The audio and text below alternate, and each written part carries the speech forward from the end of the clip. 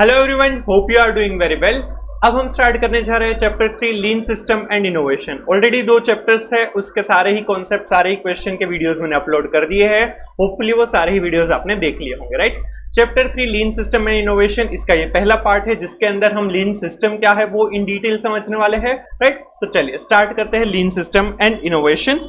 लीन system मतलब कि आपको lean thinking in the sense कि आपको कुछ इनोवेटिव कुछ सोचना है जिससे कुछ ना कुछ इंप्रूवमेंट हो सके, क्वालिटी बढ़ सके, वेस्टेज कम हो सके।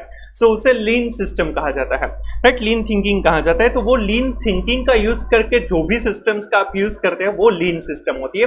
वेस्टेज मिनिमाइजेशन और क्वालिटी इंप्रूवमेंट के ऊपर फोकस किया जाता है और ये कंटिन्यूअस इंप्रूवमेंट के ऊपर भी जनरली फोकस करते हैं। स्मॉल इंप्रूवमेंट भी हो या फिर बड़ी इंप्रूवमेंट हो, यहाँ पर सब कुछ कवर अप किया जाता है, राइट। तो यहाँ पर लीन सिस्टम के अंदर जस्ट इन टाइम है, काइज़न कॉस्टिंग है, 5S है, टोटल प्रोडक्टिविटी मेंटेनेंस है, 6 सिग्मा है, सेल्यूलर मैन्युफैक्चरिंग है और इनोवेशन वगैरह के बारे में हम यहाँ पर समझने वाले हैं, राइट। तो चलिए देखते हैं लीन सिस्टम क्या है। पेज नंबर 3.3 पर दिया हुआ है। Lean system, a generic but universal incarnation of Toyota production system, lays its foundation on the premise of lean thinking, which is an organized management philosophy of aiming to reduce process waste without sacrificing productivity within a manufacturing system to maximize the value of the product to the customer. Wastage को minimise करना और साथ में जो product की value है वो customer के लिए वो इंप्रूव करना, वो इंक्रीज करना, that is lean system. Hence, lean implementation emphasizes the importance of optimizing workflow through strategic operational procedures while minimizing waste and being adaptable. Wastages को मिनिमाइज करना है और एडेप्टेबल प्रोसीजर्स भी, जो फ्लेक्सिबिलिटी कुछ नया करना है उसको भी एडेप्ट करने आना चाहिए, वो लीन सिस्टम है। To start, a right mindset is required. A manager needs to be lean manager, the one who leans on the value chain by identifying those value chain activities which providing maximum value to customers and eliminating others non-value added activities or waste.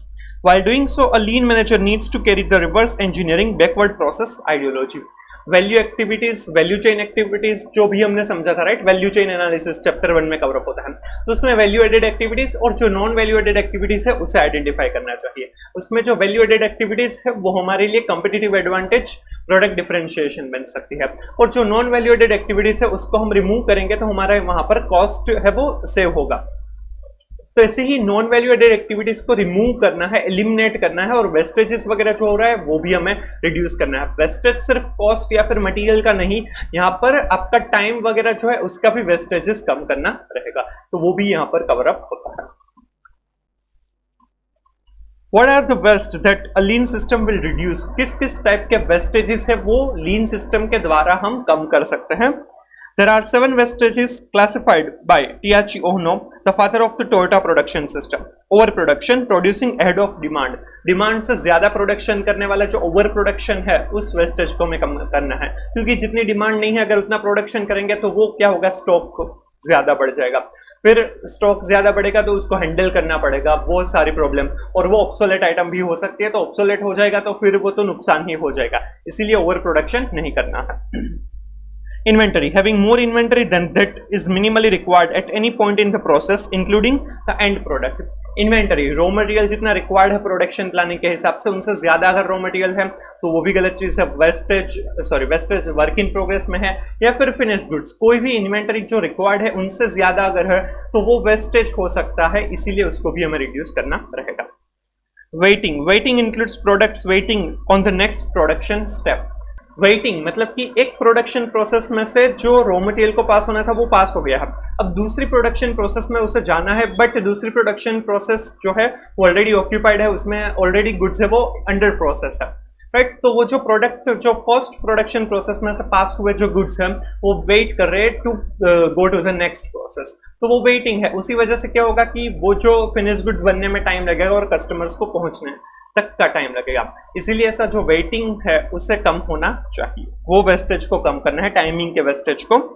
Motion, people और equipment moving और walking more than what is required to perform the process. Motion मतलब कि एक जगह से दूसरी जगह पर जाना, कोई भी पीपल या कोई भी इक्विपमेंट को एक जगह से दूसरी जगह पर लेकर जा रहे हैं, बट वो जरूरी नहीं है, उससे करने से कुछ भी फायदा नहीं हो रहा है।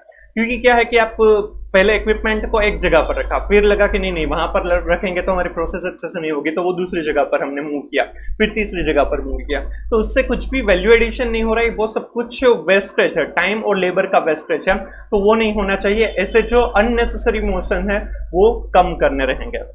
Transportation, moving products that are not actually required to perform the process. जो भी प्रोडक्ट्स है उनको मूव करना, उसको ट्रांसपोर्ट करना एक जगह से दूसरी जगह पर, जिससे कुछ भी फायदा नहीं हो रहा है, ऐसे ट्रांसपोर्टेशन को भी अवॉइड करना है।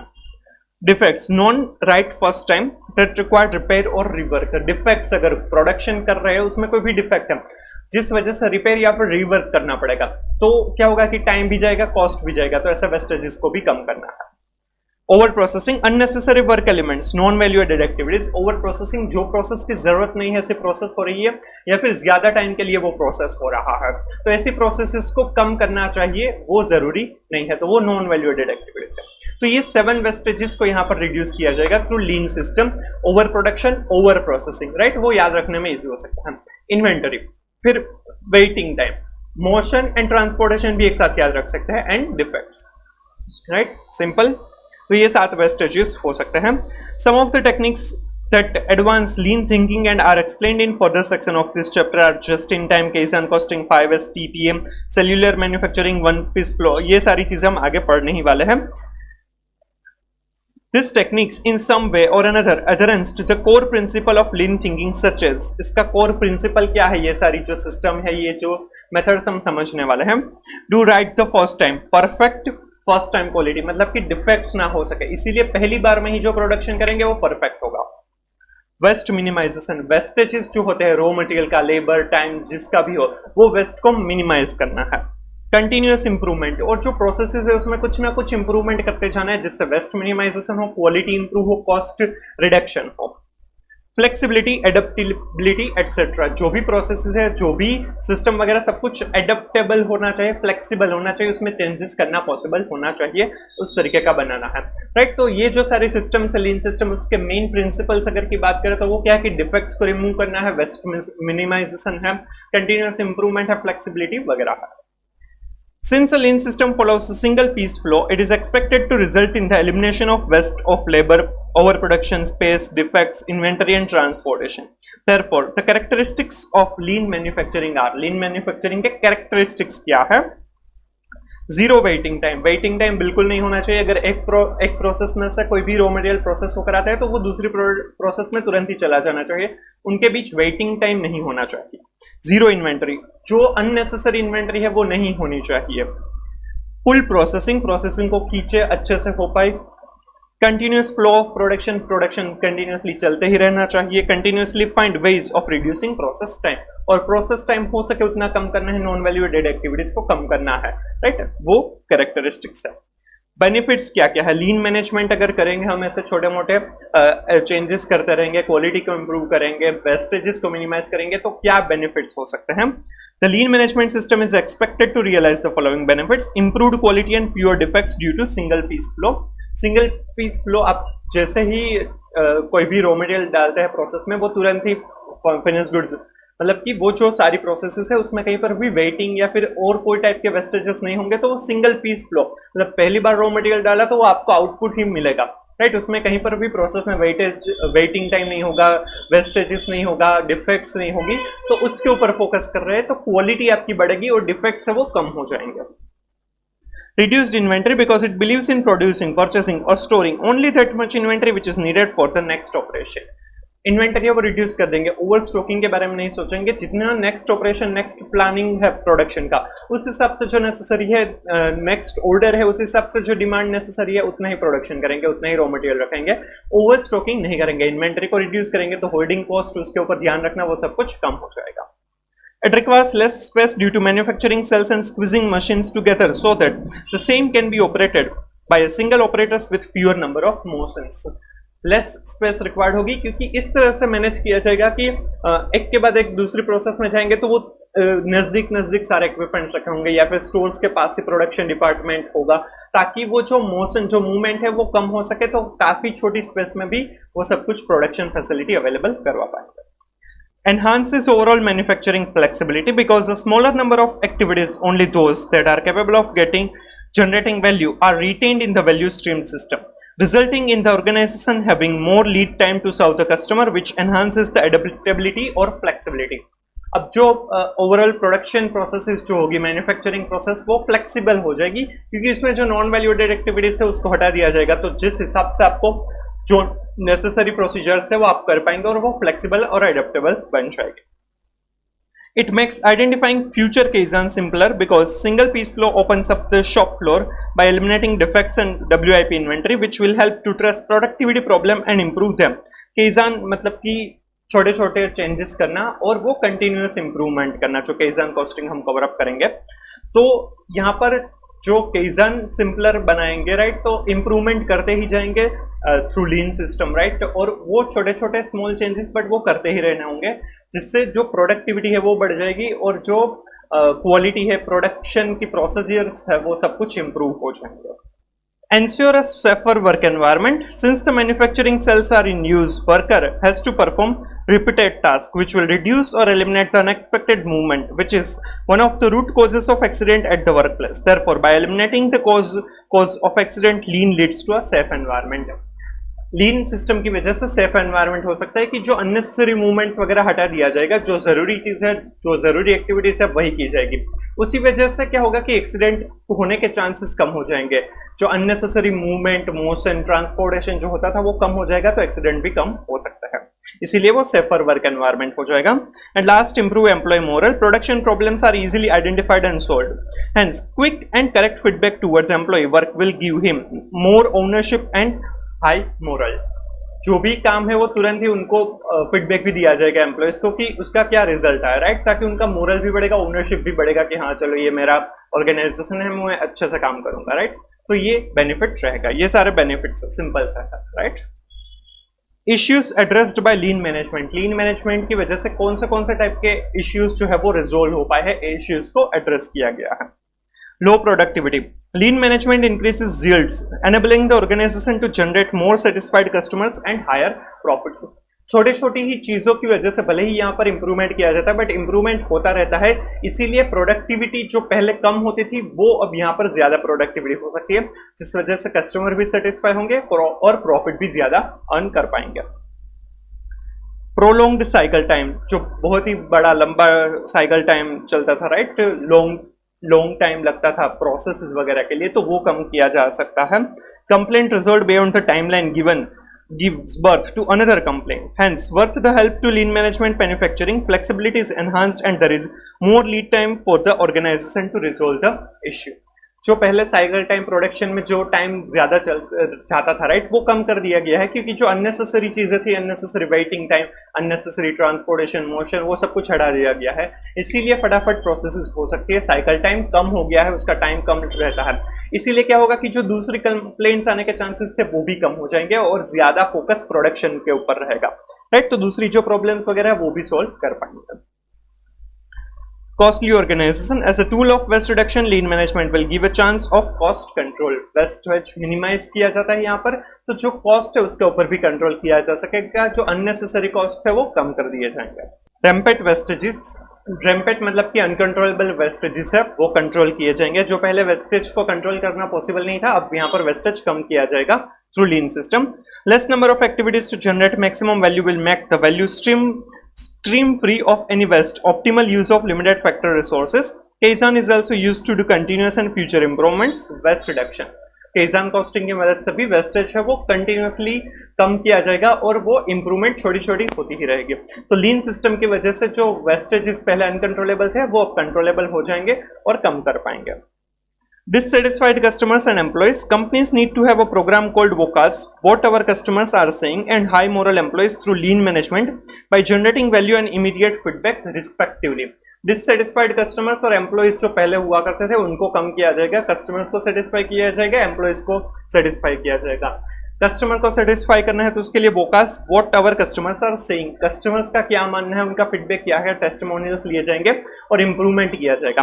और जो एम्प्लॉइज है उनको भी चेक किया जाएगा वो कैसे काम करते हैं, राइट, वो किस तरह से वैल्यू जनरेट करते हैं और उनको भी तुरंत फीडबैक दिया जाएगा. तो दोनों ही कस्टमर्स और एम्प्लॉइज दोनों ही सेटिस्फाई कर तो हो पाएंगे, राइट। तो ये सारे जो इश्यूज थे वो एड्रेस किए गए हैं, लो productivity, prolonged cycle time, costly organization, rampant wastages and dissatisfied employees and customers। तो ये पांचों इश्यूज को एड्रेस किया गया है through lean system. Lean management major stakeholders, 3 major stakeholders हैं। कस्टमर, क्योंकि कस्टमर को अच्छे प्रोडक्ट्स दिए जाएंगे और शायद कम प्राइसेस पर भी हम ऑफर कर सकते हैं, तो customer would be happier. Nothing is more important than a delighted customer because value is defined by its customer. Then employees को भी उसकी काम की वैल्यू है वो ऐड किया जाएगा, उनको भी फीडबैक वगैरह दिया जाएगा तुरंत ही, तो इंप्रूवमेंट वगैरह वो भी कर सकते हैं, राइट। तो वो भी सेटिस्फाई हो सकता है। There organisations will hence need to be well compensated and professionally directed। And third, organisation खुद खुश होंगे क्योंकि वेस्टेजेस कम होंगे, क्वालिटी है वो इंप्रूव की जाएगी, वैल्यू एडिशन होगा, कस्टमर सेटिस्फाइड होंगे तो ज्यादा रेवेन्यू मिलेगा, ज्यादा प्रॉफिट मिलेगा। Mix of people, director, CEO and owners and processes well managed and balance. जो ओनर्स है, राइट, डायरेक्टर से सीईओ है वो भी है, और प्रोसेसेस भी ऑर्गेनाइजेशन के अंदर कवर अप होगी, प्रोसेसेस भी इंप्रूव की जाएगी, right. So mix of people and process is known as organisation, तो दोनों ही इंप्रूव हो जाएंगे, well managed and balanced. Clear? तो ये 3 स्टेक होल्डर्स है, customers, employees and organisation. Organisation के अंदर people and process. Test your understanding question है, based upon the above discussion can you make couple of points to advocate the lean management? Advocates of lean management, lean management कैसे अच्छा है वो आप क्या बता सकते हैं, एडवोकेट कर सकते हैं उनको, वो बराबर है वो आप किसी तरीके से जस्टिफाई कर सकते हैं। Lean management can be applied to any production entity irrespective of industry, right. वो कोई भी प्रोडक्शन फैसिलिटी, कोई भी प्रोडक्शन एंटिटी है वहां पर यूज किया जा सकता है, कोई भी इंडस्ट्री की हो। Principles or goals of lean management need to be defined by the organization. Hence, high flexibility is available, which makes the application of lean practices easy. Organization के जो goals है उस हिसाब से वो काम किया जा सकता है, तो flexibility है यहाँ पर lean system को adopt करने के लिए, तो वो beneficial हो सकता है और कोई भी implement करवा सकता है। It requires collaborative effort among departments, teams, and business groups within the organization. Hence, improvement in cooperation and participation give the feel of empowerment for the workforce. Mind it, lean is not spoke. Spoke मतलब कि single point of contact, one department exercise. जो लीन management system है वो सिर्फ कोई एक person को, एक डिपार्टमेंट की जिम्मेदारी या काम नहीं है, यहाँ पर सबको साथ मिलकर, सबका साथ सबका विकास होगा यहाँ पर, राइट। कोऑपरेशन, कोऑपरेटिवली काम करना रहेगा, इसीलिए क्या होगा कि सबको अगर इसमें इन्वॉल्व किया जाएगा तो सबको अच्छा लगेगा, फीलिंग आएगी कि ये मेरा ऑर्गेनाइजेशन है, राइट, और इसीलिए वो अच्छे से काम कर पाएंगे और ये लीन सिस्टम है वो सक्सेसफुल हो सकती है, राइट। तो it is not for any one production entity, right, वो सभी में किसी में भी अप्लाई कर सकता है। सेकंड, इसका जो पॉइंट था कि इनके जो प्रिंसिपल और गोल्स हैं वो ऑर्गेनाइजेशन के गोल्स के हिसाब से अडॉप्ट हो सकते हैं, फ्लेक्सिबल रहेंगे। एंड थर्ड, यहाँ पर सारे ही डिपार्टमेंट के सारे ही टीम मेंबर्स को इन्वॉल्व किया जा सकता है, सो कोऑपरेटिवली काम किया जाएगा, सभी का पार्टिसिपेशन होगा और ये ज्यादा हेल्पफुल हो सकता है, राइट। तो इस तरीके से लीन सिस्टम है वो बेनिफिशियल हो सकती है। क्लियर? तो ये है लीन मैनेजमेंट सिस्टम, होप आपको अच्छे से समझ में आ गया होगा। अब हम यहाँ से आगे समझने वाले various types of lean management system जो हमारे इस चैप्टर में दी गई है, उसमें से एक सिस्टम हम यहाँ पर समझने वाले हैं अभी इस पार्ट के अंदर, केइजान costing.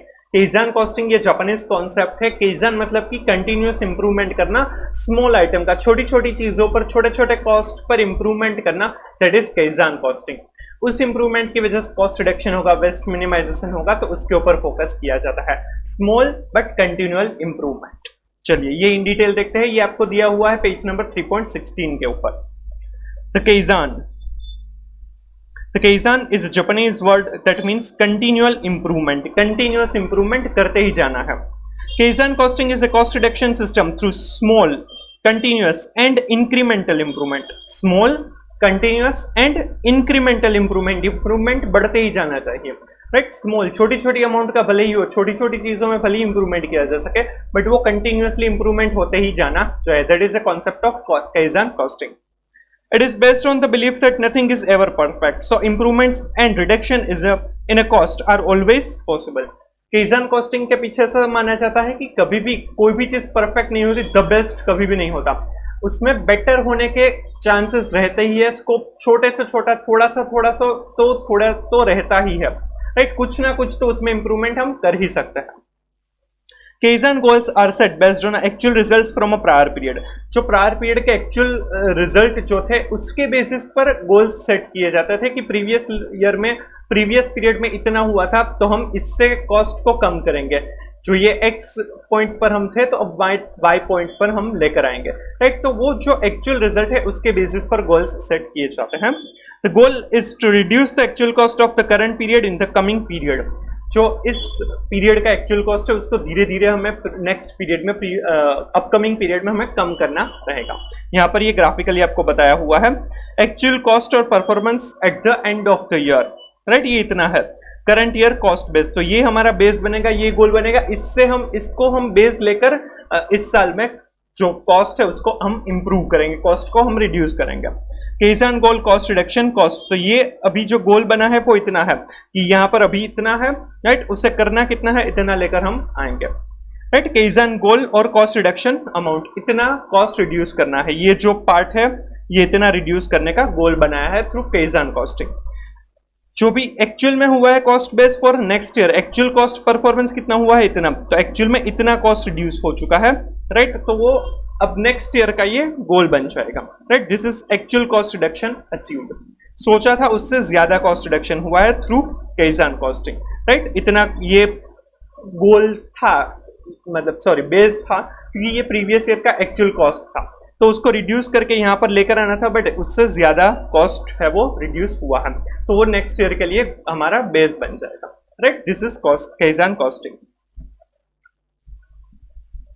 Lean manufacturing is founded on the idea of Kaizen or continual improvement. Continuous improvement is the continual examination and improvement of existing processes and is very different from approaches such as business process re-engineering, which seeks to make radical one-off changes to improve an organization's operation and processes. Kaizen costing है वो continuous improvement के ऊपर focus करता है, और जो lean system है वो भी एक Kaizen continual improvement के बेसिस पर ही बनी हुई है। BPR जो है बिजनेस प्रोसेस री इंजीनियरिंग, उसमें तो इतना बड़ा चेंज किया जाएगा और जिस वजह से ऑर्गेनाइजेशन की प्रोसेसेस है उसमें बहुत ही बड़ा बेनिफिट हो, उससे बहुत ही ज्यादा कॉस्ट सेविंग हो, राइट, क्वालिटी अच्छी हो जाए, इंप्रूवमेंट हो जाए। That is a radical change, बहुत बड़ा चेंज है। जबकि केज़न कॉस्टिंग है वो छोटे छोटे चेंजेस है बट वो कंटिन्यूअसली करते रहने हैं, that is Kaizen costing. On this basis Kaizen costing और BPR वगैरह जो है वो सिस्टम डिफर होती है एक दूसरे से। This philosophy implies that small incremental changes routinely applied and sustained over a long period of time result in a significant improvement. अगर कोई भी छोटे छोटे चेंजेस कंटिन्यूअसली होते रहेंगे और वो सस्टेन होंगे फॉर द लॉन्ग पीरियड, तो उससे बहुत बड़ी इंप्रूवमेंट हो सकती है, बहुत ही फायदा हो सकता है ऑर्गेनाइजेशन को। The Kaizen strategy aims to involve workers from multiple functions and levels in the organization in working together to address a problem or improve a particular process. यहाँ पर जितने वर्कर्स हैं, जो भी एम्प्लॉइज जो अलग अलग फंक्शन अलग अलग डिपार्टमेंट में वर्क करते हैं, उन सभी को साथ में लेकर कॉस्टिंग को इंप्रूव कर सके, मतलब कि कॉस्टिंग को रिड्यूस किया जा सके, उसके ऊपर फोकस किया जाता है, सभी का फीडबैक लिया जाता है और उसके बेसिस पर जो केज़न कॉस्टिंग है वो अप्लाई किया जाता है। स्मॉल इम्प्रूवमेंटल चेंजेस है वो किए जाते हैं, राइट। मतलब कि यहाँ पर एम्प्लॉइज को भी पार्टिसिपेट करवाया जाता है ताकि उनको भी अच्छा लगेगा और वो सेटिस्फाइड होंगे और वो अच्छे से काम करेंगे। Some of the activities in the Kaizen costing methodology include the elimination of waste in the production, assembly and distribution processes, as well as the elimination of work steps in any of these areas. Production, assembly, distribution, कहीं पर भी अगर कोई भी vestiges हो रहा है तो वो वेस्टेजेस को कम करना है। वो इन्वेंटरी, मटेरियल, फिनिश्ड गुड्स किसी का भी हो सकता है और टाइम का भी हो सकता है, तो ऐसे वेस्टेजेस को कम करके कॉस्ट रिड्यूस किया जा सकता है। So these points are also covered in the value engineering phase of target costing. The initial value engineering may not uncover all possible cost saving. Thus, Kaizen costing is really designed to repeat many of the value engineering steps for as long as a product is produced, constantly refining the process and thereby stripping out extra cost. Value engineering में क्या होता है कि जो अभी भी activities या processes follow की जाती है उसमें जहां पर भी चेंजेस, जहां पर भी इंप्रूवमेंट के स्कोप है वो किए जाते हैं, बट वो generally one time kind of changes किए जाते हैं। जबकि केज़न कॉस्टिंग है उसमें वो जो भी चेंजेस जरूरी है वो कंटिन्यूअसली करते ही रहेंगे, राइट। उसमें एक बार कर दिया खुश ऐसा नहीं होगा, उसमें कंटिन्यूअसली हमें करते ही रहना है और इंप्रूवमेंट करते रहना होगा। The cost reduction resulting from Kaizen costing are much smaller than those achieved with value engineering, but are still worth the effort since competitive pressure are likely to force down the price of a product over time, and any possible cost saving allow a company to still attain the target profit margins while continuing to reduce cost. Value engineering से आपको बहुत ही बड़ा फायदा हो सकता है, उससे काफी कॉस्ट रिड्यूस हो सकता है, जो केजान कॉस्टिंग से शायद अचीव ना हो सके, क्योंकि केजान कॉस्टिंग में स्मॉल बट कंटिन्यूअस इंप्रूवमेंट के बारे में है, तो वहां पर छोटे छोटे चेंजेस होंगे जिससे शायद बहुत बड़ा फायदा नहीं होगा, बट वो आपको लॉन्ग टर्म में बेनिफिशियल हो सकता है, क्योंकि कई बार कॉम्पिटिटिव फोर्सेस ऐसे हो सकते हैं कि जिस वजह से आपको अपनी जो सेलिंग प्राइस है वो कम करनी होगी। अब सेलिंग प्राइस कम करनी है तो आपका प्रॉफिट मार्जिन भी कम हो जाएगा, बट अगर आपने ऐसे छोटे छोटे चेंजेस किए होंगे, छोटी छोटी इंप्रूवमेंट की वजह से अगर आपका कॉस्ट रिड्यूस हुआ होगा, तो आप प्रॉफिट का जो टारगेट है, वो प्रॉफिट मार्जिन है, वो मेंटेन कर सकते हैं, आपको वो बेनिफिट हो सकता है। इसीलिए ऐसे स्मॉल चेंजेस भी इन लॉन्ग टर्म वो काफी बेनिफिशियल हो सकते हैं, इसीलिए केजान कॉस्टिंग एडवाइजेबल है। वैल्यू इंजीनियरिंग है वो शायद वन टाइम चेंजेस रहेगा, बट केजान कॉस्टिंग की वजह से कंटिन्यूअस बट स्मॉल चेंजेस हम कर पाएंगे। Kaizen costing process. Based on the above discussion, the process of Kaizen costing be divided into 3 steps. Establish a cost reduction goal, that is Kaizen cost target. कितना reduce करना है वो सबसे पहले goal decide किया जाएगा। Ascertain the gap by comparing the goal to the actual cost. Actual cost और जो गोल है उसके बीच का डिफरेंस निकाला जाएगा, that is gap. Formulate and implement a cost reduction plan based on value analysis. और वो जो गैप है उसको इम्प्रूव करने के लिए कुछ ना कुछ प्रोसेस वगैरह किया जाएगा, वैल्यू एनालिसिस करके उसको इम्प्रूव कैसे करेंगे वो देखा जाएगा, राइट। ये हमें डायग्रामेटिकली बताया है। Kaizen कॉस्ट टारगेट है वो बनाया जाएगा और एक्चुअल कॉस्ट जो है, करंट कॉस्ट है, उसके साथ मैच किया जाएगा, तो हमें क्या मिलेगा, गैप मिलेगा। Cost reduction plan based on value analysis, तो ये जो गैप है उसको हमें कॉस्ट रिड्यूस करना है, तो उसके लिए क्या क्या कर सकते हैं, प्रोडक्ट फीचर चेंजेस, प्रोडक्ट के फीचर्स को चेंज करेंगे, फीचर्स को इस तरह से चेंज करेंगे जिससे हमारा जो कॉस्ट है वो बच सके। मैन्युफैक्चरिंग प्रोसेस चेंजेस, प्रोसेसेस में अगर कुछ भी गलती हो रही है, प्रोसेसेस बराबर नहीं है, नॉन वैल्यू एडेड एक्टिविटीज है, तो उसको चेंज करेंगे। एंड केजान टीम एक्टिविटीज, ऐसी एक्टिविटीज करवाएंगे टीम के पास से जिससे छोटे मोटे चेंजेस हो सके और वो बेनिफिशियल हो, राइट। तो ये 3 प्रोसेसेस हो सकती है, product feature changes, manufacturing process changes and Kaizen team activities. What is the difference between Kaizen costing and standard costing? क्योंकि स्टैंडर्ड कॉस्टिंग में भी क्या होता है कि स्टैंडर्ड सेट करते हैं, एक्चुअल परफॉर्मेंस देखते हैं, उन दोनों को कंपेयर करते हैं और जो वेरिएंस मिलता है उसको एनालाइज किया जाता है, राइट। तो स्टैंडर्ड कॉस्टिंग और Kaizen कॉस्टिंग है वो अलग है, कैसे डिफरेंस यहाँ पर हम समझते हैं। स्टैंडर्ड कॉस्टिंग है वो कॉस्ट कंट्रोल टेक्निक है कि ये कॉस्ट इतना ही होना चाहिए, उससे हमें एक्चुअल कॉस्ट को वो स्टैंडर्ड जो सेट किया है उसके अंदर लेकर आना है, दैट इज कंट्रोल। जबकि Kaizen costing is cost reduction technique की यहाँ पर हम कॉस्ट रिड्यूस कर सकते हैं और it would be the permanent reduction, भले ही वो छोटे से छोटा चेंज हो बट वो परमानेंट रिडक्शन होगा in the cost. It assumes current work conditions, standard costing है वो करंट वर्क सिचुएशन को समझकर स्टैंडर्ड सेट करते हैं और उस हिसाब से कॉस्ट कंट्रोल के ऊपर फोकस करते हैं। जबकि Kaizen costing it assumes continuous improvement condition, ये कंटिन्यूअस इंप्रूवमेंट है, जो भी सिचुएशन है वो सिचुएशन में भी अब क्या कर सकते हैं कि जिससे हम कॉस्ट को रिड्यूस कर सकते हैं, उसके ऊपर फोकस किया जाता है। Standard cost meet cost performance standards, जो स्टैंडर्ड सेट किए है उसको अचीव करना है, उसको मीट करना है, बस वो अचीव हो गए तो हमारी जिंदगी सफल हो गए, राइट। तो स्टैंडर्ड कॉस्टिंग में जो फोकस है वो सिर्फ वो जो स्टैंडर्ड है, सेट स्टैंडर्ड से उसके ऊपर ही रहेगा कि वो कैसे अचीव किए जा सके। While in Kaizen costing achieve cost reduction target, cost reduction के टारगेट होंगे, वो जो कॉस्ट रिड्यूस करने के टारगेट है वो अचीव किए जाएंगे, बट वो रिडक्शन के टारगेट एक बार अचीव कर लिए फिर आगे होंगे ही नहीं, ऐसा नहीं है, उसमें भी रिडक्शन के और स्कोप हो सकते हैं, तो वो करते ही रहेंगे। वो उस सिचुएशन में Kaizen कॉस्टिंग में कभी भी ऐसा नहीं माना जाएगा this is the best cost condition, उसमें बेटर माना जाएगा कि और बेटर हो सकता है और शायद हम कॉस्ट रिड्यूस कर सकते हैं और उसी के ऊपर फोकस किया जाएगा। For a longer period usually year on a year, right. Generally standard costing है वो ईयर ऑन ईयर होगा कि एवरी ईयर स्टैंडर्ड सेट किए जाएंगे और पूरे साल में क्या एक्चुअल परफॉर्मेंस है उसको स्टैंडर्ड के साथ मैच करके वेरिएंस एनालिसिस किया जाएगा। While in Kaizen costing for a short span that is monthly और क्वार्टरली, Kaizen कॉस्टिंग है वो छोटे छोटे बट कंटिन्यूअस इंप्रूवमेंट है और वो थोड़े थोड़े पीरियड के लिए होंगे कि वीक में हम इतना काम करेंगे, वीकली या मंथली या क्वार्टरली, ऐसे छोटे पीरियड के लिए होगा। स्टैंडर्ड कॉस्टिंग है वो ईयरली लॉन्गर पीरियड के लिए होगा comparatively. Standard costing for variance analysis comparison is among the actual and standard cost, actual क्या है और स्टैंडर्ड क्या है उन दोनों को कंपेयर किया जाएगा और वेरिएंस से उनको एनालाइज किया जाएगा। While in Kaizen costing, no variance is needed to be computed. Gap is the difference between actual cost and Kaizen target cost. Kaizen target cost क्या है और एक्चुअल कॉस्ट क्या है, उन दोनों के बीच का जो डिफरेंस है दैट इज द गैप, वो गैप है वो ध्यान में रखा जाएगा। Variance need to be addressed and reported.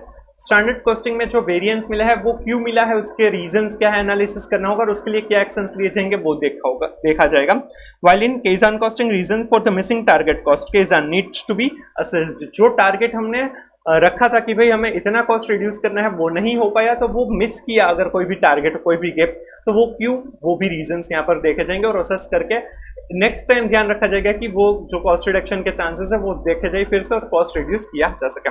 उसके लिए यहाँ पर एक मेथड भी बताया जिडोका, राइट। जिडोका का मतलब क्या है वो मैंने यहाँ पर लिखा हुआ है, आप कॉपी कर सकते हैं, बट ये सिर्फ अंडरस्टैंडिंग पर्पस के लिए है, एग्जाम पॉइंट ऑफ व्यू से इतना इंपॉर्टेंट नहीं है।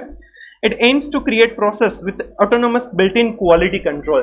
Autonomous built-in quality control की मदद से हम कुछ क्वालिटी प्रोसेसेस इस तरह से क्रिएट करेंगे जिससे कुछ ना कुछ बेनिफिट हो, क्वालिटी अचीव कर सका।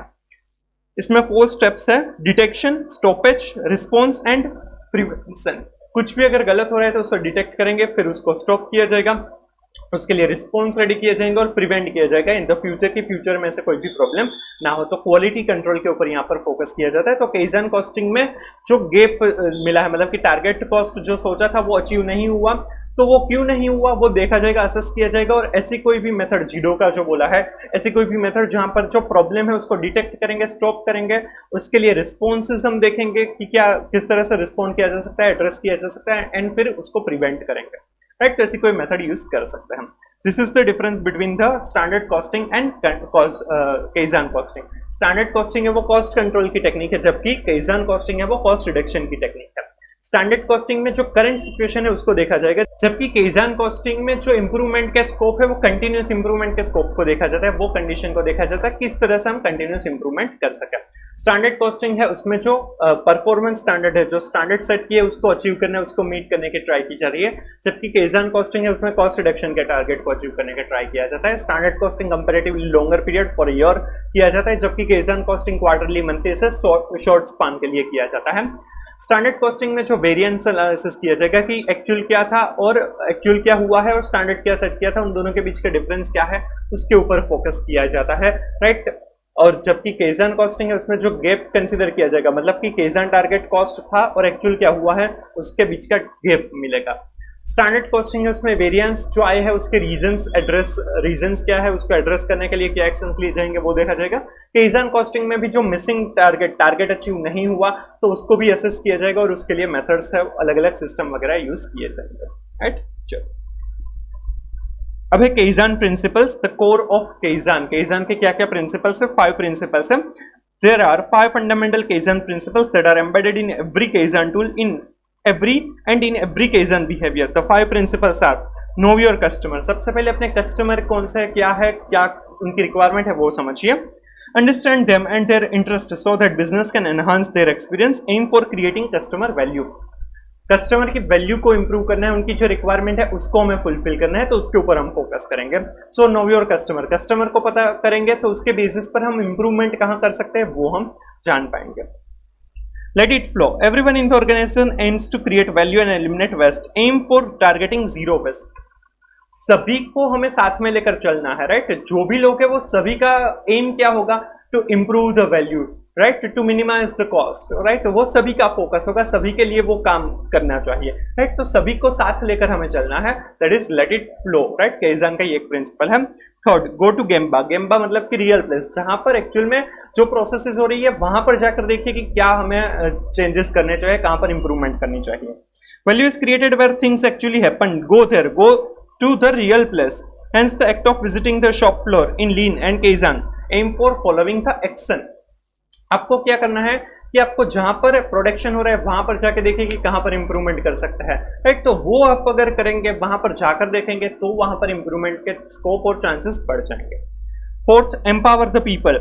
Set the same goal for your teams and provide a system and tools to reach them. Aim for organizing your teams. जो भी आपने सोचा है, आपके जो गोल्स है वो आप पास ऑन भी कीजिए एम्प्लॉइज को, राइट। अगर आप एम्प्लॉइज जो है उनको अगर एम्पावर करेंगे, वो भी अगर सेम थिंकिंग लेकर चलेंगे तो इंप्रूवमेंट होने के चांसेस ज्यादा है, राइट। तो वो टीम ऑर्गेनाइज हो पाएगी। And last, be transparent. Performance and improvement should be tangible and visible. Aim for speaking the real data. जो भी इंप्रूवमेंट हो रहा है, जो भी दिख रहा है, जो भी परफॉर्मेंस है वो एक्चुअल होना चाहिए, ट्रांसपेरेंट होना चाहिए, सभी को वही दिखाना चाहिए, कुछ भी गड़बड़ करना नहीं है उसमें, जो सही है वही आपको दिखाना रहेगा। That is be transparent, right. Aim for speaking real data. तो यहाँ पर 5 प्रिंसिपल्स है और उनके साथ उनके 5 एम्स भी दिए। 5 प्रिंसिपल्स क्या है? Know your customer, let it flow, go to the gemba, fourth empower the people, and fifth be transparent, right. Know your customer, customer को समझिए, उनकी रिक्वायरमेंट क्या है वो समझिए, उसका एम क्या है? Aim to create customer value, right. Second is let it flow, right. सभी को ये वैल्यू पास ऑन कीजिए, खुद वो क्रिएट करेंगे value through their own activities, own work, right. उसका एम क्या है? Aim to targeting zero wastages. Third, go to gemba. Gemba मतलब कि रियल प्लेस पर जाइए और वहां पर देखिए कि क्या हो रहा है, किस तरह से हम वैल्यू इंप्रूव कर सकते हैं। इसका एम क्या है? Aim for following the action.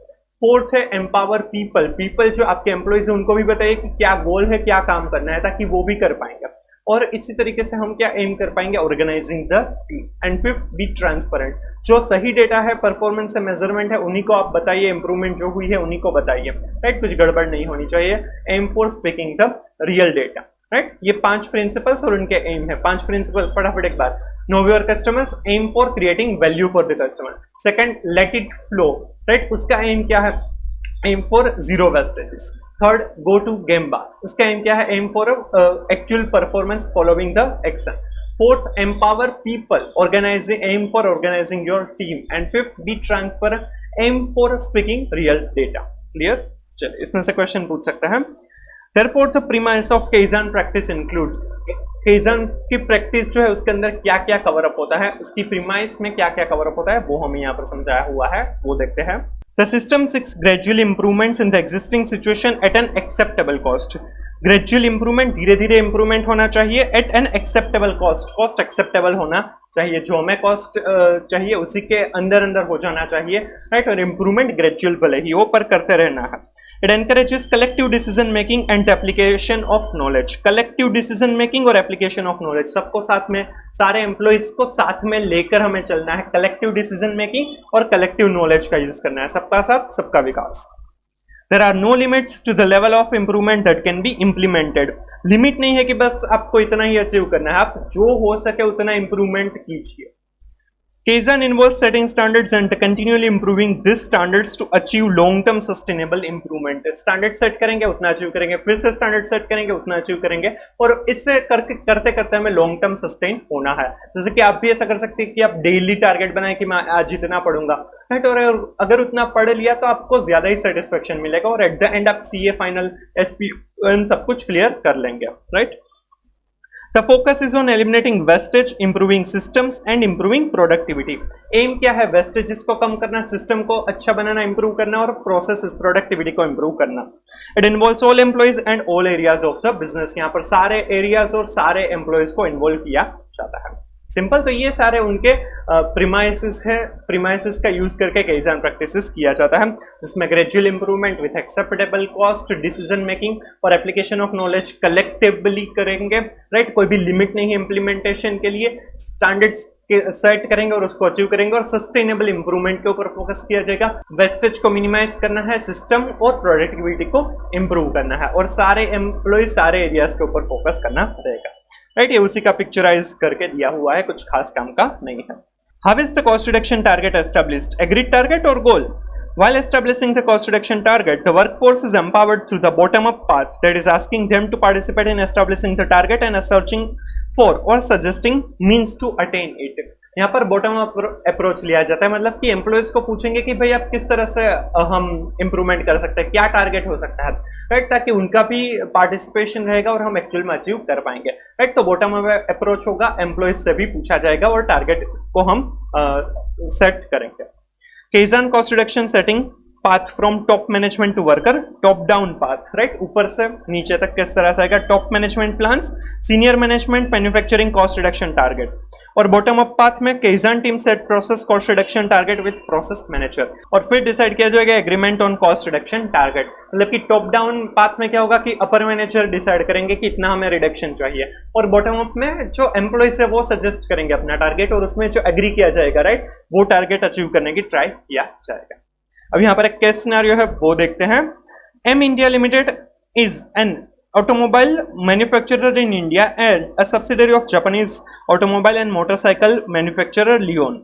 It manufactures and sells a complete range of cars from the entry level to the hatchback to sedans and has a present market share of 22% of the Indian passenger car market. M India Limited है वो company है, India में work करती है, उसका जो market share है वो 22% है पैसेंजर कार्स में, और ये एक जापानीज कंपनी है, उनकी सब्सिडरी कंपनी है. MIL uses a system of standard costing to set its budget. Budgets are set semi-annually by the finance departments after the approval of the board of director at MIL. MIL जो है वो standard costing use करते हैं, और semi annually जो finance department जो approval देता है वो उस हिसाब से बजट्स सेट किए जाते हैं. राइट, बोर्ड ऑफ डायरेक्टर की अप्रूवल मिलती है, फाइनेंस डिपार्टमेंट बजट सेट करते हैं और बोर्ड ऑफ डायरेक्टर की अप्रूवल मिलती है, सेमी एनुअली होता है. The finance department prepares variance reports each month for review in the board of director meeting where actual performance is compared with the budgeted figures. फिर जो finance department है वो monthly basis पर standard budget और जो actual performance है उनका variances निकालते हैं, और वेरिएंस रिपोर्ट है वो बोर्ड ऑफ डायरेक्टर की मीटिंग में सबमिट करते हैं. Mr. Suzuki, Group CEO of Leon, is of the opinion that the Kaizen costing method should be implemented as a system of planning and controlling in the MIL. जो mister Suzuki है, Leone के जो CEO है, वो suggest करते हैं कि केजान costing है वो MIL को यूज करना चाहिए प्लानिंग और कंट्रोल के लिए. Required recommend key changes vital to MIL's planning and control systems to support the adoption of Kaizen costing concept. Kaizen costing concept अगर हमें यहाँ पर इंप्लीमेंट करना है तो क्या क्या चेंजेस, की चेंजेस करने पड़ेंगे वो हमें यहाँ पर बताना रहेगा. राइट, अब यहाँ पर Kaizen costing का पर्पस क्या है कि स्मॉल बट आपको इंप्रूवमेंटल चेंजेस करने हैं और वो कंटिन्यूअसली करने चाहिए. Right, Kaizen costing standard costing से कैसे अलग था? एक तो उसमें क्या था कि वो शॉर्ट स्पान के लिए रहेगा. यहाँ पर हमें बताया कि सेमी एनुअली ये लोग स्टैंडर्ड सेट करते हैं, जो अब मंथली या क्वार्टरली होना चाहिए, मंथली से कम भी हो सकता है, वीकली भी हो सकता है. राइट, तो ये एक चेंज रहेगा. फिर यहाँ पर हमें बताया कि फाइनेंस डिपार्टमेंट है वो डिसाइड करते हैं कि स्टैंडर्ड या बजट कितना होगा, जबकि Kaizen कॉस्टिंग में सबको साथ में all employees would be part of this Kaizen costing. Right, वो हमने प्रीमाइसिस में देखा था. तो यहाँ पर जो वर्कर्स है या फिर जो ऑपरेशनल लेवल स्टाफ है उनका भी इन्वॉल्वमेंट किया जाएगा if we implement the Kaizen costing system. Right, समझ में आ रहा है. और यहाँ पर कंटिन्यूअस इंप्रूवमेंट के बारे में सोचा जाएगा, छोटे छोटे चेंजेस बट वो कंटिन्यूअसली इंप्रूवमेंट किया जाएगा. तो ये सारे हमें चेंजेस करने रहेंगे. चलिए इसका आंसर देखते हैं. Kaizen costing emphasizes small but continuous improvement. Targets once set at the beginning of the year are activities are updated continuously to reflect the improvement that has already been achieved and that is yet to be achieved. Target भले ही हम पहले एक साल के लिए बनाएंगे, right, कि previous year का जो एक्चुअल कॉस्ट अचीव किया था उससे हम कितना कम करेंगे, बट उसमें से भी जो कंटिन्यूअस इंप्रूवमेंट है वो अपडेट होता जाएगा कि इस महीने में, इस वीक में हमें कितना इंप्रूव करना है.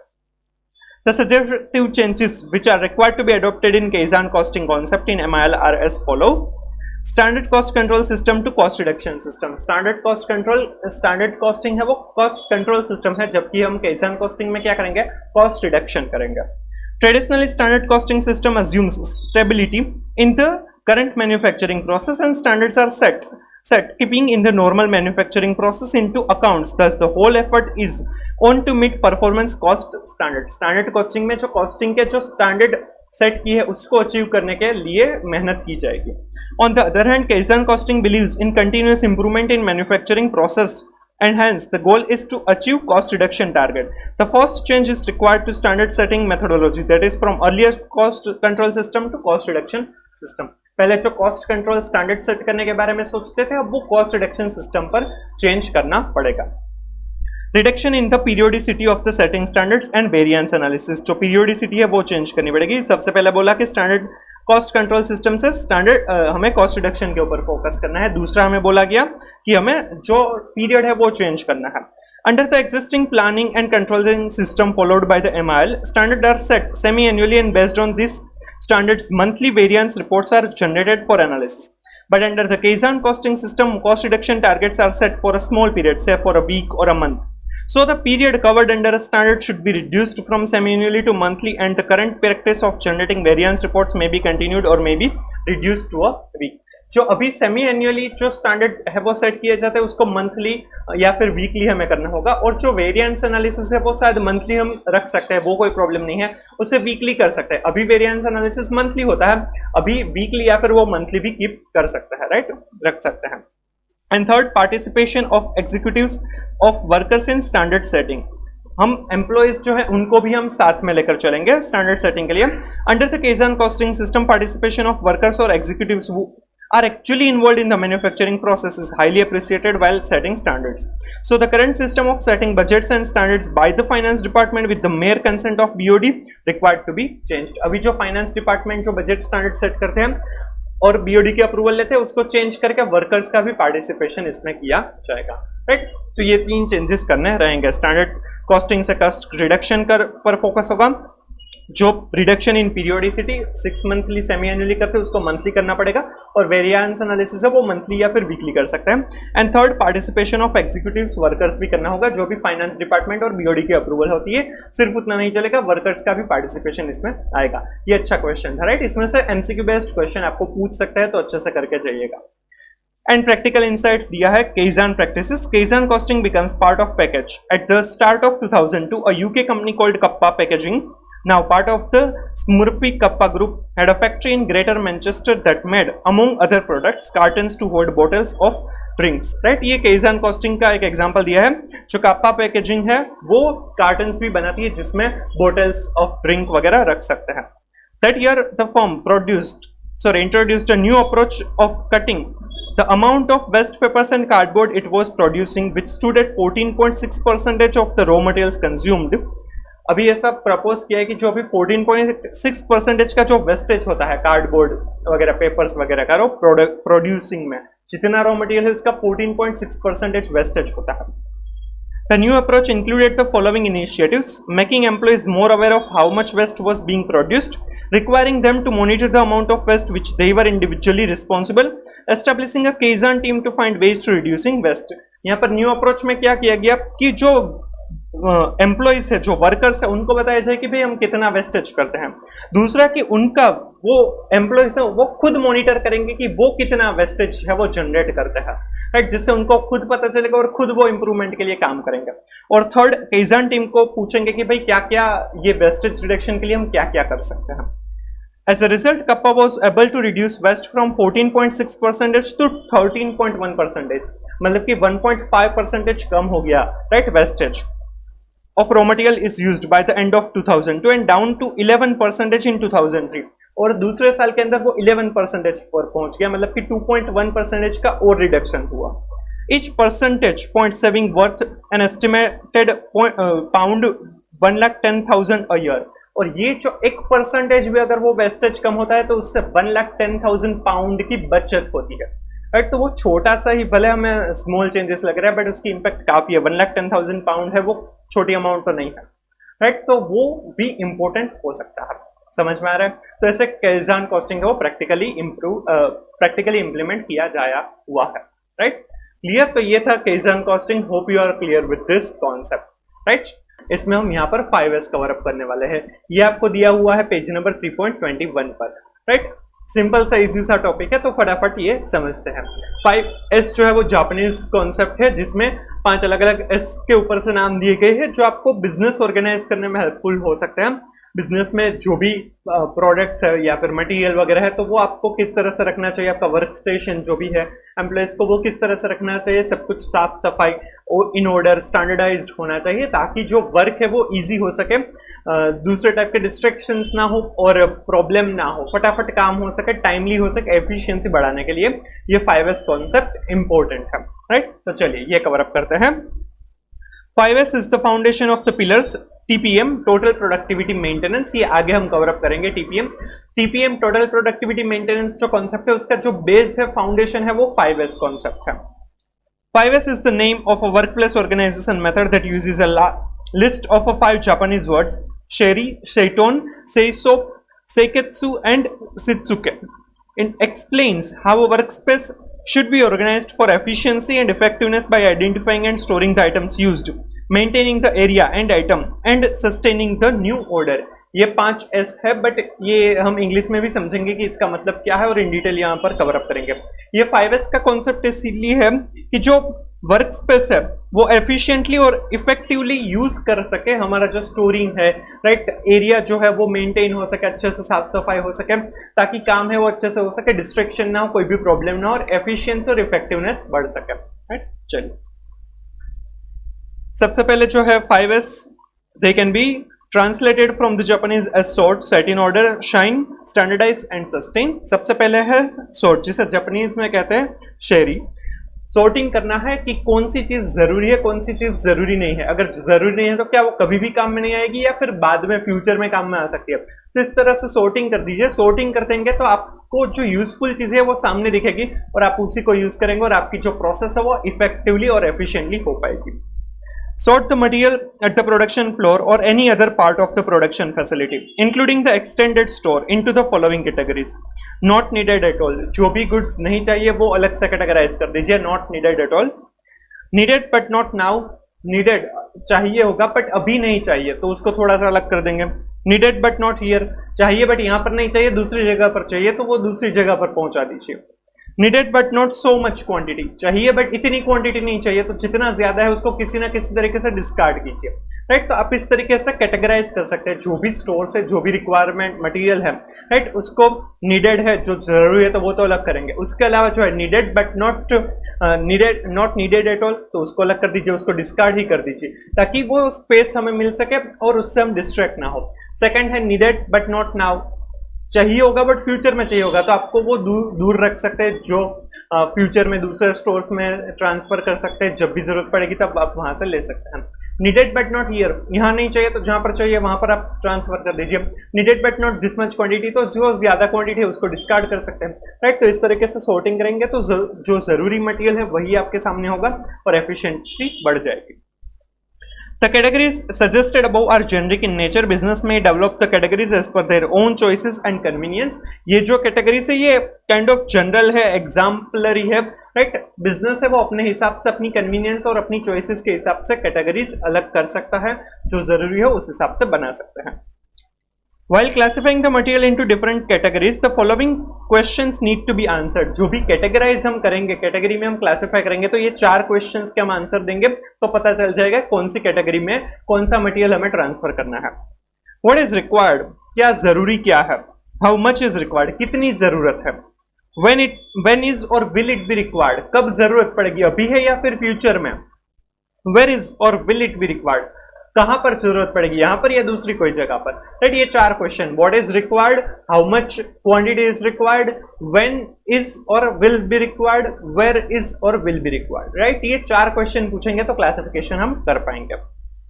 Sorting can be visually aided, this apart from saving time can also help the unskilled workers और worker with limited technical understanding determine what to do with material based upon the color of the flag attached to it।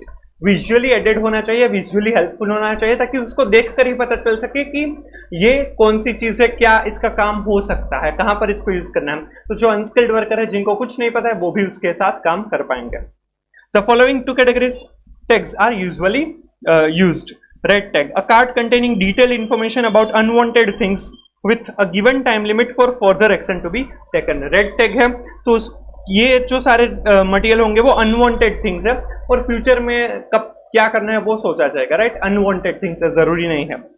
Yellow tag है, a card containing detailed information about needed things but not now with a given time limit for further action to be taken, usually kept in store. Yellow tag है तो क्या, needed but not now, अभी नहीं चाहिए, future में चाहिए होगा, right, तो वो येलो टैग करेंगे।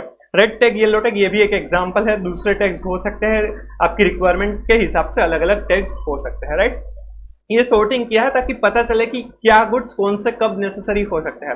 इवन हमारे घर में जो किचन होता है वहां पर भी, इवन घर में भी दूसरी ऐसी जगह पर भी जो जरूरी चीज है वो उस तरह से मैनेज किया जाता है ताकि जो जरूरी चीज है वो हम पहले यूज कर सके, बाकी की पीछे रखी होती है या फिर उस तरीके से सॉर्टिंग किया होता है, राइट। तो ये घर में भी कर सकते हैं और ये प्रोडक्शन में भी इंपॉर्टेंट हो सकते हैं। हम यहाँ पर समझ रहे हैं वो स्ट्रेटेजिक कॉस्ट मैनेजमेंट के पॉइंट ऑफ व्यू से समझ रहे हैं कि किससे एफिशिएंसी बढ़ सके, राइट, टाइमिंग बच सके। तो वहां पर जो मटेरियल है उसको प्रॉपरली सॉर्ट करना जरूरी है। Sorting endorses lean thinking by helping in identifying the following obsolete item, that is those parts, jigs, tools not required as the design has become obsolete or otherwise. हम sorting करेंगे तो पता चलेगा कि कौन सी आइटम अब obsolete हो चुकी है जिसकी अब जरूरत नहीं पड़ेगी, ऐसे कौन से मटेरियल, जिग्स, टूल्स जो है कि जो डिजाइन चेंज होने की वजह से अब obsolete हो गए हैं। तो obsolete हो गए तो उसको किसी ना किसी तरीके से डिस्कार्ड करना चाहिए ताकि वो हमें प्रॉब्लमेटिक ना हो और स्पेस भी बच सके। Defective items, that is part that can't be used as they are, can be used but some repair or maintenance needs to be performed. Defective item है जो बिगड़ गई है, खराब हो गई है, राइट, उसमें अगर रिवर्क करेंगे, रिपेयर करेंगे तो शायद उसको यूज कर पाएंगे। तो इसे डिफेक्टिव आइटम कौन सी है जिससे हमें रिपेयर करना चाहिए, रिवर्क करना चाहिए, वो पता चलेगा। Scrap items, that is left over material may or may not be useful. Left over material है, स्क्रैप जनरेट हुआ, कुछ स्क्रैप है वो रीयूज हो सकता है, कुछ स्क्रैप है वो रीयूज नहीं हो सकता है, तो उसको डिस्कार्ड करना होगा। तो कौन से ऐसे स्क्रैप है जिसको रीयूज करना है, तो एज अ मटेरियल कंसिडर कीजिए, स्टोरेज कीजिए, उसका प्रॉपरली होल्डिंग कीजिए, राइट, और जो जरूरी नहीं है उसको डिस्कार्ड कीजिए। Items not at their designated place, dislocated items that lay at the place where they should not be. कौन सी आइटम डिसलोकेट हो चुकी है, मतलब कि स्टोर X था, उसकी आइटम स्टोर Y में चली गई है, तो उसको फिर से स्टोर X में ट्रांसफर करना चाहिए। तो ऐसी डिसलोकेटेड आइटम्स के बारे में भी हमें पता चलेगा। And unnecessary items, that is इधर एक्स्ट्रा और नॉट यूजफुल। एक्स्ट्रा आइटम जो है अब जिसका कुछ काम नहीं है तो उसको भी हम डिस्कार्ड कर सकते हैं। तो ऐसी कौन सी आइटम है वो पता चलेगा। Obsolete item, defective item, scrap item जो है, डिसलोकेटेड आइटम्स और अननेसेसरी आइटम्स के बारे में हमें पता चलेगा जब भी हम सॉर्टिंग करेंगे। तो समझ में आ रहा है।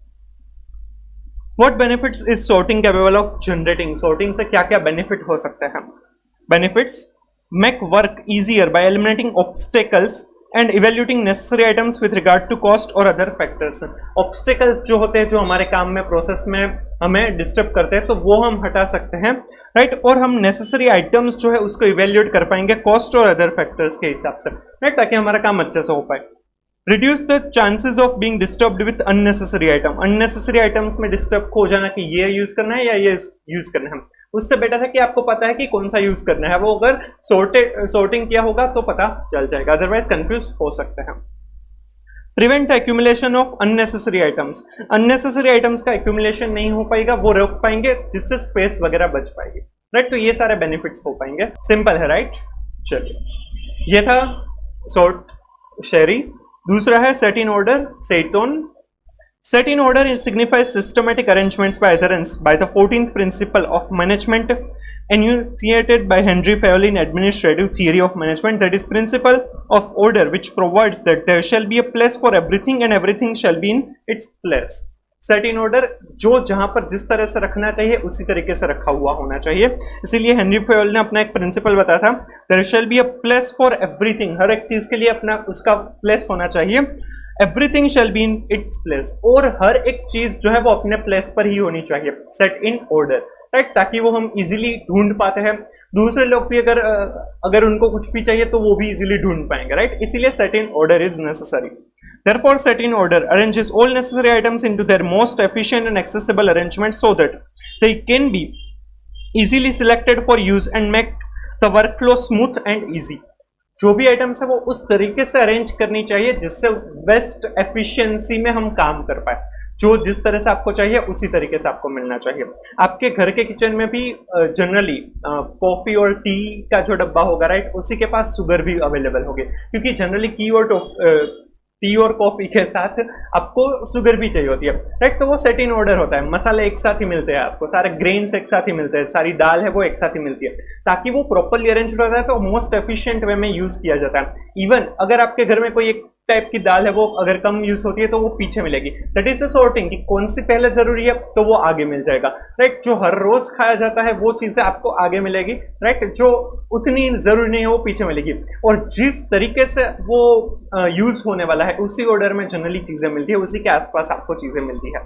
इवन अगर आपने सबवे में सैंडविचेस खाई होगी तो वहां पर भी प्रॉपरली वेजिटेबल्स अलग, सॉसेस अलग, ब्रेड्स अलग, राइट। तो वो प्रॉपरली ऑर्डर में ही होता है, ताकि वो जो सैंडविचेस बनाते हैं, राइट, तो वो इस तरह से बनाते हैं कि जिससे काम इजी हो सके। ऑर्डर में होगा तो वो फटाफट काम हो जाएगा, राइट। मोस्ट एफिशिएंट वे में काम कर पाएंगे।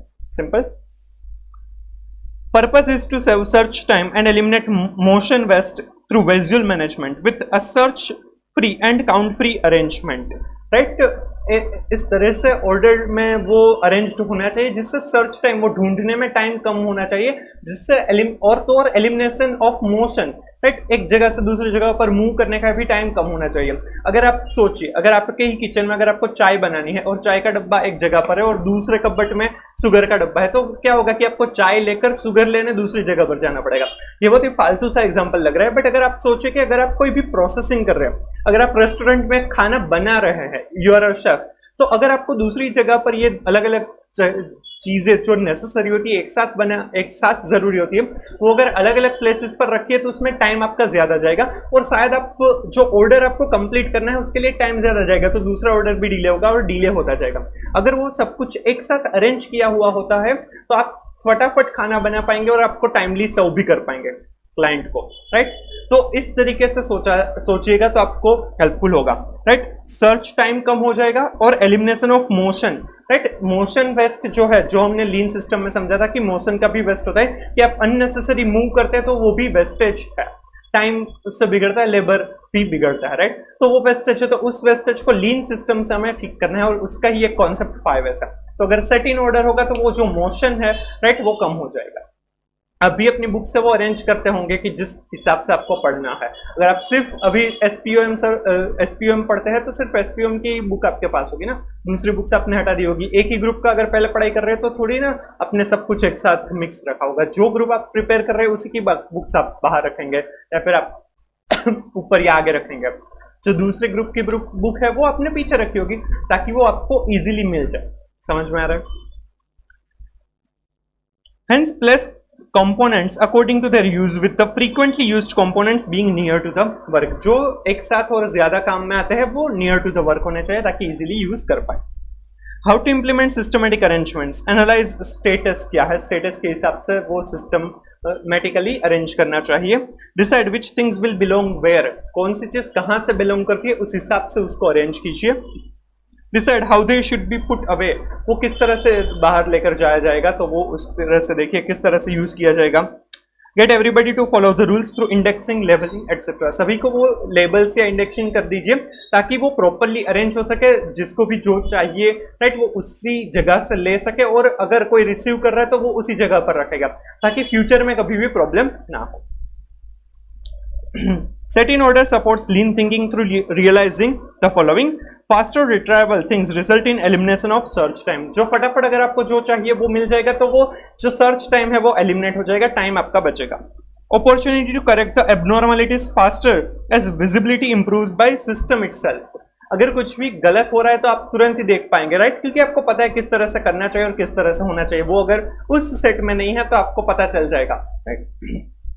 Space saving by systematic arrangement, systematically अगर आपने अरेंज किया है तो उसमें जगह बचती ही है, राइट। वो प्रॉपरली अरेंज किया हुआ है तो आपके बैग में हो, कहीं पर भी कबर्ड में हो तो वो जगह बचती है। अगर आपने ऐसे ही रख दिया है तो उसमें ज्यादा स्पेस है वो लेते हैं, स्पेस वो ज्यादा लेते हैं, राइट। इसीलिए प्रॉपरली अरेंज्ड होना चाहिए। Efficiency of work improves as things आपको जो भी चीज चाहिए वो आपको तुरंत मिल रही है तो एफिशिएंसी ऑफ वर्क है वो बढ़ जाती है, आप फटाफट काम कर पाएंगे, प्रोसेस कंप्लीट कर पाएंगे। Available when they are actually needed, जो चीज जब जहां जैसे जरूरत पड़ेगी उसी तरीके से आपको मिल जाएगी तो काम अच्छे से हो पाएगा। सिंपल। तो ये था सेकंड जो एस है, सेट इन ऑर्डर, राइट, सही टोन। थर्ड है शाइन, सही सो। शाइन मतलब कि सब कुछ क्लीनलीनेस, अच्छा से अरेंज करके रखना, राइट। आपका वर्क स्टेशन जो है वो प्रॉपरली होना चाहिए, उसमें कोई भी अननेसेसरी चीज नहीं होनी चाहिए, गंदगी नहीं होनी चाहिए, राइट। आप भी ऑफिस में आपने आर्टिकलशिप तो एटलीस्ट किया ही होगा, तो आर्टिकलशिप भी करते हो तो आपको भी आपके वर्क स्टेशन, आप जब भी घर जा रहे हो तो आपका वर्क स्टेशन सब कुछ अच्छा होना चाहिए। कोई भी ऐसी फाइल ऐसे ही फालतू नहीं पड़ी होनी चाहिए, कोई भी पेपर जिसका आपने यूज किया था वो पेपर भी वहां पर नहीं होना चाहिए, सब कुछ अरेंज करके जाना चाहिए, सब कुछ साफ करके जाना चाहिए, तभी आपको जो चीज जब चाहिए होगी तब मिल पाएगी। अदरवाइज वो आपको चीज आपकी गुम हो सकती है, आपको नहीं मिलेगी, प्रॉब्लम हो सकता है फ्यूचर में। इसीलिए cleanliness is the must. Shine ensures the must be cleanliness in hand of everything. Obviously, if there are fewer items, then there is a less to clean. Come item है तो वो फटाफट clean हो जाएगा, otherwise आपको अच्छे से clean करना पड़ेगा। Workers are responsible for cleaning their workstation on a daily basis to ensure safety by eliminating the scope of any accident. This will also result in clean and pleasing workspace to work at. अगर कोई भी product manufacturing वगैरह कर रहे हैं तो वो तो आइटम्स ऐसी हो सकती है कि जो अगर आपने ऐसे ही कहीं पर रख दिए तो उससे एक्सीडेंट भी हो सकता है, राइट। किसी ने ध्यान नहीं दिया और ऐसे ही बीच में रास्ते में पड़ी हुई है तो कोई गिर सकता है, राइट, किसी को लग सकता है कुछ भी। इसी वजह से आपको वर्क स्टेशन है वो अच्छे से साफ करके जाना चाहिए। जो वर्कर्स है उनको तो खास ध्यान रखना चाहिए। अगर आप व्हाइट कॉलर जॉब करते तो भी आपको अपने वर्क स्टेशन है वो अच्छे से क्लीन करके जाना ही चाहिए। हो सकता है कि आपको एक आध बार तो ऐसा एक्सपीरियंस हुआ होगा आर्टिकलशिप में कि आपने कोई पेपर है वो काम का था, पेपर नेसेसरी था, वो आपने अच्छे से उसमें काम किया था सब कुछ और वो कहीं पर रख दिया, फिर वो भूल गए, राइट, और फिर वो पेपर मिला ही ना हो। ऐसा सॉफ्ट कॉपी में भी हो सकता है कि कोई डॉक्यूमेंट अच्छे से बनाया था पर कहां पर वो हमने सेव किया वो पता ही नहीं है, right. Cleanliness is not just a physical cleanliness कि आपका टेबल अच्छा होना चाहिए, आपको अपना जो सॉफ्टवेयर है, जो भी कंप्यूटर है, सिस्टम है, वो भी अच्छे से साफ करना जरूरी है। क्योंकि अगर वो भी अच्छे से साफ नहीं किया हुआ है, अरेंज नहीं किया हुआ है, तो आपको जो चीज जब चाहिए तब नहीं मिलेगी और वो प्रॉब्लम हो सकती है। जो डेटा भी अगर लॉस होता है तो भी प्रॉब्लमेटिक होता है और वो एक आध बार एक्सपीरियंस तो हुआ ही होगा मोबाइल फोन में या फिर सिस्टम में, कहीं ना कहीं तो जनरली सबको ये एक्सपीरियंस होता ही है, राइट। वो एक आध बार खराब एक्सपीरियंस होता है फिर ही सुधरता है, राइट, पर ये होना चाहिए। क्लीनलीनेस साइन जरूरी है। Cleaning includes inspection of machines, tools और any other production as well as supporting facilities from all aspects, that is front, rear, left, right, top, bottom, सभी जगह से हमें देखना है कि क्लीनलीनेस है, right. This is the third S, shine, seiso. Fourth one is standardize, seiketsu. Standardize एक format होना चाहिए, एसओपीज होनी चाहिए, स्टैंडर्ड ऑपरेटिंग प्रोसीजर की, उसी हिसाब से सब कुछ अरेंज करना है जिससे कोई भी पर्सन आए, राइट, पर्सन रहे ना रहे, सिस्टम रहेगी और उसी वजह से सब कुछ काम अच्छे से चलता रहेगा। Establish and standardize the best practice at the workplace and make them part of organization-wide standard operating procedures so that report sorting, set in order and shine become a habit of the workforce। SOP ऐसी बना दो, right, कि जो भी अपने घर जा रहे हैं, वर्क स्टेशन छोड़ के जा रहे हैं, उनको वहां से सारे के सारे पेपर, सब कुछ फाइल्स अपनी जगह पर रख के ही जाने हैं। सब कुछ अरेंज होना चाहिए, ऑर्डर में ही होना चाहिए। इवन सीए ऑफिस में आपने काम किया होगा आर्टिकलशिप, राइट, तो वहां पर भी एक कुछ स्टैंडर्ड फॉर्मेट आपको शायद मिले होंगे कि ऑडिट के फाइल है वो इस कलर की रहेगी, राइट, टैक्स की फाइल है वो इस कलर की रहेगी, राइट, इंटरनल ऑडिट की फाइल है तो वो इस तरह से रहेगी, उसमें किस तरह से अरेंज करना है, तो वो सब कुछ स्टैंडर्डाइज हो सकता है कि आपको डॉक्यूमेंटेशन जो करना, ऑडिट में डॉक्यूमेंटेशन करना जरूरी होता है, राइट, एज पर एस 230, तो वो ऑडिट डॉक्यूमेंटेशन जो करना जरूरी है वो उसी तरीके से किया जाएगा, एक फॉर्मेट में किया जाएगा, कोई एक स्पेसिफिक सॉफ्टवेयर में किया जाएगा, राइट, या फिर जो भी सॉफ्ट कॉपीज होती है जो कंप्यूटर में आप अरेंज करते हैं तो उसका भी एक फोल्डर किस तरह से बनाना है वो सब कुछ एक स्टैंडर्डाइज्ड फॉर्मेट में हो सकता है, ताकि सीए फॉर्म में कोई भी पर्सन किसी भी तरीके से डॉक्यूमेंटेशन करेगा वो सेम वे में रहेगा, राइट। कोई भी कभी भी करेगा तो वो उनको जो भी, जिसको जो पर्पस से जो भी फाइल चाहिए वो उनको मिल जाएगी, राइट। वो अगर स्टैंडर्डाइज होगा तो कोई भी चीज ढूंढ सकता है, right. Organization need to maintain smart standards, strive for a standardized orderliness so that everything is in order according to its standards. Every process must have a standard. सब कुछ standardized होना चाहिए। ये smart standard मतलब कि specific, measurable, achievable, relevant and time bound standard होने चाहिए, right. ये 5 क्वालिटीज स्टैंडर्ड के अंदर होनी चाहिए, specific, measurable, achievable, relevant and time bound, right. इस तरीके के स्टैंडर्ड होंगे तो वो सभी जगह पर हेल्पफुल हो पाएंगे, राइट। तो ये फोर्थ एस था, standardize, seiketsu. And last one, sustain, shitsuke. Sustain मतलब जो भी चीज, ये सब कुछ अगर हम अच्छे से करेंगे तो सस्टेन कर पाएंगे, सब कुछ बराबर हो रहा है या नहीं वो भी हमें देखना होगा कि ये जो प्रोसीजर्स बनाए वगैरह, राइट, वो प्रॉपरली फॉलो होती है या नहीं, उनको चेक करना, इंस्पेक्ट करना, ऑडिट करना, तो वो सब कुछ होना चाहिए। In order to sustain the established standard, it is required to do daily monitoring. Daily monitoring करेंगे कि जो भी प्रोसीजर्स है वो फॉलो होती है या नहीं। Improving ownership by allocating area, सभी को एरियाज अलोकेट कर देंगे ताकि वो खुद देखे, राइट, डिसेंट्रलाइजेशन हो जाएगा, अथॉरिटीज और जो रिस्पॉन्सिबिलिटीज है वो डेलीकेट कर देंगे। Using red tag campaign, red tag campaign की कहां पर गलती हो रही है उसको हम आइडेंटिफाई करेंगे। Communicating visually through fixed point photography, fixed point photography मतलब कि कैसा होना चाहिए उसका एक बार फोटोग्राफ ले लेंगे और इसी तरीके से हर रोज करके जाना है, राइट। ये वर्क स्टेशन इसी तरीके का होना चाहिए। तो फिक्स्ड पॉइंट फोटोग्राफी, जब सब कुछ सही था उस टाइम का फोटोग्राफ ले लेंगे और वहां पर रख देंगे ताकि कम्युनिकेट हो सके विजुअली कि इस तरीके का आपको रख के रखना रहेगा। स्ट्रक्चर्ड कम्युनिकेशन, स्ट्रक्चर्ड वे में कम्युनिकेट किया जाएगा कि क्या किस तरह से करना है, वहां से फीडबैक भी आ सकता है जो लोअर लेवल है वहां से। Continuous training of all employees, सभी को अच्छे से सिखाया भी जाएगा कि किस तरह से रखना है, ये सारी प्रोसीजर्स फॉलो करनी है, right. Periodic audits at all levels, audit करेंगे ताकि पता चले कि ये सारी चीजें बराबर स्टैंडर्ड्स जो है प्रोसीजर्स है वो फॉलो होती है या नहीं। And motivating staff through recognition, और स्टाफ को मोटिवेट भी करेंगे जिन्होंने अच्छा काम किया, स्टैंडर्ड्स को प्रोसीजर्स को फॉलो किया है, उनको रिकॉग्नाइज किया जाएगा, अवार्ड वगैरह दिया जाएगा, राइट। तो इस तरीके से सस्टेन भी किया जा सकता है शित्सुके, राइट। तो ये 5S है। सबसे पहले sort, set in order, shine, standardise and sustain. Simple. To standardize and sustain an organization, it may fix responsibilities for implementation in evaluating system. Integrate this responsibilities into routine work. Check how well the system is working and sustaining itself.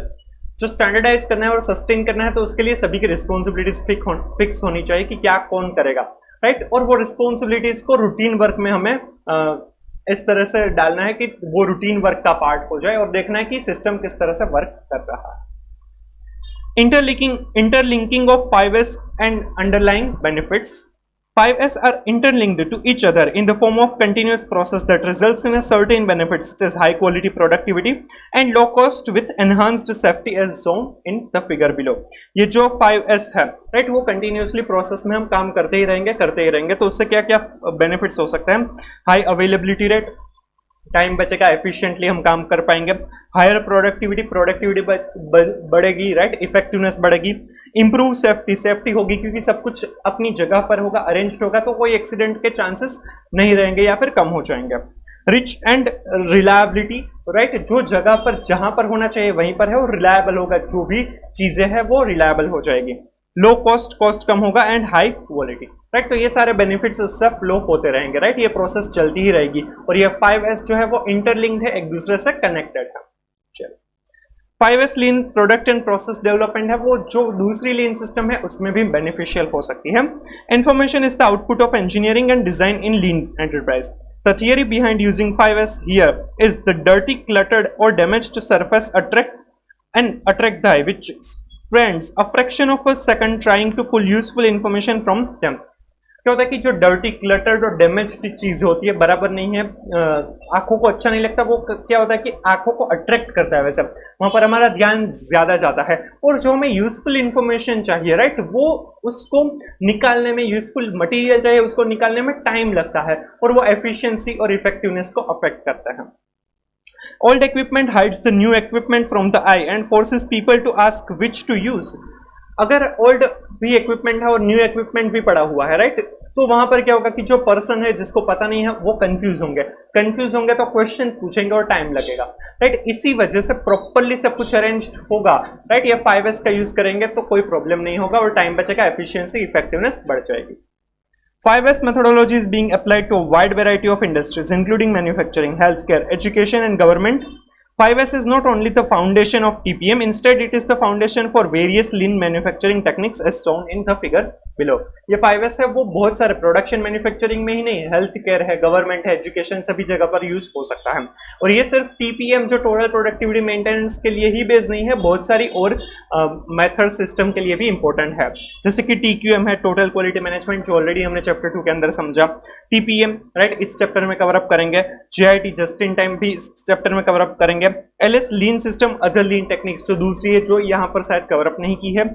PM, preventive maintenance, अगर कोई भी preventive maintenance करना है तो पहले से ही कर पाएंगे। IE, industrial engineering and VE, value engineering, right. तो इन सभी के लिए भी 5S है वो फाउंडेशन बनेगा। Simple. Methodology is a core enabler to continuous improvement, जो हमें कंटिन्यूअस इंप्रूवमेंट करनी है उसमें 5S मेथोडोलॉजी है वो इंपॉर्टेंट है, वो कोर एनेबलर है अच्छे से इंप्रूवमेंट करने के लिए। 5S helps the organization strive towards continual improvement and innovation through the PDCA cycle. PDCA cycle हमने चैप्टर 2 में समझा था, plan, do, check, act, right. वो TQM के साथ कवर अप होता है कि आपको जो भी चीज करनी है वो प्लान कीजिए, उसको इंप्लीमेंट कीजिए थ्रू डू, देन चेक कीजिए कि वो बराबर चलती है नहीं, एंड एक्ट कीजिए, उसको करेक्टिव एक्शंस लीजिए उसके ऊपर। सो PDCA, तो ये जो डू वाला स्टेज है वहां पर हम 5S यूज कर सकते हैं। Plan and do are enabler for continual improvement, while check and action are results. जो कंटिन्यूअस इंप्रूवमेंट है वो करते कहां पर है, प्लान और डू में, राइट। इसीलिए वो एनेबलर है, राइट। जबकि जो दूसरे जो स्टेजेस है, check and action, act, right, वो रिजल्ट्स है कि क्या किया, उसका रिजल्ट क्या आया, और उसके बाद हम करेक्टिव एक्शंस लेंगे। So enablers are plan and do, जबकि उसके रिजल्ट्स है check and act of continuous improvement. 5S being the foundation of TPM, even all lean practice then eventually led to TQM, act as the enabler of continuous improvement and fits at the do stage as shown in the picture below. Plan, यहाँ पर हम preparation करेंगे, do वहाँ पर sort, set in order, shine, standardize, sustain, मतलब कि 5S यहाँ पर हम implement कर सकते हैं। check, self assessment and certification, act, continuous improvement, right. ये आपको एज MCQ भी पूछ सकते हैं कि PDCA साइकिल में 5S है वो कहां पर यूज हो सकता है। ये टेस्ट और नॉलेज में दिया भी हुआ है आगे। तो प्लान एंड डू जो है वो एनेबलर्स है, एंड चेक एंड एक्ट है वो रिजल्ट्स है। सिंपल। चलिए अब यहां पर एक केस सिनेरियो दिया हुआ है, सिंपल सा है, फटाफट देख लेते हैं। Y&E CA offers a wide range of specialized multidisciplinary professional services that meet the immediate as well as a long-term business needs of clients. One of partner E was upset with office documentation. Y&E CA form है, right, वो various types की services provide करते हैं। उनके जो E एक partner है वो अपसेट है अबाउट द ऑफिस डॉक्यूमेंटेशन, और CA फॉर्म में डॉक्यूमेंटेशन काफी इंपॉर्टेंट है, वो आपको पता ही होगा, आपने ऑलरेडी आर्टिकलशिप कर दी होगी, कंप्लीट कर दी होगी या फिर कर रहे होंगे। तो डॉक्यूमेंटेशन इज द मस्ट, और ऐसे 230 ऑडिट डॉक्यूमेंटेशन के हिसाब से भी ऑडिट के डॉक्यूमेंटेशन को तो आपको अच्छे से मेंटेन करना ही है, क्योंकि वो फ्यूचर में अगर हमारे सामने कोई भी केस वगैरह होता है तो वो ऐसे एविडेंस भी हम दिखा सकते हैं। E argued that a document management solution is needed to maximize efficiency within the firm. Documentation इतना अच्छा होना चाहिए ताकि efficiency of the firm है वो बढ़ सके। The senior partner Y has recently attended a seminar on lean system and heard the 5S. जो senior partner Y है उन्होंने lean system का कोई लेक्चर अटेंड किया और उसमें 5S के बारे में सुना। He said that old files hide the key files from the eye and force staff to ask which to use. उनका मानना था कि जो old files है वो जो की फाइल्स जो अभी जरूरी है उससे वो छुपा देती है की फाइल्स को, राइट, और उसी वजह से क्या होता है कि स्टाफ मेंबर पूछते रहते हैं कि कौन सी यूज करनी है। अकॉर्डिंगली ही डिजायर्स टू इंप्लीमेंट 5S, और उनका मानना है कि हमें 5S इंप्लीमेंट करना चाहिए। Required advice the implementation to 5S, implementation of 5S in Y&E। हमें यहाँ पर 5S को इंप्लीमेंट करना है। 5S कौन सा है, राइट। सबसे पहले है sort, then set in order, then shine, then standardise and then sustain. अब सॉर्टिंग किया जाएगा कि जो फाइल्स जिस तरह से जरूरी है, कौन सी कितनी रिक्वायरमेंट है, वो उस हिसाब से रखी जाएगी। अब आपको पता ही होगा कि जो ऑडिट डॉक्यूमेंटेशन है, राइट, वो 7 इयर्स के लिए रिटेन करने जरूरी है। कुछ और भी डॉक्यूमेंटेशन होंगे वो जरूरी होंगे, राइट। तो उस तरीके से सॉर्ट किए जाएंगे कि जो पहले जरूरी है, राइट, प्रीवियस ईयर की फाइल शायद हमारे लिए ऑडिट में या इनकम टैक्स में कहीं पर भी प्रीवियस ईयर की फाइल हमारे लिए ज्यादा जरूरी होगी, पर 3-4 साल 5 साल पुरानी फाइल शायद हमारे लिए इतनी इंपॉर्टेंट यूज करने के लिए नहीं होगी, तो उसको पीछे रखा जाएगा, राइट। तो वो प्रॉपर्ली सॉर्टेड होना चाहिए, राइट। कौन सी जगह पर कहां पर कौन सी फाइल है, ऑडिट की फाइल इनकम टैक्स के डिपार्टमेंट में नहीं होनी चाहिए, इनकम टैक्स की फाइल ऑडिट में नहीं होनी चाहिए, तो उस तरीके से सॉर्टिंग कर सकते हैं। सेट इन ऑर्डर, उसको प्रॉपर्ली ऑर्डर में सेट करना है, राइट, ताकि लाइक ईयर वाइज हो सकता है, मोर देन 1 फाइल से तो वो प्रॉपर्ली सेट इन ऑर्डर होना चाहिए। अगर सॉफ्ट कॉपी में फाइल से तो वो प्रॉपर्ली ऑर्डर में सेट होना चाहिए, ताकि कोई भी देखेगा, राइट, तो उनको जो भी जरूरी चीज चाहिए, जो भी जरूरी डॉक्यूमेंट चाहिए, तो वो इजीली मिल जाने चाहिए। थर्ड, शाइन, सारे ही आर्टिकल्स, सारे ही स्टाफ मेंबर से सभी को बताने की आपको वर्क स्टेशन साफ करके ही जाना है, ताकि कोई भी नेसेसरी डॉक्यूमेंट्स है वो कहीं पर खराब ना हो जाए, गुम ना हो जाए, राइट। ताकि सब कुछ साफ सफाई होगा तो अच्छे से डॉक्यूमेंटेशन भी रह पाएंगे। डॉक्यूमेंटेशन जहां पर रखते हैं वहां पर भी प्रॉपर्ली साफ सफाई होनी चाहिए, ताकि वो हमें जो जरूरी चीज है वो इजीली मिल जाएगी। फोर्थ, स्टैंडर्डाइज, आप स्टैंडर्डाइज कर दीजिए कि डॉक्यूमेंटेशन किस तरह से रखना है, कौन से सीक्वेंस में रखना है, ताकि सारे लोग उसी हिसाब से डॉक्यूमेंटेशन करेंगे। उसके लिए आप फाइल्स वगैरह का भी अलग अलग कलर्स के हिसाब से भी स्टैंडर्डाइज कर सकते हैं कि ऑडिट के लिए येलो फाइल्स रखनी है, राइट, इनकम टैक्स के लिए ऑरेंज फाइल रखनी है तो वो उस तरीके से हो सकता है। एंड देन सस्टेन, और सस्टेन में चेक करते रहिए कि वो ऑडिट डॉक्यूमेंटेशन या फिर और जो भी डॉक्यूमेंटेशन है वो प्रॉपरली हो रहा है या नहीं। उसके लिए आप एम्प्लॉइज के पास चेक करवा सकते हैं, उसको रिवॉर्ड कर सकते हैं, वो सारी चीज यहाँ पर कवर अप हो सकती है। इवन अगर आपने ऑडिट पढ़ा है तो उसमें भी SQC1 की रिक्वायरमेंट है कि क्वालिटी कंट्रोल में आपको ऑडिट के डॉक्यूमेंटेशन या फिर और अश्योरेंस एंगेजमेंट या एंगेजमेंट सर्विसेज है उसके प्रॉपरली डॉक्यूमेंटेशन होना चाहिए, और वो फर्म में कोई एक पर्सन को लीडर बनाना चाहिए जो ये सारी चीजें देखेगा कि क्वालिटी कंट्रोल की जो भी रिक्वायरमेंट है वो फुलफिल होती है या नहीं, राइट। तो वो ऑडिट के हिसाब से वो भी रिक्वायरमेंट है, बट यहाँ पर हम 5S के पॉइंट से अगर आंसर करेंगे तो उसमें कोई जरूरत नहीं होगी वो ऑडिट का, राइट। बट हाँ, अगर IBS में अगर ऐसा कुछ क्वेश्चन पूछना है जिसमें SCPM और ऑडिट दोनों को साथ में रखकर अगर क्वेश्चन पूछना है तो पूछ सकते हैं, करना हो तो कर सकते हैं, राइट। यही क्वेश्चन में ऐसे 230 और SQC1 की भी रिक्वायरमेंट हम जोड़ सकते हैं और ऐसा क्वेश्चन कुछ बन सकता है। चलिए इसका सॉल्यूशन देखते हैं। Office process often have huge amounts of paperwork, and this not only make processes slower but also allows error to be introduced. 5S is a method of both cleaning out of the working area and maintaining its cleanliness to improve process quality. The 5S process is based on sort, seri. This is sorting and removal of unnecessary files, papers, books and documents in the work area. Sorting is the design to make the work area neat, organized and arranged so that relevant items can be found easily. If an item is not relevant for the work, then it should not be in the work area. Sorting करना है कि क्या जरूरी है क्या जरूरी नहीं है, जो जरूरी नहीं है उसको हटा दीजिए। कई बार ऐसा भी होता है कि डॉक्यूमेंटेशन आपने ले लिया पर वो जरूरी नहीं है, राइट, उसका अब रिलेवेंस नहीं है, या फिर डुप्लीकेट डॉक्यूमेंट है, राइट, या फिर आपने वो स्कैन कर लिया या फिर और किसी तरीके से रख लिया तो जो ड्राफ्ट था वो जरूरी नहीं है, तो वो आपको डिस्कार्ड करना चाहिए, that is sorting. Then set in order, Set in order means systematic arrangement of things, that is, arrange all necessary items into the most efficient and accessible arrangement so that they can easily be identified for use. It is advisable to have proper indexing of files and proper documentation, that is, proper index should be made and pasted on each file about its content, and in that pattern of contents, documents should be kept inside the file so that specific document can easily be traced and withdrawn on time. File के अंदर indexing वगैरह हो सकता है ताकि वो set in order हो सके और उसी हिसाब से अरेंज्ड भी होने चाहिए, ताकि अगर इंडेक्स के हिसाब से कोई भी पर्सन देखता है तो वहीं पर उसको वो डॉक्यूमेंट मिलेगा। Even inside a cupboard, paper indexing about files with their names should be pasted so that specific file can easily be traced. Even जो कपबोर्ड जहां पर वो फाइल रखी जाती है वहां पर भी इंडेक्सिंग होना चाहिए ताकि कोई भी पर्सन इजीली निकाल पाए, वो ढूंढ पाए, राइट। इवन ईयर वाइज भी हो सकता है।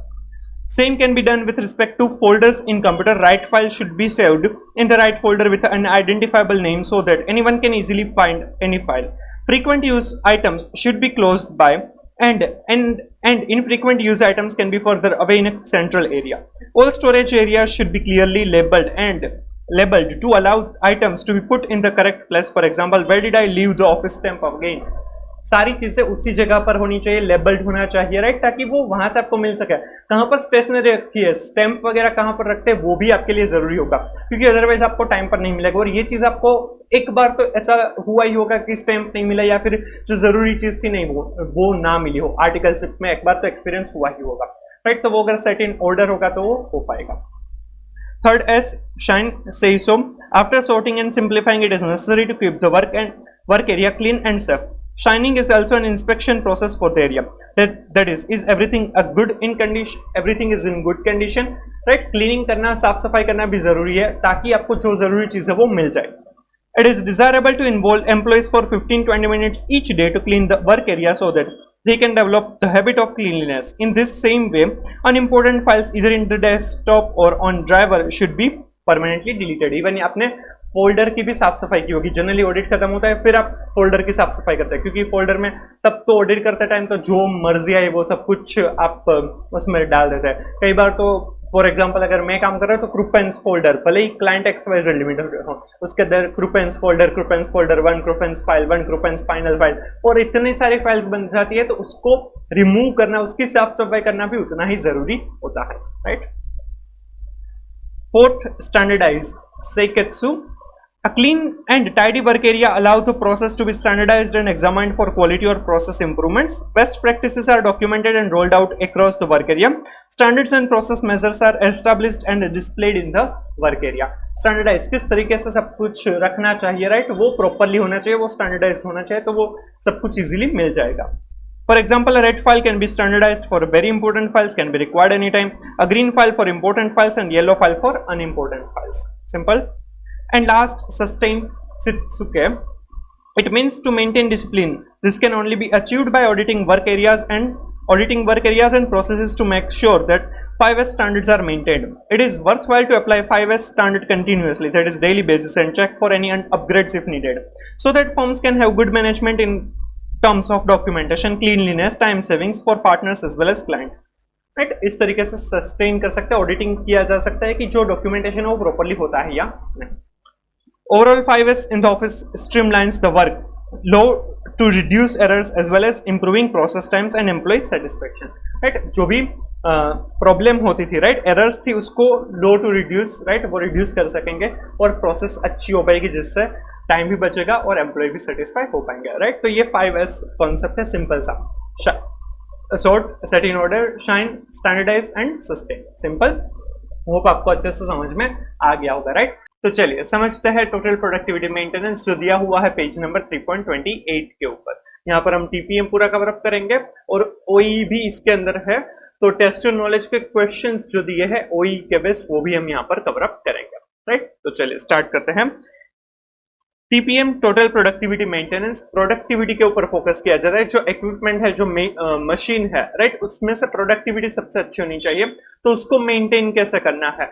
मशीन का मेंटेनेंस होना चाहिए, 5S को लगाना है ताकि जो ऑफिस एरिया है, जो फैक्ट्री का एरिया है, वो सब कुछ साफ सफाई रहे, और उसी वजह से प्रोडक्टिविटी बढ़ाने के ऊपर फोकस किया जाएगा और उसी के हिसाब से क्वालिटी भी हम मेंटेन कर पाएंगे, तो उसके ऊपर यहाँ पर फोकस किया जाता है. Total productivity maintenance is a system for maintaining and improving the integrity of production and quality system. Integrity of production and quality system. Quality system और production system है, उसको maintain करना और improve करने के ऊपर focus किया जाता है. This is done through the machines, equipment, processes, and employees that add value of business organization.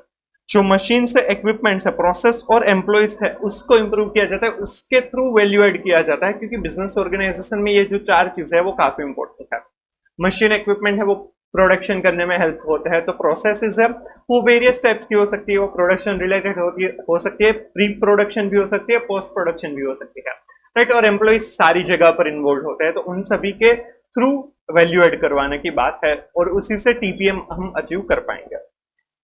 This concept was first introduced by Nippon Denso Company Limited of Japan, a supplier of Messrs Toyota Motor Company. ठीक है. How can TPM be introduced in the organization? किस तरह से TPM introduce किया जा सकता है, तो उसके लिए 4 स्टेजेस, 4 फेजेस हमें बताए हैं. The introduction of TPM follows 4 main phases. Preparation stage establishes suitable environment and conduct program awareness. जो TPM हम लेकर आने वाले हैं, तो उसके बारे में प्रिपरेशन करना है, उसके बारे में सबको बताना है, अवेयरनेस फैलानी रहेगी.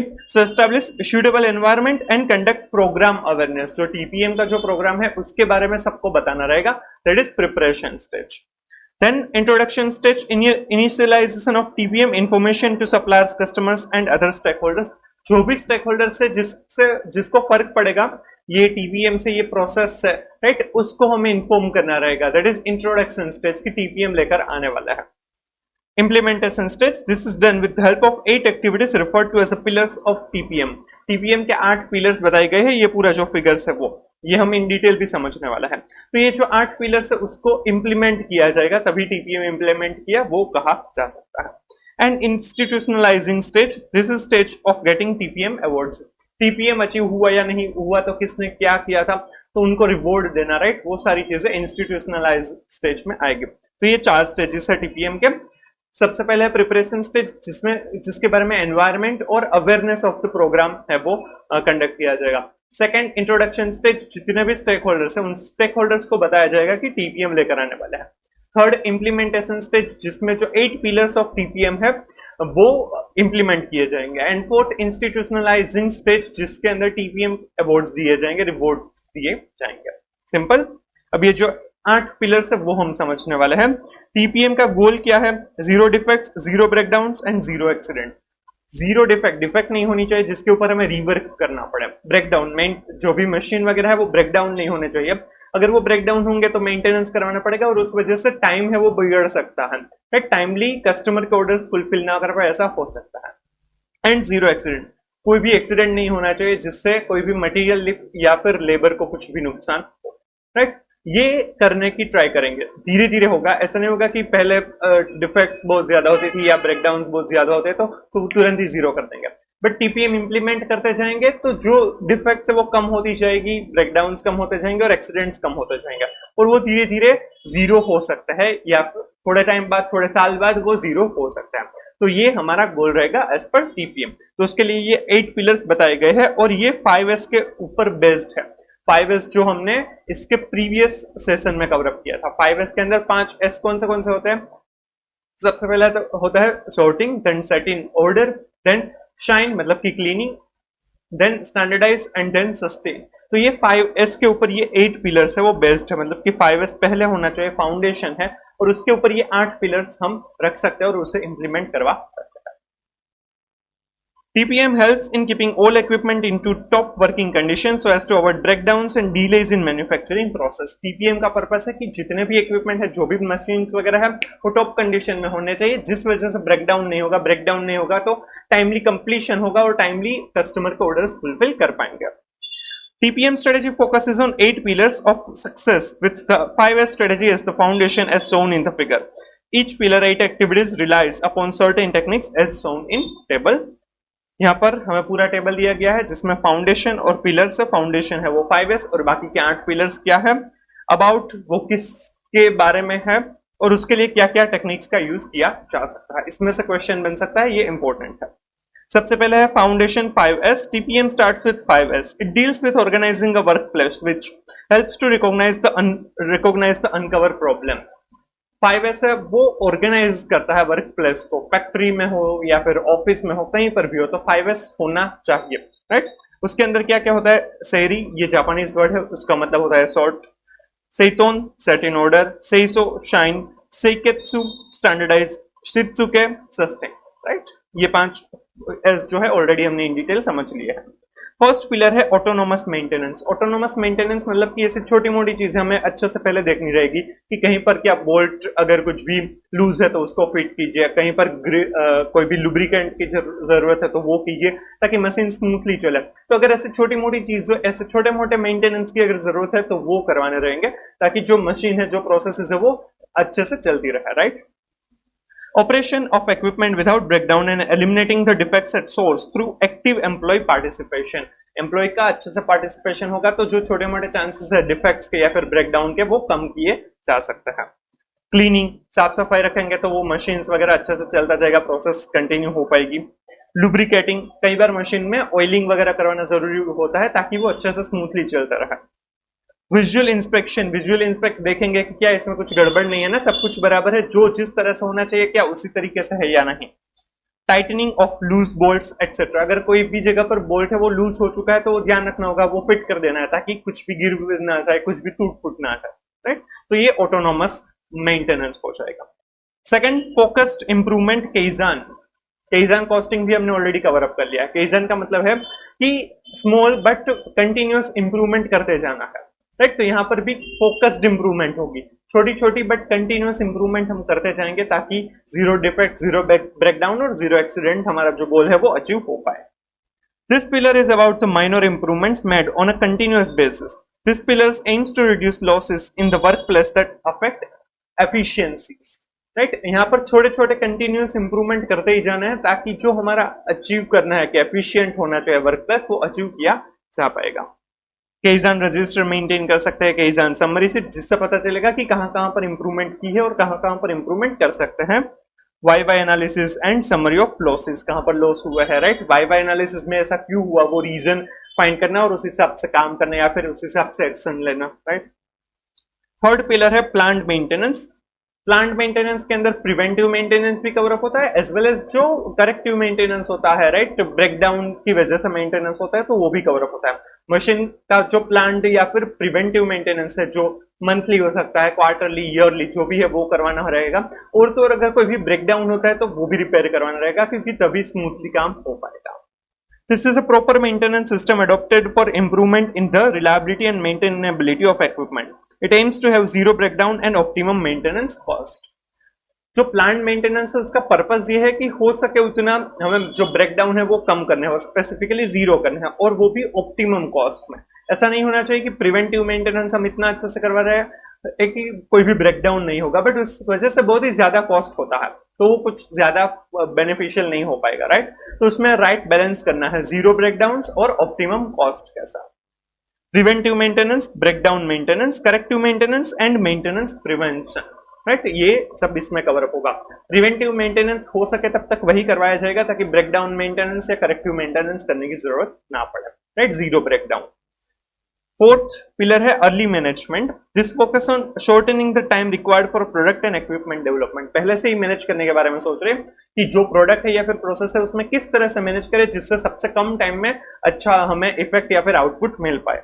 Engineering and re engineering processes को ही इस तरह से बना रहे हैं या फिर उसमें री इंजीनियरिंग करके उसमें चेंजेस कर रहे हैं जिससे मैक्सिमम बेनिफिट हमें मिल सके, that is early management. Then quality maintenance, quality को मेंटेन करना काफी इंपॉर्टेंट है, राइट, क्योंकि जो टीपीएम का फोकस है वो क्वालिटी इंप्रूवमेंट के ऊपर भी है। तो क्वालिटी इंप्रूवमेंट के लिए भी क्वालिटी रिगार्डिंग जो भी टेक्निक्स है उसका यूज करके जो भी प्रोडक्ट है या सर्विसेज है उसमें हम क्वालिटी को ऐड करेंगे या फिर मेंटेन करवाएंगे।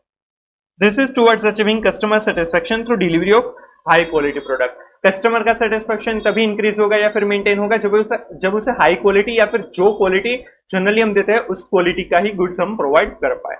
उसके लिए रूट कॉज एनालिसिस की क्या ऐसा रीजन है जिस वजह से वो क्वालिटी नहीं अचीव होती है तो उसके ऊपर फोकस किया जाएगा। या फिर कस्टमर डेटा एनालिसिस, कस्टमर का कंप्लेंट्स क्या है, उनका रिटर्न कितना है, राइट, उनको क्या चाहिए, वो सारी चीजें हम डेटा अगर एनालाइज करेंगे तो भी पता चलेगा क्वालिटी कैसे मेंटेन की जा सकती है।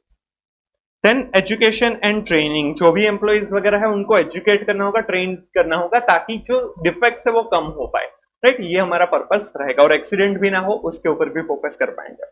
It aims to improve knowledge और skills and enhance the moral of employ की स्किल्स, नॉलेज, सब कुछ, मोरल जो है वो हमें इंप्रूव करना है, वो हमें अच्छा करना है ट्रेनिंग वगैरह देकर। Training calendar, policies for education and training, on site training etcetera, simple. Then office TPM, office जो है एडमिनिस्ट्रेटिव स्टाफ है, एडमिनिस्ट्रेटिव ऑफिस है, वहां पर भी टीपीएम को इंप्लीमेंट किया जाएगा। अगर वहां पर भी अच्छे से हो पाएगा तो ओवरऑल टीपीएम अच्छे से अचीव कर पाएगा कोई भी organisation. Application of TPM techniques in administration to improve productivity and efficiency while eliminating losses को कम करना है, प्रोडक्टिविटी और एफिशिएंसी को बढ़ाना है। Analysing processes and procedures towards increased office automation, हो सके उतना ऑफिस ऑटोमेशन लेकर आना है। स्मूथली एडमिनिस्ट्रेटिव प्रोसेसेस होनी चाहिए तो क्वालिटी बढ़ जाएगी, लॉसेस कम हो जाएंगे। एंड लास्ट पिलर है सेफ्टी, हेल्थ एंड एनवायरमेंट। जो भी लेबर्स है, जो भी एम्प्लॉइज है, उनकी सेफ्टी हेल्थ का मेंटेन करना जरूरी है क्योंकि हमें जीरो एक्सीडेंट भी लेकर आने हैं, राइट। तो सेफ्टी के लिए सेफ्टी हेलमेट्स या फिर ऐसे इक्विपमेंट हो सकते हैं, उनको नॉलेज दिया जाएगा, ऐसे स्लोगन्स हो सकते हैं, तो सेफ्टी या फिर हेल्थ मेंटेन की जाएगी। और एनवायरमेंट भी सेटिस्फाइड होना चाहिए, सब लोग खुश होने चाहिए, कल्चर अच्छा होना चाहिए, एथिक्स वैल्यूज भी पास ऑन करेंगे। Above all, the safety of worker is utmost importance. It aims to have zero accidents and zero health damages. Drama, safety slogans, quizzes, and posters making to create awareness related to safety. सभी को समझाया जाएगा कि safety कैसे जरूरी है, तो उसके लिए अलग अलग मोड्स का यूज कर सकते हैं, राइट। तो ये 8 पिलर्स और ये फाउंडेशन है 5S और उसके ऊपर 8 पिलर्स है, वो है टीपीएम के।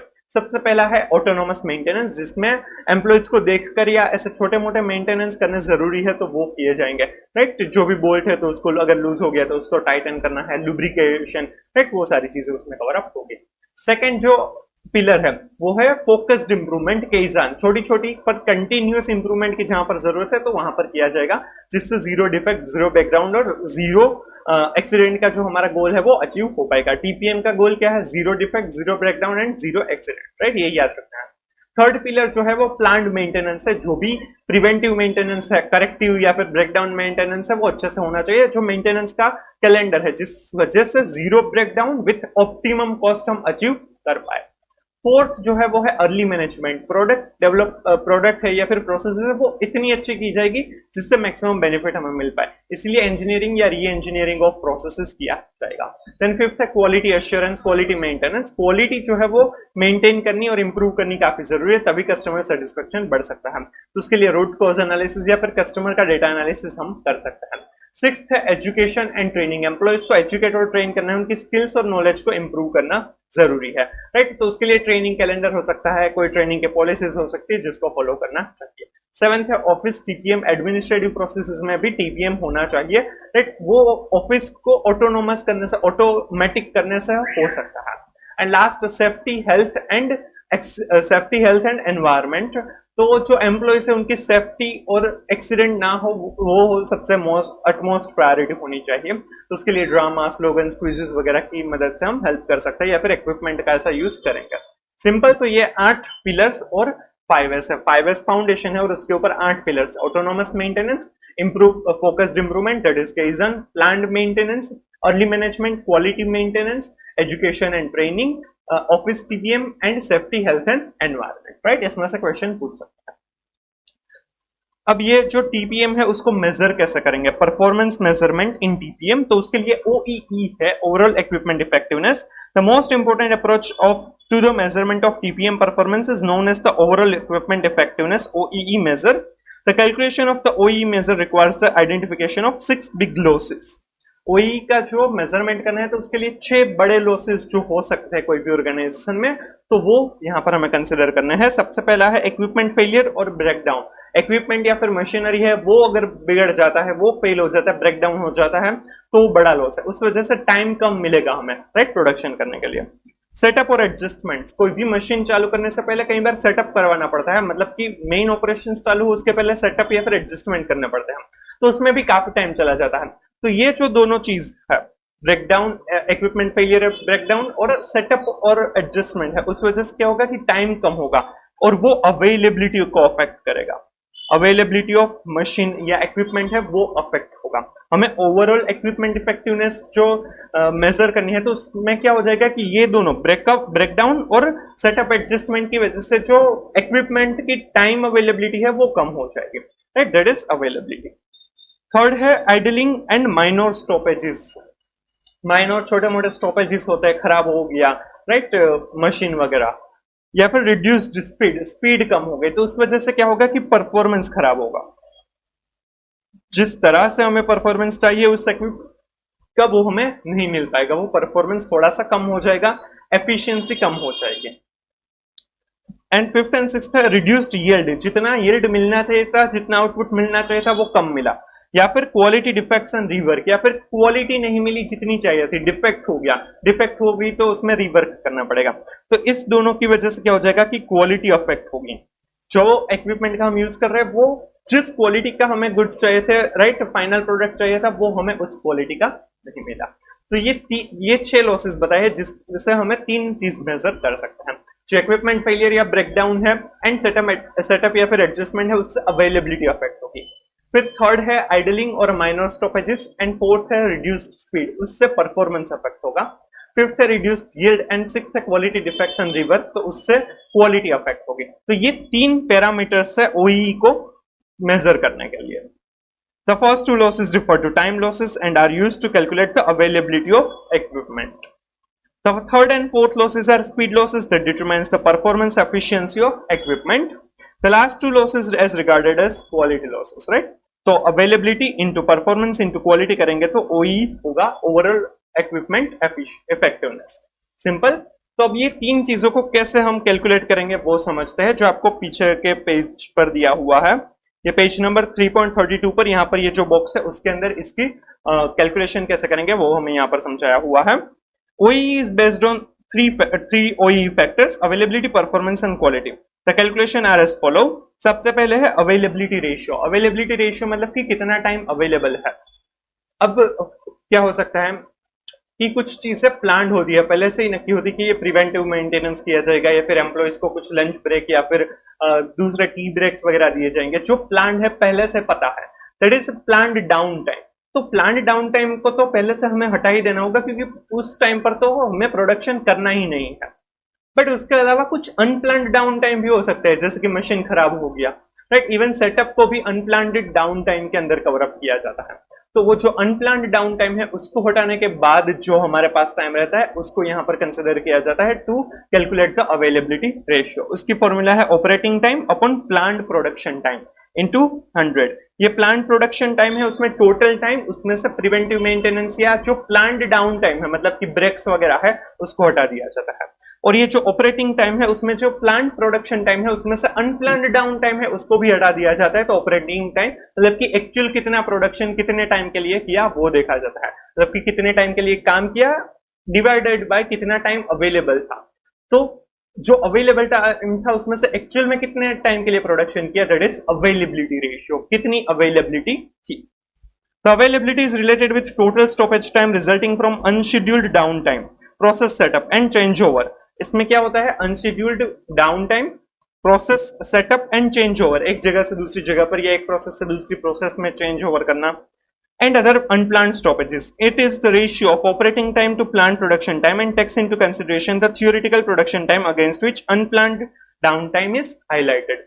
थियोरेटिकल प्रोडक्शन टाइम जो है प्लान्ड प्रोडक्शन टाइम, उसको एक्चुअल में जो किया गया है उसको जो अनप्लान डाउन टाइम है उसके साथ हाईलाइट किया जाता है। Plan down time such as preventive maintenance, lunch breaks, tea breaks etcetera is not regarded as loss in this respect. Preventive maintenance या फिर जो प्लान्ड ब्रेक्स है उसको यहां पर कंसिडर नहीं किया जाएगा, मतलब कि उसको टोटल टाइम में से माइनस किया जाएगा तभी हमें प्लान्ड प्रोडक्शन टाइम मिलेगा। और उसमें से अनप्लान्ड डाउन टाइम जो है या फिर प्रोसेस सेटअप चेंज ओवर है या फिर ऐसे कोई स्टॉपेजेस जो है अनप्लान्ड स्टॉपेजेस है वो माइनस करेंगे तो ऑपरेटिंग टाइम हमें मिलेगा। सो operating time divided by planned production time into 100 करेंगे तो अवेलेबिलिटी रेशियो मिलेगा। फिर है परफॉर्मेंस रेशियो। परफॉर्मेंस रेशियो है कि कितना हमने परफॉर्म, एफिशिएंसी कितनी है, राइट, कितने टाइम में हो जाना चाहिए था और एक्चुअल में कितना टाइम लिया वो यहां पर कंसिडर किया जाता है। तो आइडियल साइकिल टाइम कितना, एक यूनिट बनाने में कितना टाइम लगता है into total count. Total count कितने बनाए उसको मल्टीप्लाई करेंगे कि एक यूनिट बनाने में कितना टाइम लगता है, राइट, डिवाइड करेंगे ऑपरेटिंग टाइम मतलब कि एक्चुअल टाइम कितना अवेलेबल था इनटू 100, राइट। इतना टाइम अवेलेबल था उसमें से इतने टाइम में ये बन जाना चाहिए था, तो वो कितने टाइम में बना, कितना बना, दैट इज परफॉर्मेंस रेशियो। कितना होना चाहिए था और कितना बना तो उसको यहां पर कैलकुलेट किया जाएगा। Ideal cycle time is the theoretical fastest possible time to manufacture one piece. एक यूनिट, एक पीस को बनाने में जो फास्टेस्ट टाइम लग सकता है आइडियल जो है वो यहां पर कंसिडर किया जाएगा। And last quality ratio. Quality ratio कितने गुड यूनिट्स मिले हैं उसको टोटल यूनिट्स जो मिले हैं उसके साथ डिवाइड किया जाएगा, राइट, ताकि कितने क्वालिटेटिव गुड्स हमें मिले। Good count upon total count into 100। This is the third element of OEE. It defines as the ratio of total good production to actual total production, sometimes called yield. कितना yield हमें मिला, right. तो यहाँ पर तीन चीजें हैं, availability ratio, performance ratio and quality ratio. इन तीनों को कैलकुलेट करेंगे, इन तीनों को मल्टीप्लाई करेंगे तो क्या मिलेगा, OEE, ओवरऑल इक्विपमेंट इफेक्टिवनेस। यहाँ पर चलिए एक बार, OEE is equal to availability into performance into quality, right. ये तीन पैरामीटर्स को यहां पर कंसिडर किया जाता है, राइट। अब अवेलेबिलिटी की फॉर्मूला क्या है, operating time upon plant production time into 100, right, ठीक है। ये 100 को अभी हम कंसिडर नहीं करते हैं। फिर यहां पर परफॉर्मेंस जो है उसको कैसे कैलकुलेट किया जाता है, ideal cycle time into total count upon operating time. और यहां पर जो क्वालिटी है उसको कैसे कैलकुलेट किया जाता है, good count upon total count, right. तो ये इस तीनों को हम मल्टीप्लाई करेंगे तो OEE मिलेगा। तो यहां पर ऑपरेटिंग टाइम और यहां पर ऑपरेटिंग टाइम तो वो कैंसिल हो जाएगा, यहां पर टोटल काउंट तो यहां पर टोटल काउंट ये कैंसिल हो जाएगा। तो अब फॉर्मूला क्या बनेगी, ideal cycle time into good count upon plant production time into 100 अगर हम करेंगे तो भी हमें ओई मिलेगा। अगर आपको सीधा क्वेश्चन एमसीक्यू में पूछा है कि ओई कैलकुलेट कीजिए तो आप सीधा ये फॉर्मूला लगाकर भी कर सकते हैं। अगर आपको इंडिविजुअली पूछा है, राइट, आपको मतलब अगर एमसीक्यू मोर देन वन पूछेंगे, राइट, इस ओई के बारे में, तो ऐसा पूछ सकते हैं कि एक एमसीक्यू अवेलेबिलिटी कैलकुलेशन के बारे में, दूसरा परफॉर्मेंस के बारे में, तीसरा क्वालिटी के बारे में और चौथा टोटल ओई के बारे में। तो आप ये तीनों अलग अलग कैलकुलेट करके मल्टीप्लाई कर सकते हैं। और अगर आपको ऐसा क्वेश्चन पूछा है डायरेक्टली कि तो ओई कैलकुलेट कीजिए, तो आप ये डायरेक्टली ये फॉर्मूला का भी यूज कर सकते हैं, ideal cycle time into good count upon plant production time into 100, right. ये यहाँ पर आपको दिया भी हुआ है, राइट, ये जो नोट दी है वो यही है, राइट। ये चारों की एप्लीकेशन हम क्वेश्चन सोल्व करेंगे तो आपको समझ में अच्छे से आ जाएगा, राइट। चलिए आ जाइए आगे के पेज पर फिर से 3.30 पर। अब यहाँ पर हमें आइडियल रेशियोज बताए हैं कि किसके कितने होने चाहिए। OE may be applied to any individual assets or to process. It is unlikely that any manufacturing process can run at 100% OEE. OE कभी भी 100% नहीं हो सकता, that is not practical. According to Dahl et al. Nakajima suggested that the ideal values of the OE component measures are availability है वो more than 90% होना चाहिए, that is ideal ratio. Performance है वो मोर देन 95% होना चाहिए and quality more than 99% होनी चाहिए, राइट। ये आइडियल रेशियो है। अवेलेबिलिटी मोर देन 90%, जो परफॉर्मेंस है वो more than 95% and quality more than 99%।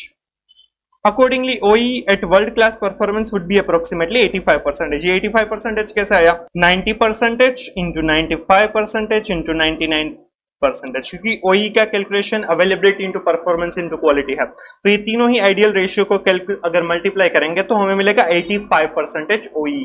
तो ये आइडियल OE है। Coetzee 1993 contradicted this, saying this that an OE figure greater than 50% is more realistic and therefore more useful as an acceptable target।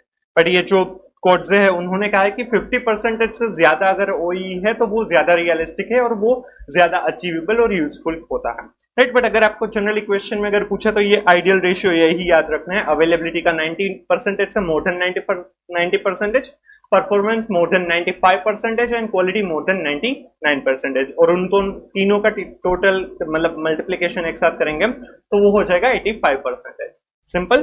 चलिए अब इसके calculation questions देखते हैं। Illustration 2 दिया हुआ है। Kiwi Limited manufactures spare parts and can be called high volume based manufacturing environment. The company is using the system of TPM for maintaining and improving the integrity of the manufacturing process.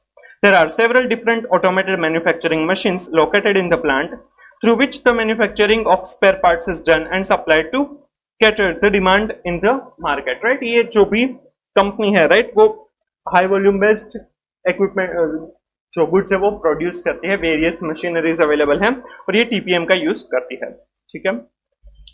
A 12-hour shift is scheduled to produce a spare parts in Kiwi Limited as shown in the schedule below. 12 घंटे की एक shift है। This shift has 3 15 minutes breaks and 10 minutes cleanup period. Her shift में 15 minute के 3 breaks रहते हैं, 3 15 minutes break and a 10 minute cleanup period रहता है। Production schedule for automated machine NZ10 cycle 10 seconds, मतलब कि एक यूनिट बनाने में 10 सेकंड लगते हैं। स्पेयर पार्ट्स मैन्युफैक्चर्ड 3360, एक्चुअल में कितने मैन्युफैक्चर किए हैं? 3360। स्क्रैप कितना हुआ? 75। अनप्लान डाउन टाइम 36 मिनट्स का अनप्लान डाउन टाइम है। Calculate OEE overall equipment effectiveness and comment on it. यहाँ पर अभी 12 आवर्स की एक शिफ्ट है, राइट, तो उसमें 60 मिनट्स रहेंगे, राइट, एक शिफ्ट के अंदर, तो टोटल हो जाएगा 720 मिनट्स। उसमें से हमें ये 15 मिनट्स के 3 ब्रेक मतलब कि 45 मिनट्स और ये 10 मिनट्स का एक क्लीन अप पीरियड है वो हमें माइनस करना होगा 45, और ये 10 मिनट्स का जो क्लीन अप पीरियड है उसको हमें माइनस करना होगा। तो ये जो 65 है उसको हम माइनस करेंगे तो हमें मिलेगा, सॉरी 55 जो है 55 मिनट्स है उसको हम अगर माइनस करेंगे तो हमें मिलेगा 665 मिनट्स। ये हमारा हो जाएगा प्लांट प्रोडक्शन टाइम। इसमें से ये जो 36 मिनट्स का अनप्लान डाउन टाइम है, क्योंकि जो ऑपरेटिंग टाइम है वो कैलकुलेट करना है तो अनप्लान डाउन टाइम है। सेटअप या फिर ऐसे एडजस्टमेंट्स अगर कोई भी कर रहे हैं, फिर कोई भी ऐसे स्टॉपेजेस है या फिर चेंज ओवर टाइम है तो उसको प्लांट प्रोडक्शन टाइम में से हमें माइनस करना होगा। तो ये 36 मिनट्स को हम यहाँ से माइनस करेंगे। ये 36 मिनट्स हम माइनस करेंगे तो हमें क्या मिल जाएगा? ऑपरेटिंग टाइम मिल जाएगा। राइट। तो ये जो ऑपरेटिंग टाइम हमें मिलेगा वो ऑपरेटिंग टाइम को हम डिवाइड करेंगे ये प्लांट प्रोडक्शन टाइम इंटू 100 से, तो हमारा अवेलेबिलिटी रेशियो है वो हमें मिल जाएगा। राइट, ये पहला हमारा रेशियो हो जाएगा। ये जो ब्रेक टाइम है, राइट, तो 15 मिनट्स के 3 ब्रेक्स है, और जो 10 मिनट्स का क्लीन अप पीरियड है वो फिक्स से पहले से होते ही है। प्लांट मेंटेनेंस और प्लांट ब्रेक्स है तो उसको प्लांट प्रोडक्शन टाइम में से पहले से ही हटा देना रहेगा। राइट, हमने जो फॉर्मूलाज देखी थी उसमें हमने ये समझा था, क्योंकि उसमें तो अवेलेबल नहीं है वो पहले से ही हमें पता है। हमें अवेलेबिलिटी ऑफ इक्विपमेंट अगर चेक करनी है तो ये जो प्रिवेंटिव मेंटेनेंस, क्लीन अप है या फिर ब्रेकअप ब्रेक्स जो है, तो वो तो पहले से ही पता है कि वो तो होने ही वाले हैं every shift every day. Right, तो उसको हटा देंगे, फिर ही ये प्लांट प्रोडक्शन टाइम मिलेगा जो है 665 मिनट्स। उसमें से अगर डाउन टाइम हो रहा है, अनप्लान्ड है वो, तो उसको हटा देंगे, तो ऑपरेटिंग टाइम एक्चुअल में अवेलेबिलिटी कितनी थी वो हमें पता चलेगा। राइट, सबसे पहले ये रेशियो देख लेते हैं।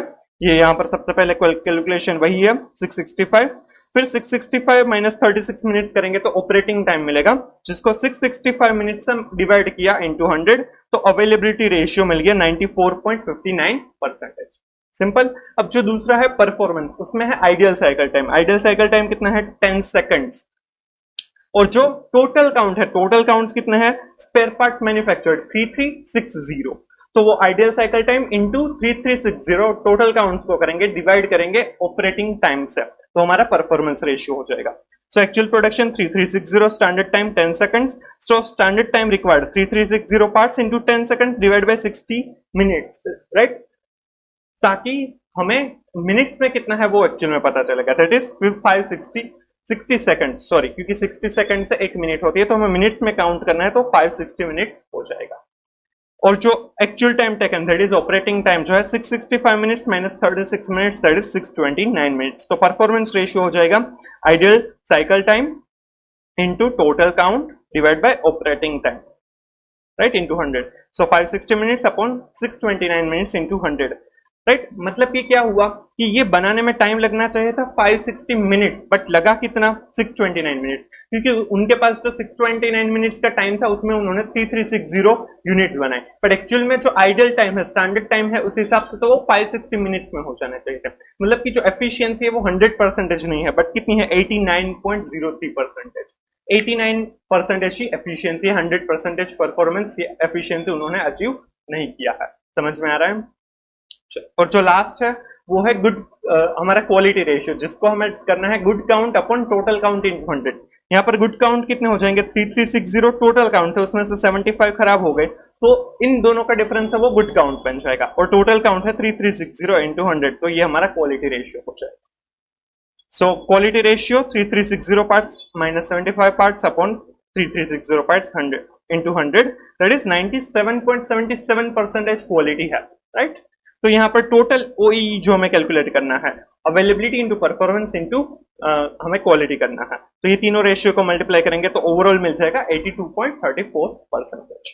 जो अवेलेबिलिटी है वो 94.59% है, और आइडियल होना चाहिए था मोर देन 90%, तो ये अवेलेबिलिटी अच्छी है। परफॉर्मेंस है वो मोर देन 95% होना चाहिए था, ये 89.03 है, तो वो कम है। क्वालिटी है वो मोर देन 99% होना चाहिए था, यहाँ पर 97.77% है, वो भी कम है। और ओवरऑल OEE होना चाहिए था 85% और मोर, तो ये भी कम है। Since the OEE of Kiwi Limited is very close to 85%, that is world-class performance level, the company should take measure to improve it and strive to attain 85% level. 82% है तो 85% अचीव करने की उन्हें ट्राई करनी चाहिए। Availability ratio of machine NZ10 is 94.59%, exceeding the ideal value of 90%, more than 90%, which is good. But the performance and quality ratio need attention as they below their ideal values of 95 and 99% respectively. Simple. Performance और quality में उनको improve करना चाहिए क्योंकि वो ideal ratio से कम है। Clear? तो ये था इलस्ट्रेशन। फिर है connection between TQM and TPM। TQM है टोटल क्वालिटी मैनेजमेंट, जो हमने ऑलरेडी चैप्टर 2 के अंदर समझा है। TPM है टोटल प्रोडक्टिविटी मेंटेनेंस, दोनों के बीच कनेक्शन है, तो वो क्या है वो समझते हैं। The connection between TQM and TPM is summarized below. TQM and TPM make the company more competitive by reducing cost, improving customer satisfaction and slashing lead time. दोनों एक साथ मिलकर कस्टमर सेटिस्फेक्शन बढ़ा सकते हैं, ब्रेकडाउन कम होगा, क्वालिटी इंप्रूव होगी, तो उसी वजह से जो कस्टमर सेटिस्फेक्शन है वो भी बढ़ जाएगा, कॉस्ट भी कम हो जाएगी, जो एट द एंड ऑर्गेनाइजेशन के लिए बेनिफिशियल है। Involvement of the workers in the all faces of TQM and TPM is necessary. TQM और टीपीएम दोनों में ही एम्प्लॉयज वर्कर्स को साथ लेकर चलना होगा, दोनों में ही वर्कर्स का इन्वॉल्वमेंट होगा तभी वो अच्छे से काम कर पाएंगे और उसकी इन्वॉल्वमेंट से इंप्रूवमेंट भी ज्यादा हो पाएगा। Both process requires fundamental training and education for participants. दोनों में ही ट्रेनिंग का इंपॉर्टेंस दिया गया है क्योंकि ट्रेन करेंगे एम्प्लॉयज को तभी प्रोडक्टिविटी या फिर क्वालिटी है वो मेंटेन अच्छे से हो पाएगी। TPM and TQM takes a long time to notice sustained tangible benefits। TPM और TQM में टाइम लगता है क्योंकि जो सस्टेनेबल टेंजिबल बेनिफिट्स है वो आने में, वो रिसीव करने में टाइम लगता है, तो उसके लिए थोड़ी सी पेशेंस चाहिए होगी। Commitment from top management is necessary for success of the implementation. TPM TQM के सक्सेस के लिए, उसके इम्प्लीमेंटेशन के लिए जो टॉप मैनेजमेंट है उनका कमिटमेंट होना चाहिए, उनको अच्छे से फोकस करना चाहिए TPM और TQM के लिए, राइट, तभी अचीव हो पाएगा। क्लियर? तो ये TPM था, टोटल प्रोडक्टिविटी मेंटेनेंस। होपफुली आपको अच्छे से समझ में आ गया होगा। अब OEE के कुछ क्वेश्चन है जो टेस्ट योर नॉलेज में दिए गए हैं, तो वो हम सोल्व करते हैं ताकि हमारा अच्छे से एक्सरसाइज हो जाए। और ये जो क्वेश्चन है भले ही डिस्क्रिप्टिव क्वेश्चन है बट इसमें से MCQs बन सकते हैं, तो आपको ये करके ही जाने चाहिए। और जो भी रिव्यूज आ रहे हैं उसमें जो मॉड्यूल है उसमें से काफी सारे क्वेश्चन या उस टाइप के क्वेश्चन पूछे जाते हैं, तो आपको ये करके ही जाना चाहिए। चलिए, टेस्ट योर नॉलेज में डिस्क्रिप्टिव क्वेश्चंस में ये दे रखे हैं। पेज नंबर 3.51 पर आ जाए। क्वेश्चन नंबर 3 जो है वो TPM OEE का कैलकुलेशन के बारे में, तो वो देखते हैं। Pacific Coast Company Limited manufactures spare parts. It works in 2 shifts of 9 hours for 6 days in a week. 9 hours की 2 शिफ्ट्स है डेली और 6 दिन एक हफ्ते में काम किया जाता है। Lunch break is 30 minutes and other miscellaneous break is add up to 15 minutes. Lunch break है वो हर शिफ्ट में 30 मिनट्स का रहता है और अदर मिसलेनियस ब्रेक है वो 15 मिनट्स तक के रहते हैं, हर शिफ्ट में होता है ये सब कुछ। The following details are collected for the last 4 weeks by the TPM team for one of their important equipment। नीचे कुछ इंफॉर्मेशन है वो पूरे 4 वीक्स की, मतलब कि 1 महीने की हमें इंफॉर्मेशन दी है जो एक इंपॉर्टेंट इक्विपमेंट है उसके बारे में है ये। Hours for plant and preventive maintenance 15 minutes per shift 15 minutes का प्लांट मेंटेनेंस रहता है, preventive maintenance. For breakdown maintenance 6 hour total, ये 4 हफ्ते में 6 आवर्स टोटल ब्रेकडाउन मेंटेनेंस हुआ है। Setup changes 14 hours total, setup changes 14 hours total हुए हैं ये 4 हफ्ते में। पावर फेलियर 4 आवर्स टोटल, 4 घंटे का पावर फेलियर हुआ है। स्टैंडर्ड साइकिल टाइम पर पीस 3 मिनट्स का स्टैंडर्ड साइकिल टाइम है, एक पीस एक यूनिट बनाने में 3 मिनट लगता है, ideal cycle time. Number of parts produced पर शिफ्ट 140, हर शिफ्ट में 140 यूनिट्स बनाए गए हैं। पार्ट्स एक्सेप्टेड पर शिफ्ट 131, उसमें से 131 एक्सेप्ट हुआ है, मतलब कि नो रिजेक्ट हुए हैं, 9 units are rejected. Required calculate OEE, right, OEE calculate करना है। ये डिस्क्रिप्टिव है इसलिए पूरा ही OEE पूछा है, आपको MCQs में अलग अलग रेशियोस क्वेश्चन वाइज पूछ सकता है। चलिए, अब यहाँ पर हमें जो डेटा दिया है वो 4 वीक्स के लिए दिया है, तो अब ये 2 तरीके से सोल्व कर सकता है। जो हमारा अवेलेबिलिटी रेशियो है उसके लिए हमें टाइमिंग कितना हुआ वो देखना है, तो उसके लिए आप 4 हफ्ते के लिए टोटल भी देख सकते हैं या फिर कोई एक शिफ्ट का भी कैलकुलेट करेंगे तो आपको सेम रेशियो मिलेगा। अगर आप पूरे ही 4 वीक्स का कैलकुलेट करेंगे तो यहाँ पर आपको सब कुछ मल्टीप्लाई करते रहना होगा, राइट, जैसे कि 9 hours into 2 shifts into 6 days into 4 weeks, right, तो आपको पूरा टोटल टाइम मिलेगा। और उसके बाद भी ब्रेक्स है, राइट, फिर ये पर शिफ्ट जितना भी दिया है उसको आपको मल्टीप्लाई करना होगा, तो वो बहुत ही बड़ा कैलकुलेशन हो सकता है। उससे बेटर है कि आप पर शिफ्ट आप कैलकुलेशन कर सकते हैं। पर शिफ्ट कैलकुलेट करेंगे तो उसमें क्या होगा कि जो टोटल दिया हुआ है उसको आपको डिवाइड करना होगा विथ टोटल पीरियड जो भी था, उसमें से आपको एक शिफ्ट के लिए कितना टाइम होगा वो आपको कैलकुलेट करना होगा, राइट, तो वो कैलकुलेशन रहेगा। यहाँ पर जो ये लंच ब्रेक है 30 मिनट्स का और 15 मिनट्स का मिसलेनियस ब्रेक है, राइट, वो हमें जो प्लांट प्रोडक्शन टाइम कैलकुलेट करना है उसके पहले ही वो हट जाएगा क्योंकि वो पहले से ही नक्की है कि इतना ब्रेक तो मिलने ही वाला है। इवन ये जो hours for plant preventive maintenance का 15 मिनट्स, तो वो भी माइनस हो जाएंगे, उसी के बाद हमें प्लांट प्रोडक्शन टाइम मिलेगा क्योंकि वो तो अवेलेबल नहीं है, वो पहले से पता है। फिर ये जो ब्रेकडाउन मेंटेनेंस है, राइट, वो हमें प्लांट प्रोडक्शन टाइम में से माइनस करेंगे तो ऑपरेटिंग टाइम मिलेगा। सेटअप चेंजेस को भी हमें माइनस करना होगा, और ये पावर फेलियर को भी माइनस करना होगा, तभी हमें ऑपरेटिंग टाइम मिलेगा, राइट। तभी हम अवेलेबिलिटी रेशियो कैलकुलेट कर पाएंगे, राइट। फिर ये आइडल साइकिल टाइम अवेलेबल है और टोटल काउंट अवेलेबल है, और ऊपर हम ऑपरेटिंग टाइम कैलकुलेट करेंगे तो हमारा जो परफॉर्मेंस रेशियो है वो कैलकुलेट हो जाएगा। गुड काउंट्स 131 है, टोटल काउंट 140 है, इंटू 100 करेंगे तो हमारा क्वालिटी रेशियो भी मिल जाएगा, राइट। चलिए अब इसका आंसर देखते हैं। ये दिया हुआ है आपको पेज नंबर 3.56 पर, calculation of shift sum, right. Days per week है 6 days per week, shift per week है 2, so total working shift per week हो जाएगा 12, और टोटल वीक से 4, तो टोटल 48 शिफ्ट हुई है, राइट। अब ब्रेकडाउन मेंटेनेंस इन मिनट्स कर दिया है, ब्रेकडाउन मेंटेनेंस जो था, राइट, वो टोटल 6 आवर्स का था, तो 6 आवर्स इंटू 60 मिनट्स मतलब कि 360 मिनट्स। सेटअप चेंजेस था इन मिनट्स 840 कर दिया है, वो आई थिंक 14 आवर्स था, तो 14 इंटू 6 कर दिया है 60 मिनट्स जो भी है, राइट।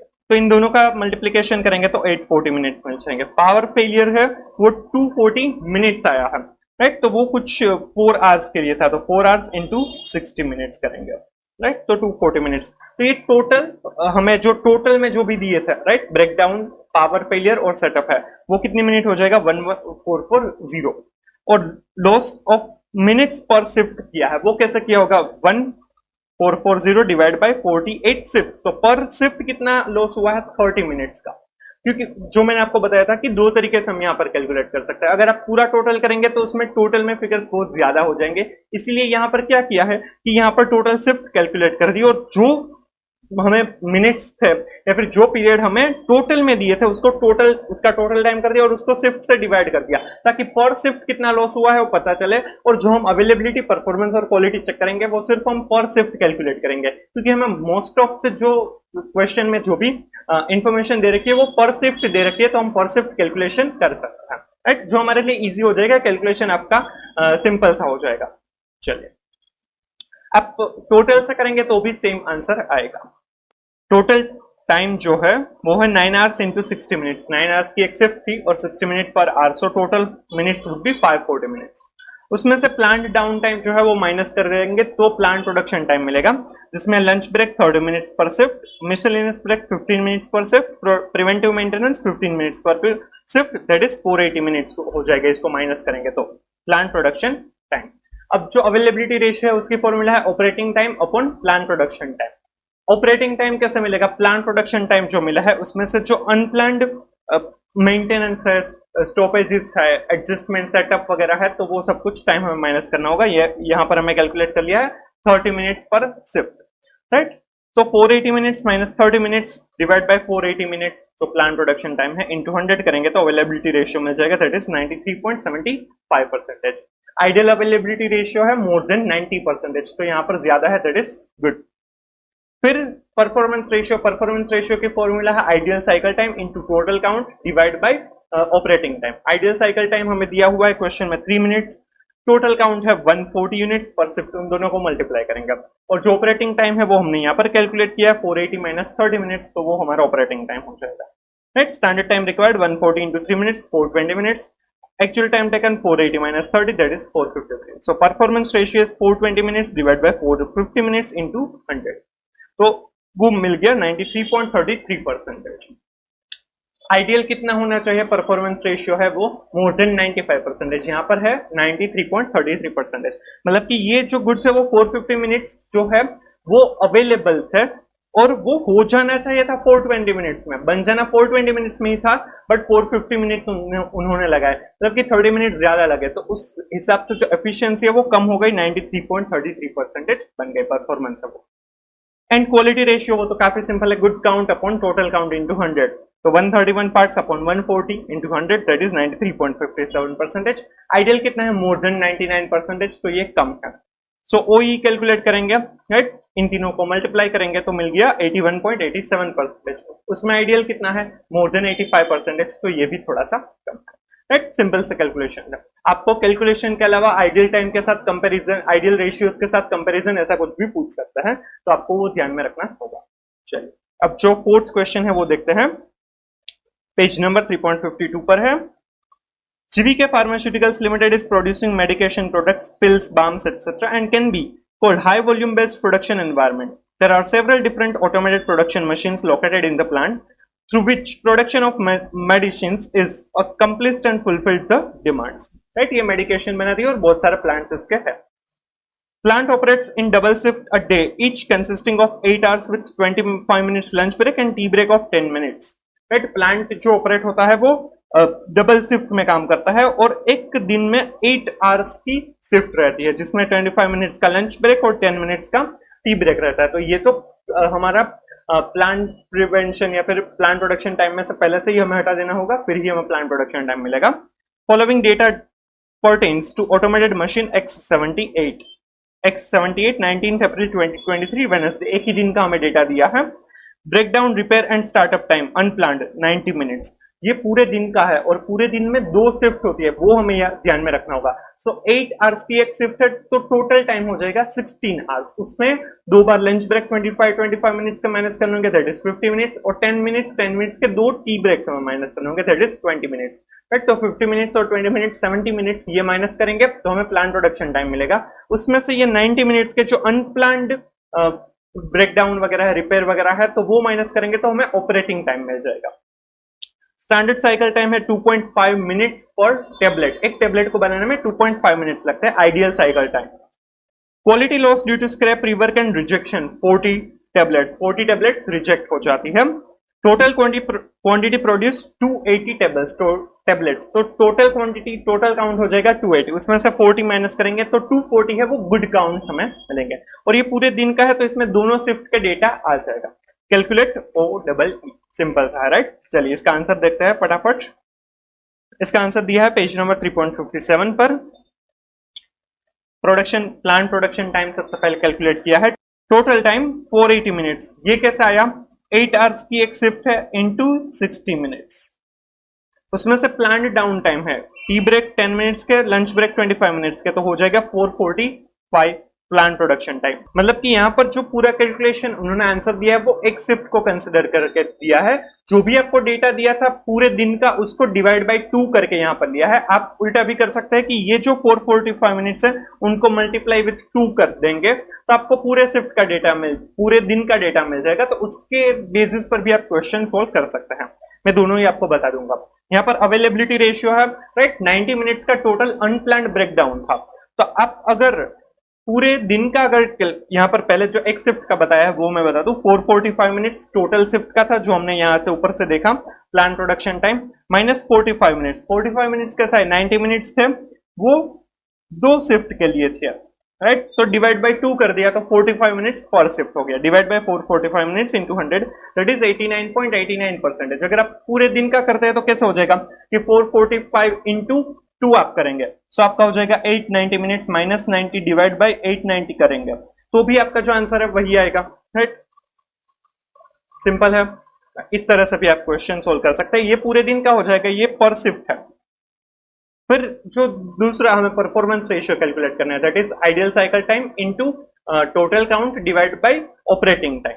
तो उसमें यहाँ पर शिफ्ट किया है, इसीलिए बाकी टोटल प्रोडक्शन कितना हुआ था 280 टेबलेट्स का, यहाँ पर 140 कर दिया है क्योंकि पर शिफ्ट कैलकुलेट किया है. 280 divide by 2 that is 140. 2.5 minutes तो पर यूनिट पर टेबलेट बनाने के लिए टाइम दिया गया है. तो standard time required 140 units into 2.5 minutes, so total 350 minutes. फिर ऑपरेटिंग टाइम तो हमने यहाँ पर देखा 445 माइनस 45. राइट? तो ये 400 मिनट्स हो जाएगा. So performance ratio 350 minutes divide by 400 minutes that is into 100, that is 87.5%. अगर आप पूरे दिन का करते हैं तो क्या करेंगे? 280 minutes into 2.5, 280 units into 2.5 minutes divide by क्या हो जाएगा 800 मिनट्स. ऑपरेटिंग टाइम है जो हमने यहाँ पर देखा था. राइट? तो भी आंसर सेम आएगा, इंटू 100 करेंगे. And third, quality ratio good count upon total count. तो गुड काउंट कितने थे? 40 यूनिट्स खराब हो गए थे पूरे दिन में. तो अगर आप पर शिफ्ट करते हैं तो यहाँ पर डिवाइड बाय 2 करेंगे तो 20 टेबलेट्स हो जाएगा. 140 माइनस 20. राइट? तो आपको मिल जाएंगे गुड काउंट कितने हैं, डिवाइड बाय 140 इंटू 100. अगर आप पूरे दिन का करते हैं तो क्या हो जाएगा 280 minus 40 divide by 280 into 100. Right? तो आपको मिलेगा 85.71%. तो ये टोटल OE इन दोनों का मल्टीप्लीकेशन 67.41%. अब आइडियल अवेलेबिलिटी रेशियो कितना होना चाहिए, मोर देन 90%, यहाँ पर कम है।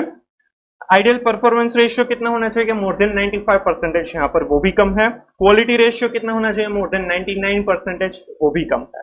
और टोटल ओई कितना होना चाहिए, आइडियल कितना है, मोर देन 85%, वो भी कम है। बट अगर प्रैक्टिकल देखना चाहे जो दूसरे पर्सन ने कहा था तो वो मोर देन 50% रियलिस्टिक है, तो उनसे तो ज्यादा ही।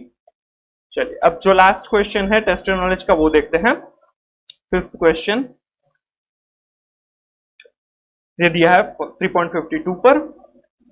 Hindustan Limited supplies the following information relating to vital equipment used in its production activity for April 2023.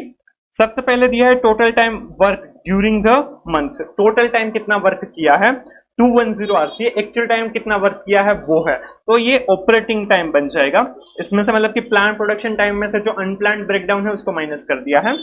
Total production during the month 2800, ये है टोटल काउंट, टोटल काउंट कितना है 2800 units. Number of units accepted out of the total production 2520 units, total production हुआ उसमें से कितने accept हुए, तो ये गुड काउंट बन जाएंगे 2520 units. Standard time for actual production of the month 180 hours, standard time for actual production हमें दे दिया है। जो हमारा परफॉर्मेंस रेशियो होता है तो उसमें जो हम ideal cycle time into total count करते हैं वो हमें दिया है 180 hours, right. Ideal cycle time into total count हमें ऑलरेडी दे दिया है। And total time lost during the month 28 hours, 28 hours का लॉस हुआ है, राइट, मतलब कि ये अनप्लान्ड ब्रेकडाउन है। तो जो भी हम ऑपरेटिंग टाइम प्लस ये जो लॉस्ट टाइम है वो हम करेंगे तो हमें प्लान प्रोडक्शन टाइम मिल जाएगा। समझ में आ रहा है? तो हमारा जो पहला रेशियो होता है अवेलेबिलिटी रेशियो, तो ये 210 आवर्स प्लस 28 आवर्स हमारा प्लान प्रोडक्शन टाइम, तो 210 डिवाइड बाय 238 आवर्स हम करेंगे तो हमारा अवेलेबिलिटी रेशियो मिल जाएगा। फिर जो दूसरा है परफॉर्मेंस रेशियो, तो परफॉर्मेंस रेशियो के लिए ideal cycle time into total count 180 hours हमें दे दिया है, तो 180 divide by operating time that is 210 hours, तो हमारा परफॉर्मेंस रेशियो मिल जाएगा। और तीसरा है क्वालिटी रेशियो, तो उसके लिए 2520 good count upon 2800 total count, तो हमारा क्वालिटी रेशियो मिल जाएगा। सिंपल, यहाँ पर बहुत सारा डेटा दे दिया है ऑलरेडी। अब क्वेश्चंस क्या क्या है, state an appropriate approach to measure the total productivity maintenance performance of an equipment. अच्छा मेजर क्या है टीपीएम को कैलकुलेट करने का, तो ओडब्ल्यू के बारे में आपको समझाना रहेगा। ये वैसे आपको एसपीयूएम में सेल्फ टेस्ट में तो नहीं पूछ सकते, उसमें तो एमसीक्यू क्वेश्चन ही है, बट हाँ आईबीएस में पूछ सकते हैं। Quantify the total productivity maintenance performance of the above mentioned equipment by using approach stated in one above, मतलब कि हमें OEE है वो कैलकुलेट करना रहेगा। Comment the effectiveness of maintenance of equipment, और उसको स्टैंडर्ड के साथ कंपेयर करके हम उसकी इफेक्टिवनेस के बारे में हमें कमेंट करना रहेगा। चलिए इसका आंसर देखते हैं। पेज नंबर 3.58 पर दिया है। सबसे पहले OE क्या है वो सब कुछ समझा है, 6 बिग लॉसेस क्या है, कितना होना चाहिए, कैसे कैलकुलेट करेंगे वो सब कुछ।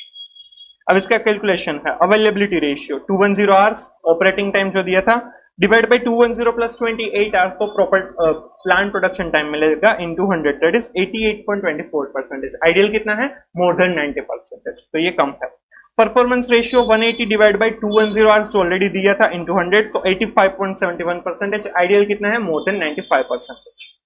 Quality ratio 2520 upon 2800 units into 100, सो 90% क्वालिटी रेशियो। ओडब्ल्यू इन तीनों का मल्टीप्लिकेशन करेंगे 68.06%। क्वालिटी रेशियो आइडियल कितना है 99, मोर देन 99%, तो ये भी कम है। और आइडियल ओडब्ल्यू कितना है 68.06%, तो ये भी जो आइडियल है 85%, मोर देन 85%, तो उससे कम है। ये दूसरे भी तरीके से कर सकता है, ठीक है। Comment, world class OEE is 85% or greater. Hindustan Limited's OEE is somewhere around 68%. It just means that the company got some opportunities for improvement. यहाँ पर improvement हो सकती है। Hindustan Limited may improve OEE by collecting information related to all downtime and losses on equipment, analyzing such information through graphs and charts, making improvement decisions thereon like autonomous maintenance, preventive maintenance, reduction in setup time, etc. and implementing the same। जो TPM के 8 pillars है उसको हम implement करके ये OEE है उनको improve किया जा सकता है। सिंपल, तो ये पूरा OEE और उसके क्वेश्चंस और टीपीएम हमने ऑलरेडी समझ लिया है, वो था। होपफुली आपको अच्छे से समझ में आ गया होगा, राइट। तो चलिए अब समझते हैं 6 सिग्मा, ये दिया हुआ है पेज नंबर 3.37 पर।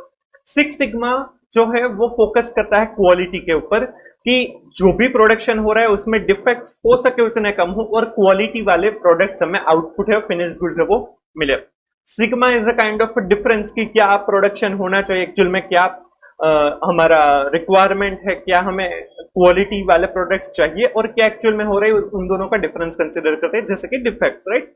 तो 6 सिग्मा वो एक ऐसा मेजरमेंट है कि कितनी डिफेक्ट्स होगी पर मिलियन, मतलब कि 10 लाख यूनिट्स प्रोड्यूस करेंगे तो उसमें सिर्फ 3.4 प्रोडक्ट्स है वो डिफेक्टिव होंगे। वो अचीव करना वो 6 सिग्मा है।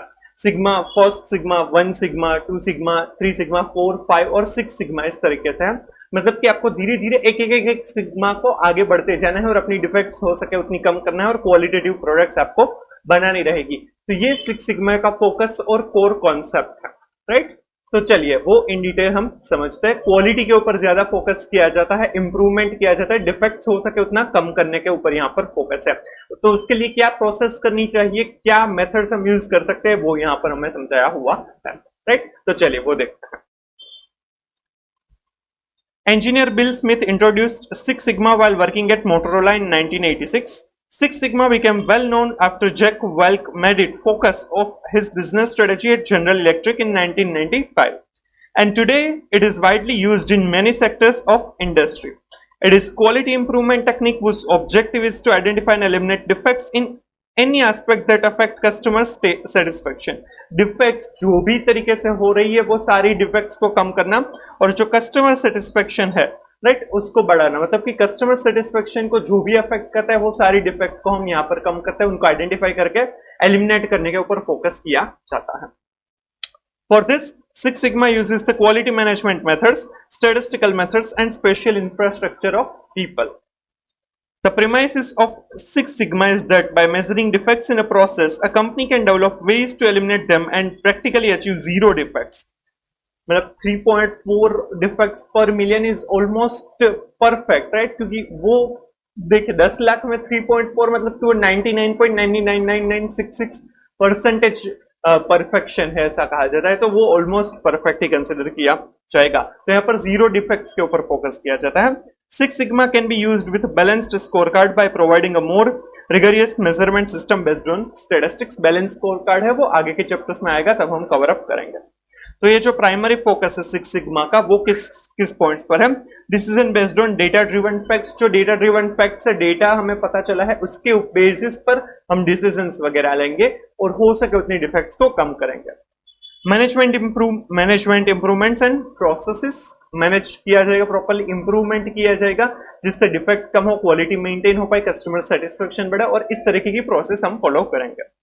प्रोएक्टिव मैनेजमेंट, टीम प्रोएक्टिव, कुछ भी गलत हो उसके पहले ही हम ध्यान रखेंगे ताकि फ्यूचर में कोई प्रॉब्लम ना हो। करेक्टिव नहीं, प्रोएक्टिव, पहले से ही तैयार रहना है। Collaboration within the business, collab करना है, मतलब कि अलग अलग जो डिपार्टमेंट्स हैं उनके साथ हमें कोऑर्डिनेट करना है ताकि अच्छे से प्रोडक्ट को प्रोवाइड किया जा सके, कस्टमर सेटिस्फेक्शन बढ़ सके।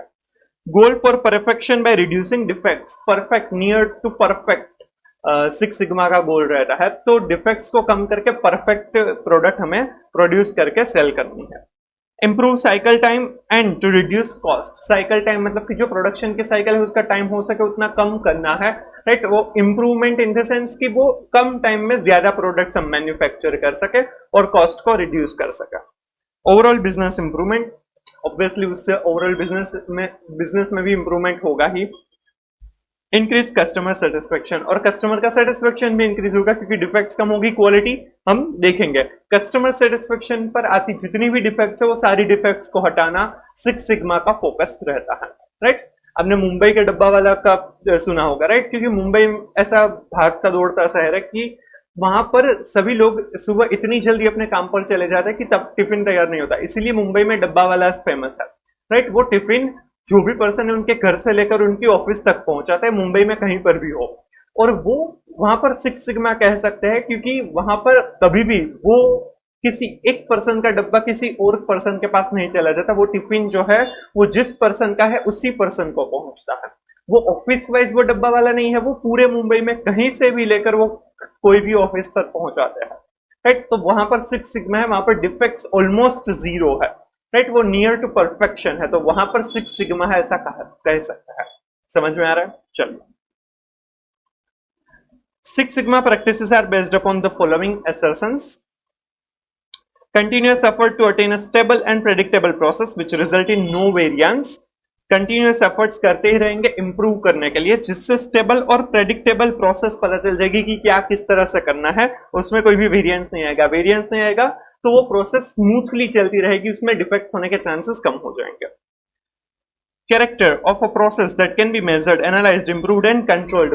जो भी प्रोसेस है उसके कैरेक्टर को मेजर किया जाएगा कि क्या किस तरह से हो रहा है, उसको एनालाइज करके इंप्रूव किया जाएगा और कंट्रोल भी किया जाएगा। जो कोई भी स्टैंडर्ड सेट किया है तो उस हिसाब से ही वो प्रोसेस चल रही है, यानी वो देखा जाएगा, कंट्रोल किया जाएगा। Achieving sustained quality improvement through overall commitment from the entire organization, especially top level management. सारे ही लोग committed है to provide the best products, right, near to perfection. Quality हमें कस्टमर को प्रोवाइड करना है, डिफेक्ट्स को कम करना है। तो सारे ही डिपार्टमेंट, सारे ही जो भी एम्प्लॉइज है, सारे लोग कमिटेड है to provide the best products, और टॉप मैनेजमेंट है वो सबसे ज्यादा उसके लिए कमिटेड है, राइट। तो ये प्रीमाइसेस थे प्रैक्टिसेस के जिसके बेसिस पर ये सिक्स सिग्मा है, ठीक है। Numerical concept of six sigma. Sigma is a statistical term that major how far process deviation from perfection. Process है वो कितनी डेविएट हो रही है, डिफरेंट है देन परफेक्शन, वो परफेक्शन से कितनी दूर है। The higher the sigma number the closer the process is to perfection. जितना उसमें डिफरेंस ज्यादा, मतलब कि वो परफेक्शन ज्यादा है, इसलिए 1 सिग्मा, 2 सिग्मा, 3 सिग्मा और 6 सिग्मा है वो बेस्ट है, क्योंकि वो नियर टू परफेक्शन, उसमें 3.4 डिफेक्ट्स पर million. The value of the defects percentage. 6 sigma is 3.4 defects per million opportunities or getting things right 99.99966% of the time. It is possible to develop ways of reducing defects by measuring the level of defects in a process and discovering the causes. Defects कहाँ पर हो रही है वो identify कीजिए, और वो क्यों हो रही है वो एनालाइज कीजिए, उसके रीजंस क्या है, कॉजेस क्या है, और उस कॉजेस को एलिमिनेट कीजिए, इंप्रूव कीजिए, ताकि डिफेक्ट्स हो वो धीरे धीरे कम हो सके। The value of the defect percentage under various sigma levels. Sigma level यहाँ पर दिया है, defects per million, percentage defective, percentage yield and quality profitability. 1 sigma मतलब 6,91,462 defects per million। 10 लाख में से 6 लाख से ज्यादा, अराउंड 7 लाख तो defects है। तो 69% डिफेक्ट्स है, 31% यील्ड है, 31% हमें अच्छे गुड्स मिल रहे हैं, तो ये ऑलमोस्ट लॉस है। क्वालिटी पर प्रॉफिटेबिलिटी अगर कंसिडर करेंगे तो ये लॉस है। 2 सिग्मा में 3,08,538 डिफेक्ट्स है, दैट इज 31% डिफेक्ट्स है, 69% हमारे लिए अच्छी यील्ड है, गुड प्रोडक्ट्स है। दैट इज नॉन कॉम्पिटिटिव, आप कंपीट नहीं कर पाएंगे, आप भले ही सर्वाइव कर पाएंगे, लॉस नहीं है, आपको लॉस नहीं हो रहा है, बट आप सर्वाइव नहीं कर पाएंगे क्योंकि बहुत सारी डिफेक्ट्स अभी भी है। 3 सिग्मा 66,807 डिफेक्ट्स पर million, 6.7% defects, that is 93.3% yield. Average industries में जनरली इतना होता है, राइट, 6-7% जितने डिफेक्ट्स होती है, 93% अराउंड यील्ड मिलता है। 4 sigma 6210 defects per million, that is 0.62% defects, 99.38% आपको yield मिलता है, that is above average, average से better है। 5 sigma 233 defects per million, 0.023% defects, 99.977% yield, below maximum productivity से थोड़ा सा कम है।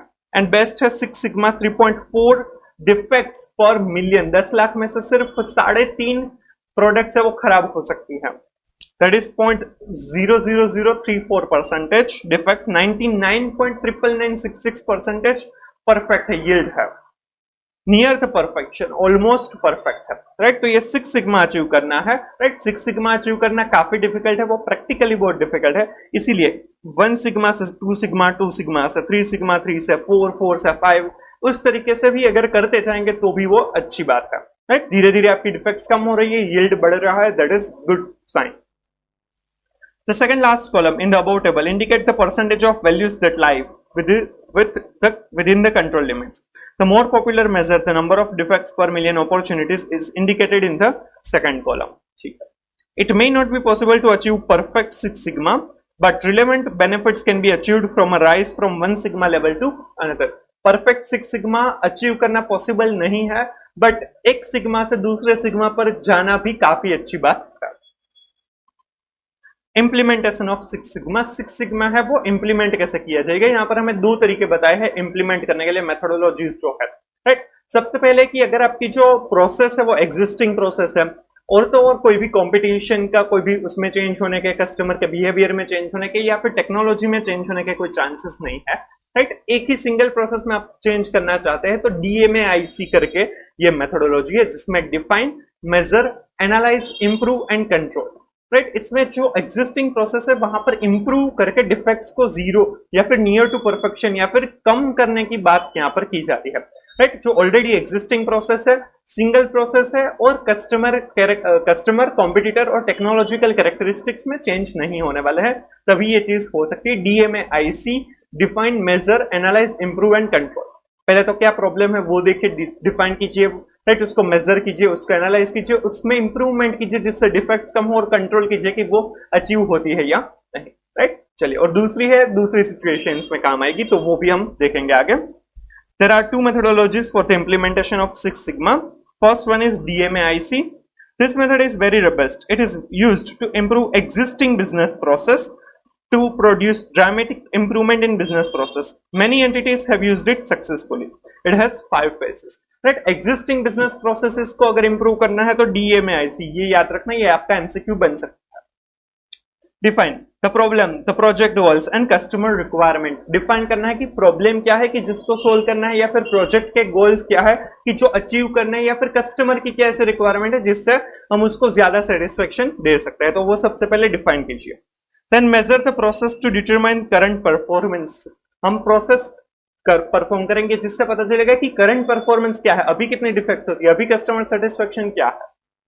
Then analyze the process to determine root cause of variation and poor performance, that is defects. Analyze कीजिए कि कहाँ ऐसे कौन से ऐसे रीजन है जिस वजह से हम ये डिफेक्ट्स होती है या फिर हम अच्छा परफॉर्म नहीं कर पाते, ये पुअर परफॉर्मेंस क्यों होता है, डिफेक्ट्स क्या है वो हमें एनालाइज करने हैं, उसके रीजंस क्या है वो हमें एनालाइज करने हैं। Improve the process by addressing and eliminating the root cause. वो जो रूट कॉज है उसको एलिमिनेट कीजिए, उसको एड्रेस कीजिए जिससे हम इंप्रूव कर सकें, वो डिफेक्ट्स को कम करने के लिए हम फोकस कर सके, एड्रेस कर सके उनको। And control means maintaining the improved process and future process performance. और कंट्रोल का मतलब है कि जो प्रोसेस के लिए हमने इंप्रूवमेंट सजेस्ट किए हैं वो इंप्रूवमेंट फॉलो होते हैं या नहीं, फ्यूचर में भी वो कंटिन्यू होते हैं या नहीं, वो हम देखेंगे। मेंटेनेंस देखना रहेगा, राइट। सो डिफाइन, सबसे पहले डिफाइन कीजिए कि प्रॉब्लम क्या है, कस्टमर रिक्वायरमेंट क्या है या फिर प्रोजेक्ट गोल्स क्या है जो अचीव करने हैं। सेकंड, मेजर कीजिए कि कितना करंट परफॉर्मेंस क्या है, क्या अभी क्या डिफेक्ट्स होती है, कितनी होती है, वो मेजर कीजिए। थर्ड, एनालाइज कीजिए रूट कॉजेज क्या है कि जिस वजह से वो डिफेक्ट्स हो रही है, पुअर परफॉर्मेंस हो रहा है। फोर्थ, इंप्रूव कीजिए कि जिससे वो डिफेक्ट्स कम हो सके और हम अपनी जो प्रोसेसेस है उसमें इंप्रूवमेंट लेकर आ सके, राइट। तो उसके लिए प्रोसेसेस हमें देखने होंगे, रूट कॉज को एलिमिनेट कैसे करना है वो हम देखेंगे। एंड फिफ्थ, कंट्रोल कीजिए कि वो जो भी इंप्रूवमेंट सजेस्ट किया है वो मेंटेन हो पाए, वो अचीव हो पाए और फ्यूचर में भी वो कंटिन्यू हो पाए, right. So DMAIC, define, measure, analyse, improve and control, simple. ये कब किया जाएगा? DMAIC is used under the following circumstances. A product और प्रोसेस एग्जिस्टिंग प्रोसेस या प्रोडक्ट में ही ये किया जाएगा। The project is part of an ongoing continuous improvement process. Ongoing continuous improvement process का पार्ट है, उसको ही improve किया जा सकता है। Only a single process needs to be altered. एक ही प्रोसेस है, एक ही प्रोडक्ट है। Competitors action are stable, customers behavior are unchanging and technology is stable. Right? तो ये 6 ऐसी सिचुएशन है जब आपको DMAIC अप्रोच यूज करना है, राइट। जब प्रोडक्ट या फिर प्रोसेस है वो एग्जिस्ट करती है, अभी करंट प्रोसेस है, उसी में आप देखकर इंप्रूवमेंट कर सकते हैं, राइट। वो कंटिन्यूस इंप्रूवमेंट प्रोसेस है, उसका पार्ट है। थर्ड, सिंगल प्रोसेस है, राइट। एक ही प्रोसेस है, एक साथ बहुत सारी प्रोसेस को हमें इंप्रूव नहीं करना है, एक ही प्रोसेस है, उसको अगर इंप्रूव करना है तो DMAIC is good. Then customer, competitor और जो टेक्नोलॉजी वो एज इट इज स्टेबल है, अनचेंजिंग है, राइट, उसमें चेंजेस नहीं हो रहे, तभी DMAIC आपको यूज करना है। ये 6 पॉइंट्स काफी इंपॉर्टेंट है, इसमें से क्वेश्चन फ्रेम हो सकते हैं, आपको क्वेश्चन पूछ सकता है, सिंपल। चलिए, अब कॉन्सेप्ट इनसाइट दिया है, DMAIC का एप्लीकेशन हमें समझाया है। इन बैंकिंग सेक्टर DMAIC में बी यूज्ड एज फॉलो। ये सारी चीजें भी समझनी जरूरी है क्योंकि ये आपके क्वेश्चन बन सकते हैं, इसमें से आपको MCQs या फिर केस सिनेरियो बनाकर दे सकता है। सबसे पहले define customer satisfaction and loyalty have a significant impact on the financial performance of bank. Six Sigma involves defining objectives and opportunities to improve based on customers' feedback or complaints in discussion with staff. Customer का satisfaction, उनको best services मिले, वो banking sector में काफी important हो सकता है. तो कस्टमर का जो फीडबैक है वो लेकर जो भी स्टाफ मेंबर्स हैं उनके साथ डिस्कस करेंगे तो प्रॉब्लम क्या है और कस्टमर की रिक्वायरमेंट्स क्या है वो हम डिफाइन कर पाएंगे. So first stage is define, right. Second, measure. In this phase, Six Sigma experts deploy quantitative procedures to collect statistical data. Then the statistical data is used for measuring the impact of the various processes on customer satisfaction. यहाँ पर Six Sigma experts picture में involve होंगे और वो major करेंगे, statistically बताएंगे कि कहाँ पर डिफेक्ट्स है, क्या कस्टमर का सेटिस्फेक्शन है, उनकी क्या रिक्वायरमेंट है, वो स्टेटिस्टिकली नंबर्स में न्यूमेरिकली हमें पता चलेगा कि क्या रिक्वायरमेंट्स है. Different processes may have different impact on customer satisfaction. The measurement of the impact of individual processes helps the bank to concentrate on improving the process that have the maximum impact on customer satisfaction. In the banking industry, wait times are said to have the maximum impact on customer satisfaction. Waiting time कितना है? अगर आपका काम फटाफट हो जाता है, bank में आप गए और तुरंत ही आपका काम हो गया तो आपका सेटिस्फेक्शन बढ़ जाता है, आपको सर्विसेज से काफी फायदा होता है, राइट. जनरली बैंक में क्या है, सब कुछ रेगुलराइज्ड है, तो ऑलमोस्ट सभी जगह पर जो इंटरेस्ट वगैरह है वो ऑलमोस्ट सेम मिलता है, बट कस्टमर सर्विसेज है वो सारी बैंक्स में अलग अलग हो सकती है, राइट. इसीलिए कस्टमर सर्विसेज के ऊपर फोकस किया जाएगा और उसमें भी वेटिंग टाइम है वो काफी इंपॉर्टेंट हो सकता है.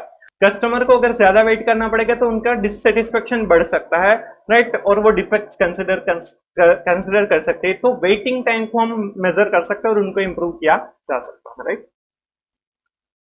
फिर है analyse. In this phase six sigma expert analyse the data collected in accordance with the parameters set for improvement so that the process that directly affect the customer satisfaction can be improved at a minimum cost. यहाँ पर analyse करेंगे कि क्या problem थी customer का dissatisfaction या फिर उनको कैसे और ज्यादा सेटिस्फाई किया जा सकता है वो देखेंगे और उसके ऊपर हम एनालाइज करेंगे कि क्या क्या ऐसे रीजंस है जिसको हम इंप्रूव कर सकते हैं at minimum cost. Then improve. In this phase, experts take corrective measures to improve processes in consultation with staff based on facts and statistics. यहाँ पर एक्सपर्ट जो है वो हेल्प करेंगे कि इंप्रूव कैसे करेंगे, वो स्टाफ और कंसल्टेंट्स जो भी है उन सभी का फीडबैक, उन सभी का जो भी बातें हैं, पॉइंट्स है, वो सब कुछ कंसिडर करके स्टैटिस्टिक्स को ध्यान में रख के इंप्रूवमेंट सजेस्ट किया जाएगा. Advanced statistical tools can also be used to study the impact of the proposed improvement initiative on business process. और जो भी improvements suggest किए है उसकी impact क्या आएगी, right? उससे कितनी डिफेक्ट्स कम होगी, क्वालिटी बढ़ेगी या फिर कस्टमर सेटिस्फेक्शन रिक्वायरमेंट्स अच्छी हो पाएगी, वो कैलकुलेट भी किया जा सकता है. तो स्टैटिस्टिकल टूल्स का यूज करके वो बेनिफिट क्या मिलेगा वो भी यहाँ पर कैलकुलेट किया जाएगा ताकि अच्छे से इंप्रूवमेंट है वो हम इंप्रूवमेंट के ऊपर फोकस कर सका. And last, control. Control system should be put in place to monitor impact of the improvement initiative through periodical review performance. If a business process is still not performing well in accordance with the desired Six Sigma levels, the process is referred back to the defined phase. Control करेंगे जो भी improvement हमने suggest किया है, फिर improvement सोचा है कि इंप्लीमेंट करेंगे, उस प्रोसेसेस को इंप्लीमेंट किया जाएगा और देखेंगे कि क्या उसमें से जो रिजल्ट, डिजायर्ड रिजल्ट था वो मिल रहा है या नहीं, उसको देखेंगे, मेंटेन करेंगे, कंट्रोल करेंगे, मॉनिटर करेंगे, राइट. अगर वो जो भी इंप्रूवमेंट सजेस्ट किया था, जो भी प्रोसेसेस इंप्लीमेंट किए, उससे वो रिक्वायर्ड टारगेट जो है वो अचीव नहीं हो रहा है, तो फिर से डिफाइन, पहले से ये प्रोसेस चालू होगा, फिर से डिफाइन में जाएगा वो प्रॉब्लम और फिर से measure, analyse, improve and control continue करते रहेगा. However, if a small problem is impacting performance, then corrective measures are taken and the whole process is not referred back. अगर कोई छोटी मोटी ऐसी चीज है कि जिसको शायद रिपेयर करके, इंप्रूव करके भी हम इस प्रोसेस को कंटिन्यू कर सकते हैं और कस्टमर सेटिस्फेक्शन को बढ़ा सकते हैं, तो वो सिर्फ उतना ही चेंजेस करेंगे. माइनर चेंजेस से भी अगर वो चेंज हो जाएगा, हमारे लिए पॉजिटिव चेंज लेकर आएगा, तो हम उतना ही करेंगे, राइट. तो ये है DMAIC cycle: define, measure, analyse, improve and control. Simple.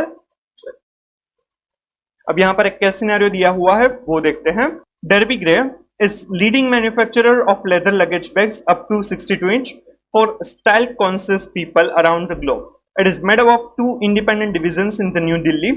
The division MX performs all manufacturing and packaging operations. All sales are made through the division RX, which has 11 retail stores in New Delhi, as well as through Derby Gray's own well-developed website, ये company है जो leather bags बनाती है, right. ये stylish अच्छे से bags बनाती है। इनके न्यू दिल्ली में 2 डिवीजन है। एमएक्स है वो मैन्युफैक्चरिंग और पैकेजिंग वगैरह करता है, आरएक्स है वो सेलिंग वगैरह करता है। तो यहाँ पर उनके 11 रिटेल स्टोर्स और वेबसाइट से भी वो सेल करते हैं। Derby Gray also have retail operations in Dubai, Kuala Lumpur, Bangkok as well as in Singapore. This overseas business operates as independent subsidiaries within division RX. वो फॉरेन कंट्रीज में भी वो सेल करते हैं और वहां पर RX की सब्सिडरीज है वो उस सारी कंट्रीज में सेल करते हैं। Derby Gray revolutionized the industry by offering cheap but stylish luggage bags. Derby Gray is able to keep its prices low by offering a very basic level of services. ये रिवॉल्यूशनराइज किया, कैसे किया उन्होंने industry को? Cheap, मतलब कि सस्ता but stylish bag offer कर रहे हैं। क्यों चीप है उसके बैग्स? क्योंकि वो काफी बेसिक सर्विसेज जो जरूरी है उतना ही देते हैं, ज्यादा सर्विसेज नहीं देते तो कॉस्ट नहीं होता और वो अपने प्राइसेस चीप रख सकते हैं, कम प्राइसेस पर भी वो बेच सकते हैं। Luggage bags are sold in boxes for customer to assemble themselves and all deliveries are made through third party distributor Costa Cruise. Right, वो क्या करता है कि सारी जो चीजें हैं वो एक बॉक्स में पैक करके देते हैं, असेंबल कस्टमर को खुद करना है और डिलीवरी जो है वो ये कोस्टा क्रूज के थ्रू करवाता है। ये थर्ड पार्टी डिस्ट्रीब्यूटर है।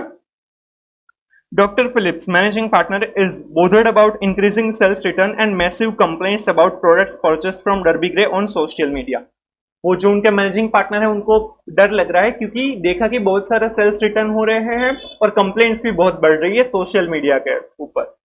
With the concern, Dr. Phillips has appointed you as a performance management expert to help the firm to execute the Six Sigma technique to reduce the number of sales return and to evaluate the firm's existing performance. आपको management expert के performance management expert के हिसाब से आपको appoint किया है। आपको six sigma apply करना है और जो सेल्स रिटर्न है उसको कम करना है। Dr. Phillips has heard that Six Sigma analysis involves large quantities of data. Dr. Phillips stated, I am not confident in our current IT system. I doubt whether the system would be able to identify the required data related to cutting, preparation, closing, last, etc. This manufacturing subdivisions may be root cause of the problem. But the quarterly compiled sales return data lacking enough detail. We may need to do more analysis on customer satisfaction and manufacturing quality. Mr. Phillips जो है right, उनको ये doubt है कि वो six sigma के लिए enough data provide नहीं कर पाएंगे क्योंकि उनका आईटी सिस्टम के पास इतनी इनफ डेटा नहीं है। कस्टमर की जो रिटर्न आता है वो क्यों हो रहा है उसका इनफ डेटा नहीं है, सेल्स रिटर्न क्यों हो रहा है वो बहुत ही डेटा अवेलेबल नहीं है, तो वो डेटा इनफ अवेलेबल नहीं है। और फोकस किसके ऊपर करना है कि जो कस्टमर सेटिस्फेक्शन और मैन्युफैक्चरिंग क्वालिटी है उसके ऊपर फोकस करने के लिए वो सोच रहा है। You have been given access to feedback given by customers for returning goods to measure existing performance in this area. आपको डेटा दिया गया है कि फीडबैक क्या है कस्टमर्स का, क्यों वो रिटर्न कर रहे हैं। Difficult to assemble or pieces missing 47%. 47% जो पीपल है उनको वो असेंबल करना नहीं आ रहा है या फिर कोई जो नेसेसरी पीसेस है वो मिसिंग है। Bags were not as demanded 24%, poor quality 19%, arrived damaged 9%, arrived late 1%. ये सारे रीजंस है और उसी वजह से रिटर्न हुआ है। मतलब कि ये 100% जो रिटर्न हुआ है उसका यहाँ पर हमें क्लासिफिकेशन दिया हुआ है। Required advise managing partner on Six Sigma implementation to reduce the number of sales return using the DMAIC method. हमें यहाँ पर DMAIC मेथड को यूज करके जो सिक्स सिग्मा है वो इम्प्लीमेंट करवाना है, तो कैसे करवाएंगे जिससे सेल्स रिटर्न है वो कम हो सका। तो ये जो कस्टमर का फीडबैक मिला है उसके ऊपर फोकस करके हम ये DMAIC अप्लाई करेंगे और सिक्स सिग्मा अचीव करने के ट्राई करेंगे। चलिए इसका आंसर देखते हैं। वैसे ये आपको theoretical question, descriptive question SPOM में तो नहीं पूछने वाले हैं, बट इसमें से MCQs बन सकता है, इसलिए ये करना जरूरी है और IBS के लिए भी ये नेसेसरी हो जाएगा। चलिए, DMAIC is a methodology of Six Sigma used to improve existing business process. It is advisable for the managing partner to execute the following phase of DMAIC. Define the process. This phase emphasizes exactly what the customer's requirements are. In this case, focus is precisely on why bags are returned. Define हमें यहाँ पर customer के requirement क्या है या फिर problem क्या है वो डिफाइन करना है। तो सबसे पहले तो ये समझना है कि कस्टमर का जो भी रिटर्न हो रहा है वो क्यों रिटर्न हो रहा है। The objective of the process needs to be clear, as in this case, to reduce the number of customer return. Customer expects certain minimum requirements from the manufacturing and packaging process. For example, that the bags are properly packed in boxes. Right? जो भी customer return कर रहे हैं तो मतलब उनके requirement के हिसाब से नहीं है, तो हमें हो सके उतना रिटर्न को कम करना है। तो कस्टमर की कुछ बेसिक रिक्वायरमेंट हो सकती है कि इस तरीके का मैन्युफैक्चरिंग होना चाहिए या फिर इस तरीके से पैकेजिंग होना चाहिए, तभी वो हमारे लिए यूजफुल हो सकता है, तो वो हमें ध्यान में रखना होगा। They also expect the goods to be delivered undamaged within a reasonable time and at the time and date committed. वो ये ऐसा भी एक्सपेक्ट कर सकते हैं कि जो भी गुड्स है वो अनडैमेज्ड हो, उसमें कोई भी डैमेज ना हो। तो यहाँ पर डैमेज की वजह से भी अराउंड 9% रिटर्न हुआ है, और टाइमली डिलीवरी भी होना चाहिए। 1% डिले उस 1% रिटर्न उस वजह से हुआ है। जो भी डेट और टाइम कमिट किया है उसी टाइम पर वो रिसीव होना चाहिए। Further the customers perception of quality should coincide with the price paid. Through different customers may have different expectation. जितना प्राइस पे किया है उस हिसाब से क्वालिटी भी होनी चाहिए, वर्थ ही होना चाहिए जितना आपने पे किया है, राइट। और ये कस्टमर टू कस्टमर वो जो सारी एक्सपेक्टेशन रिक्वायरमेंट्स है वो चेंज हो सकती है। Then measure the existing process. Existing process जो है उनको मेजर कीजिए कि क्या कितना प्रॉब्लम है, कितनी डिफेक्ट्स है। This phase measure the process to determine existing performance. In this case, the sales return figures do not show a complete picture as to why customer return bags. Which of the classes belong to poor packaging? Which belongs to defective item? Which belongs to activities of other subdivisions, etc. Return किए गए हैं उसके percentages है, but में जो problems बताई गई है उसको डिफाइन नहीं किया। किसको पुअर पैकेजिंग कहा जाएगा, राइट, किसको डिफेक्टिव आइटम कहा जाएगा, वो यहाँ पर डिफाइन नहीं किया गया है। The ambiguity of the data and the classification of definitions will need to be addressed to enable the process to be measured effectively. वो कस्टमर का फीडबैक है, तो कस्टमर का फीडबैक है वो अपने हिसाब से सोचा होगा। शायद उन्होंने लिखा डिफेक्टिव हो, बट एक्चुअली में डिफेक्टिव ना हो, उनको प्रॉपर्ली असेंबल करना ना आया हो, असेंबली के टाइम पर उन्होंने कुछ तोड़ फोड़ दिया हो, ऐसा भी हो सकता है। तो वो प्रॉपर्ली जो प्रॉब्लम है उसको डिफाइन नहीं किया गया है, वो एम्बिग्यूटी है उसमें, राइट, प्रॉपर्ली क्लियर नहीं है कि क्या प्रॉब्लम है, तो वो पहले ध्यान में रखना होगा। Then analyze this phase detects the root cause of the problems. Possible root cause of sales return are as follows. Sales return के क्या-क्या root causes हैं? सबसे पहला है difficult to assemble or piece missing, that is 47% return इस वजह से हुआ है। Returns could be because the bags were not manufactured or packed properly in the MX division, but they could also be due to poor design, customers losing pieces, or simply being unable to assemble the bag. यहाँ पर MX जो department है जो manufacture करता है और packaging करता है, उनकी भी गलती हो सकती है कि उन्होंने प्रॉपरली मैन्युफैक्चर नहीं किया, पैकिंग नहीं किया, या फिर कस्टमर ने खुद ने घुमा दिया कोई भी पीसेस को, ऐसा भी हो सकता है। डिजाइन बराबर ना हो, ऐसा भी हो सकता है। तो ऐसे रीजंस है। तो वो एक्चुअल में 47% रिटर्न हुआ है। उसमें से ये जो सारे रीजंस हमने देखे कि MX डिवीजन की गलती है, या फिर डिजाइन बराबर नहीं है, या फिर कस्टमर की गलती है, तो वो सब कुछ, वो 47% का बाइफर्केशन हमारे पास नहीं है, वो हमें एनालाइज करना होगा। फिर हमें पता चलेगा कि उसमें कहां पर इंप्रूवमेंट करना है, डिजाइन को अच्छा बनाना है, या फिर MX डिवीजन है उनको ज्यादा काम करना चाहिए, या फिर कस्टमर को समझाना है कि भाई आप इस तरीके से असेंबल करें। Bags were not as demanded and poor quality, जो दो दूसरी डिफेक्ट्स बताई थी कि जिस वजह से रिटर्न हो रहा है कि वो बैग्स जो है वो डिमांड के हिसाब से, रिक्वायरमेंट के हिसाब से नहीं है, या फिर पुअर क्वालिटी के है, तो वो टोटल 43% होते हैं। दो अलग अलग डिफेक्ट्स बताई थी। Return could be due to defective manufacture और if the customer had merely changed their minds and no longer required the bag. हो सकता है कि पहले सोचा था कि चलो ये बैग हम ले लेंगे, बट अब जो रिटर्न पॉलिसी काफी इजी हो चुकी है, इसलिए कई बार कैसा होता है कि चलो पहले मंगवा लिया, फिर ऐसा लगेगा तो रिटर्न कर देंगे, राइट। तो वो रिटर्न ऐसे भी कर दिया, माइंड चेंज हो गया। In bags were not as demanded, identification of defective items are too vast. Defective है या फिर नॉट एज डिमांडेड, वो काफी वास्ट है, वो कस्टमर के ऊपर टोटली बन जाएगा, राइट। उनका जो पर्सपेक्टिव है, उनका थिंकिंग है, उसके ऊपर डिपेंडेबल होगा। तो वो एनालाइज करना, उसके रूट कॉजेस को एनालाइज करना काफी डिफिकल्ट पार्ट है। Then arrived damaged 9%. It may be the customer wrongly classified defective bags as damaged. Though bags may become damaged by the cost accrues, only a small number of returns relate directly to them. Right? 9% है उनका है कि arrived damage. इसमें ऐसा भी हो सकता है कि जो cost accrues, जो डिस्ट्रीब्यूटर है, उनकी गलती है, उन्होंने प्रॉपरली डिलीवरी नहीं किया, उन्होंने केयरफुली हैंडल नहीं किया है, उस वजह से वो खराब हो गए, टूट फूट गए, राइट। तो ऐसा हो सकता है, तो उसमें शायद गलती कॉस्ट अक्रूज की है। Arrived late 1%. Reasons of arrived late could be either Costa Cruz could not make delivery on time or MX division could not complete the order in time.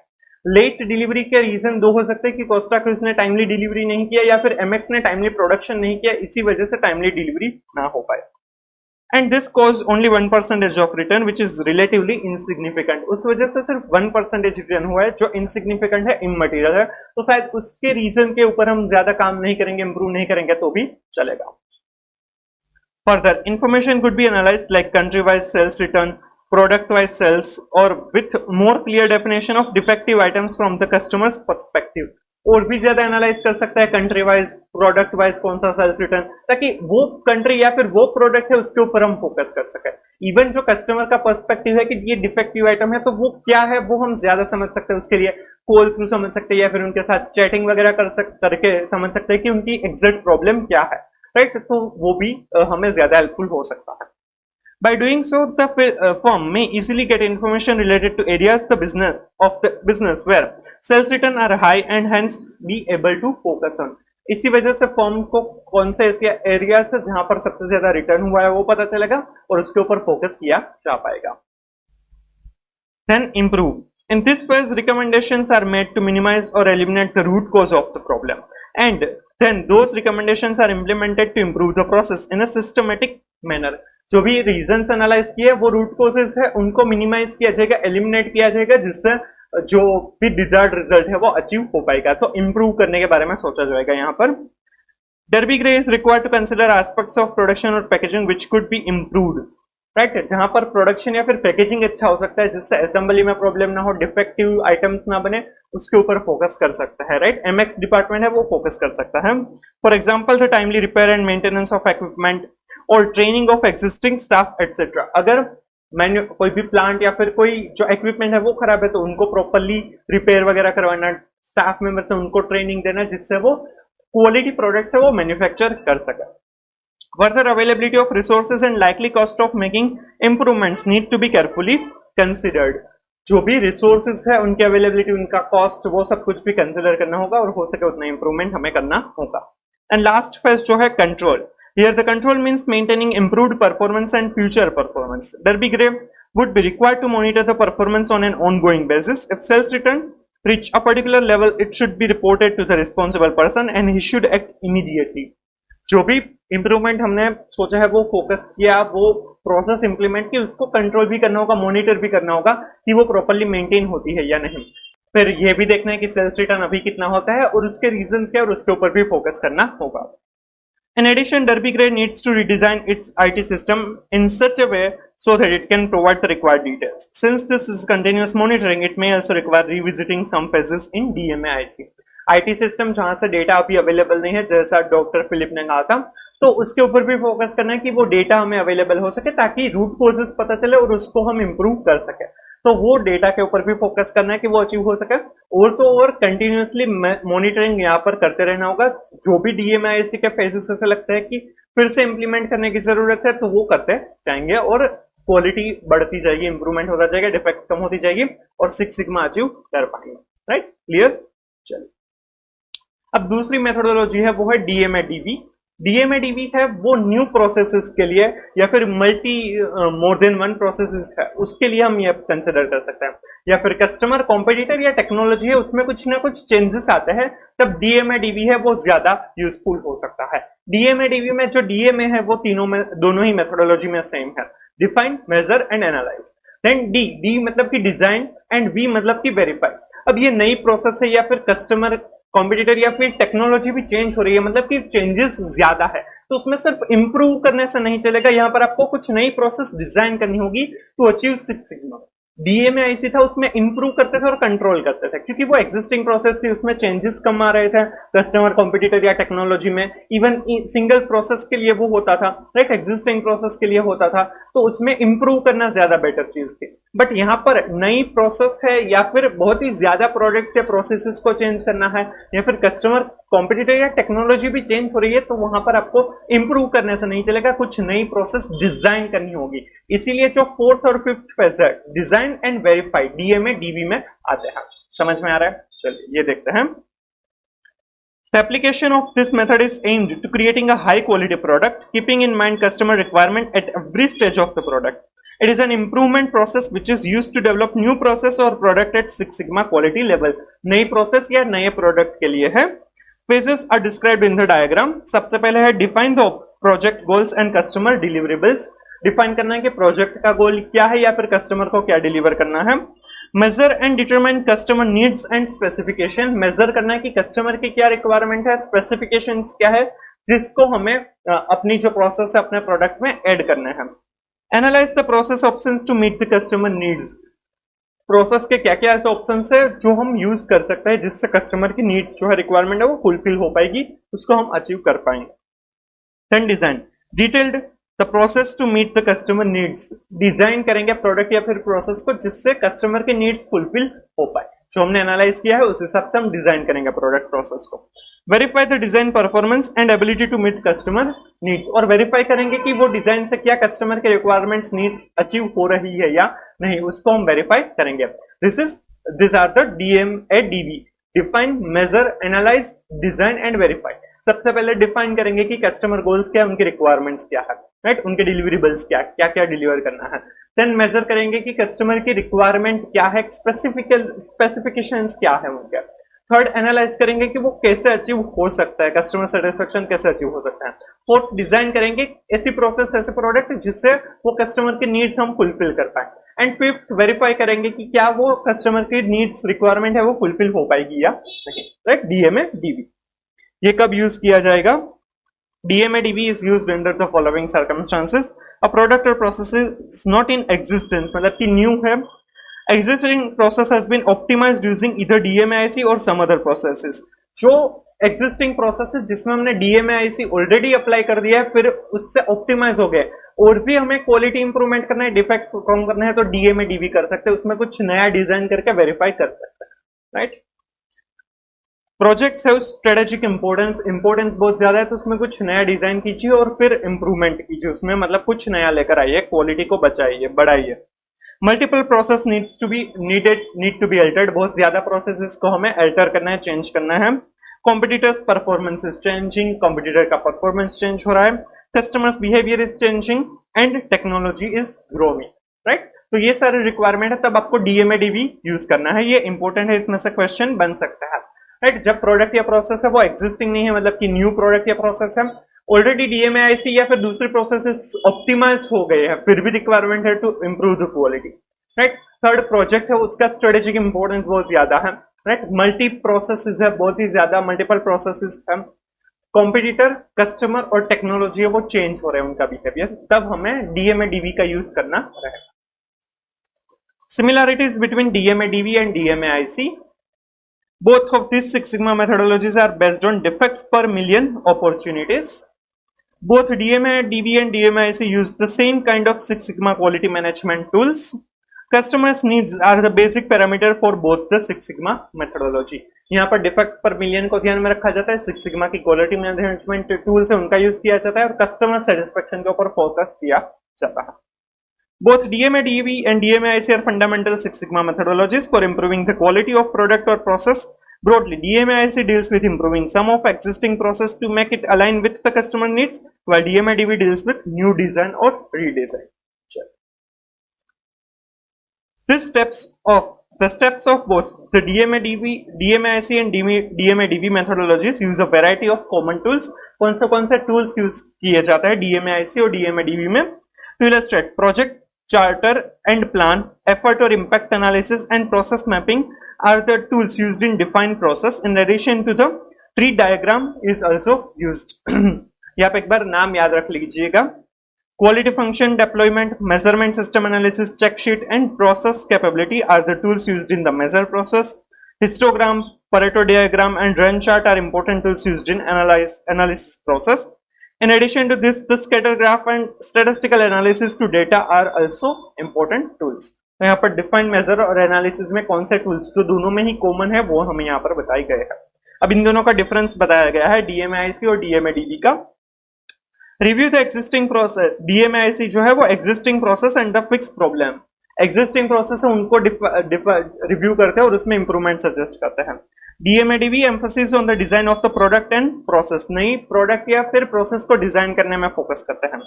DMIC more reactive process, जो है already उसमें अब change क्या करना है वो react करते हैं। DMADV प्रोएक्टिव, पहले से ही अब क्या चेंज कर सकते हैं, पहले से क्या ध्यान में रखना है वो DMADV में फोकस रहता है। DMIC increases the capability, DMADV increases the capacity, right? Rupee benefit are quantified rather quickly, फटाफट पता चल जाएगा कि उसमें रूपी बेनिफिट कितना हुआ।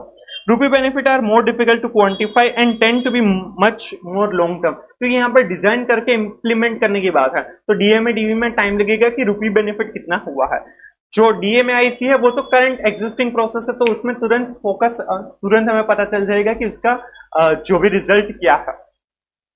Examples of DMAIC problem solving method: reduce the cycle time to process a patent, reduce the cycle time, production के प्रोसेस जो है उसको फटाफट करेंगे। reduce the number of errors in the sales list, improve search time for critical information। while DMADV examples है add a new service, नई service को add करना है, create a real time system, create a multiple source lead tracking system, simple। फिर है limitations of Six Sigma। Six Sigma is focus on quality only, यहाँ पर quality के ऊपर सबसे ज्यादा फोकस किया जाता है, कॉस्ट रिडक्शन के ऊपर फोकस नहीं किया जाता। क्वालिटी कैसे इंप्रूव करनी है, राइट, हो सके उतना हमें नियर टू परफेक्शन जाना है। Six sigma does not work well with intangible results, उसके इंटेंजिबल रिजल्ट्स क्या है वो नहीं देखा जा सकता, टेंजिबल रिजल्ट्स, किस तरह से क्वालिटी इंप्रूव हुई, डिफेक्ट्स कम हुई, वो देखना है। Substantial infrastructure investment is required, क्योंकि अब कुछ ना कुछ जो भी ऑलरेडी एग्जिस्टिंग प्रोसेसेस है उसको इंप्रूव करते हैं या फिर नई प्रोसेस नई सर्विस वगैरह ऐड करते हैं, तो उससे जो इंफ्रास्ट्रक्चर इन्वेस्टमेंट है वो बहुत ही ज्यादा हो सकता है। Six sigma is complicated for some task, not all products need to meet six sigma standards. Six sigma focuses on specific type of process only, कुछ प्रोसेसेस है उसी में जनरली सिक्स सिग्मा हो सकता है और उसी के ऊपर फोकस कर सकता है। There are lot of real-time barriers that need to be resolved while translating the theoretical concepts into practical applications। आपको क्वालिटी बढ़ानी है, डिफेक्ट्स कम करनी है, तो वो अचीव करना पेपर में बहुत ही इजी लगता है, बट वो प्रैक्टिकली इंप्लीमेंट करना काफी डिफिकल्ट हो सकता है, राइट। तो ये सारी लिमिटेशंस है, क्वालिटी के ऊपर सबसे ज्यादा फोकस किया जाता है, राइट, इंटेंजिबल रिजल्ट्स को इग्नोर किया जाता है, सब्सटेंशियल इंफ्रास्ट्रक्चर इन्वेस्टमेंट चाहिए होगा, कुछ टास्क के लिए ये कॉम्प्लिकेटेड हो सकता है, सारी जगह सारे ही प्रोडक्ट्स में सिक्स सिग्मा स्टैंडर्ड अचीव नहीं हो सकता है, कुछ टाइप के प्रोसेसेस पर फोकस ज्यादा रहता है और प्रैक्टिकली अचीव करना डिफिकल्ट हो सकता है।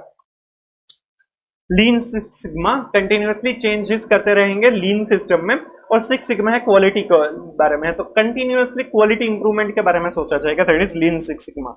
Lean Six Sigma is the combination of Lean and Six Sigma which help to achieve greater results that had not been achieved if Lean Six Sigma would have been used individually.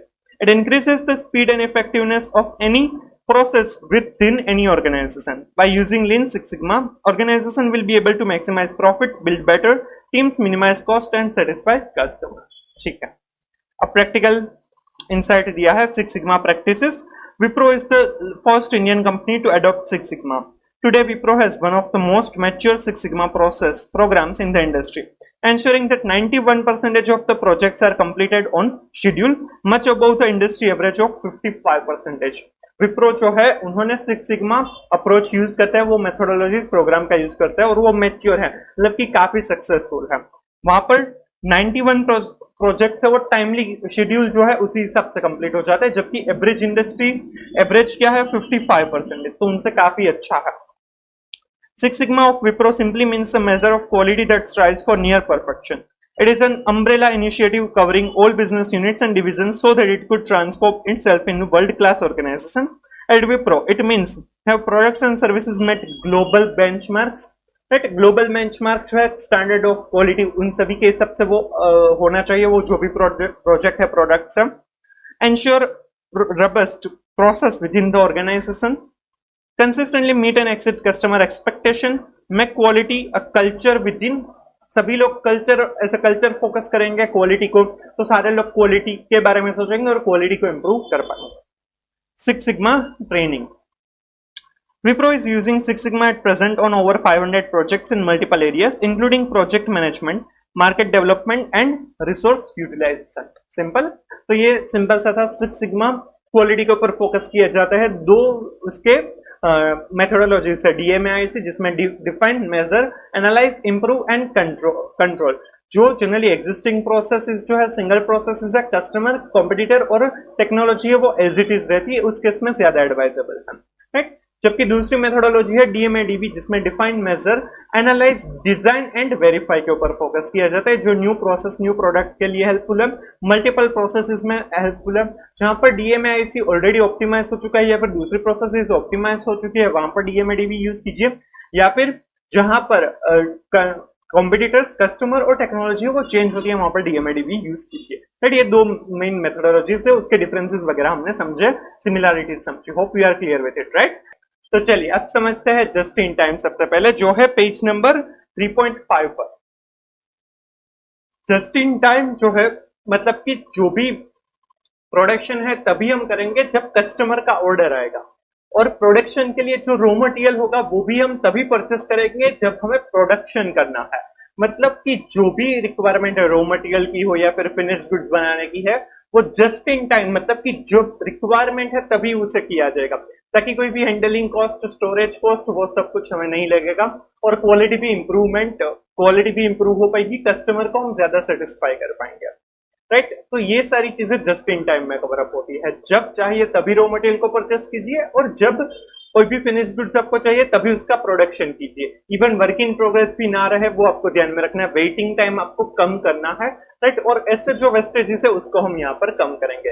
Lean system का जो concept या फिर inner core concept है वो यही है कि improvement करना है और धीरे धीरे छोटा छोटा कॉस्ट हमें रिड्यूस करना है। तो जस्ट इन टाइम उसमें काफी इंपॉर्टेंट टॉपिक है, और ये फुल सिस्टम सप्लाई चेन में जो फुल सिस्टम है उसके ऊपर वर्क करता है। सप्लाई चेन जो हमने चैप्टर 2 में समझा था, तो उसमें दो तरीके से सप्लाई चेन वर्क कर सकता है, एक तो पुश सिस्टम और एक पुल सिस्टम। पुश सिस्टम जो है वो ट्रेडिशनल सिस्टम है, जहां पर सप्लायर सप्लाई करता है प्रोडक्शन। अब प्रोडक्शन जो किया जाता है वो मार्केट डिमांड क्या होगी उसको एस्टिमेट करके प्रोडक्शन किया जाता है, और वही जो प्रोडक्शन किया है वो मार्केट में दिया जाता है, और कस्टमर जो अवेलेबल होगा उसे परचेस करेगा। जबकि पुल सिस्टम में कस्टमर जो ऑर्डर देता है उस हिसाब से प्रोडक्शन होता है, प्रोडक्शन के हिसाब से सप्लायर सप्लाई करता है, राइट। तो ये जो जस्ट इन टाइम है ये पुल सिस्टम पर वर्क करते हैं सप्लाई चेन मैनेजमेंट में, जहां पर कस्टमर का ऑर्डर आता है तब प्रोडक्शन किया जाता है, और प्रोडक्शन जब करना है तब रॉ मटेरियल परचेस किया जाता है। तो यहाँ पर जस्ट इन टाइम परचेस और जस्ट इन टाइम प्रोडक्शन है, ये इंपॉर्टेंट पार्ट है, ये कवर अप होते हैं। बट ये जब भी प्रोडक्शन करना है तभी परचेस करना, और जब कस्टमर को हमें सेल करना है तभी प्रोडक्शन करना है, ये इतना भी इजी नहीं है। उसके लिए बहुत सारी चीजों पर ध्यान रखना होगा, क्योंकि जब भी हमें अगर प्रोडक्शन करना है तब रॉ मटेरियल तुरंत आना चाहिए, मतलब कि सप्लायर तुरंत हमें जो भी गुड्स चाहिए वो पहुंचा देने चाहिए, डिलीवरी हो जानी चाहिए, और वो क्वालिटेटिव गुड्स भी होनी चाहिए, क्वालिटी रॉ मटेरियल होने चाहिए।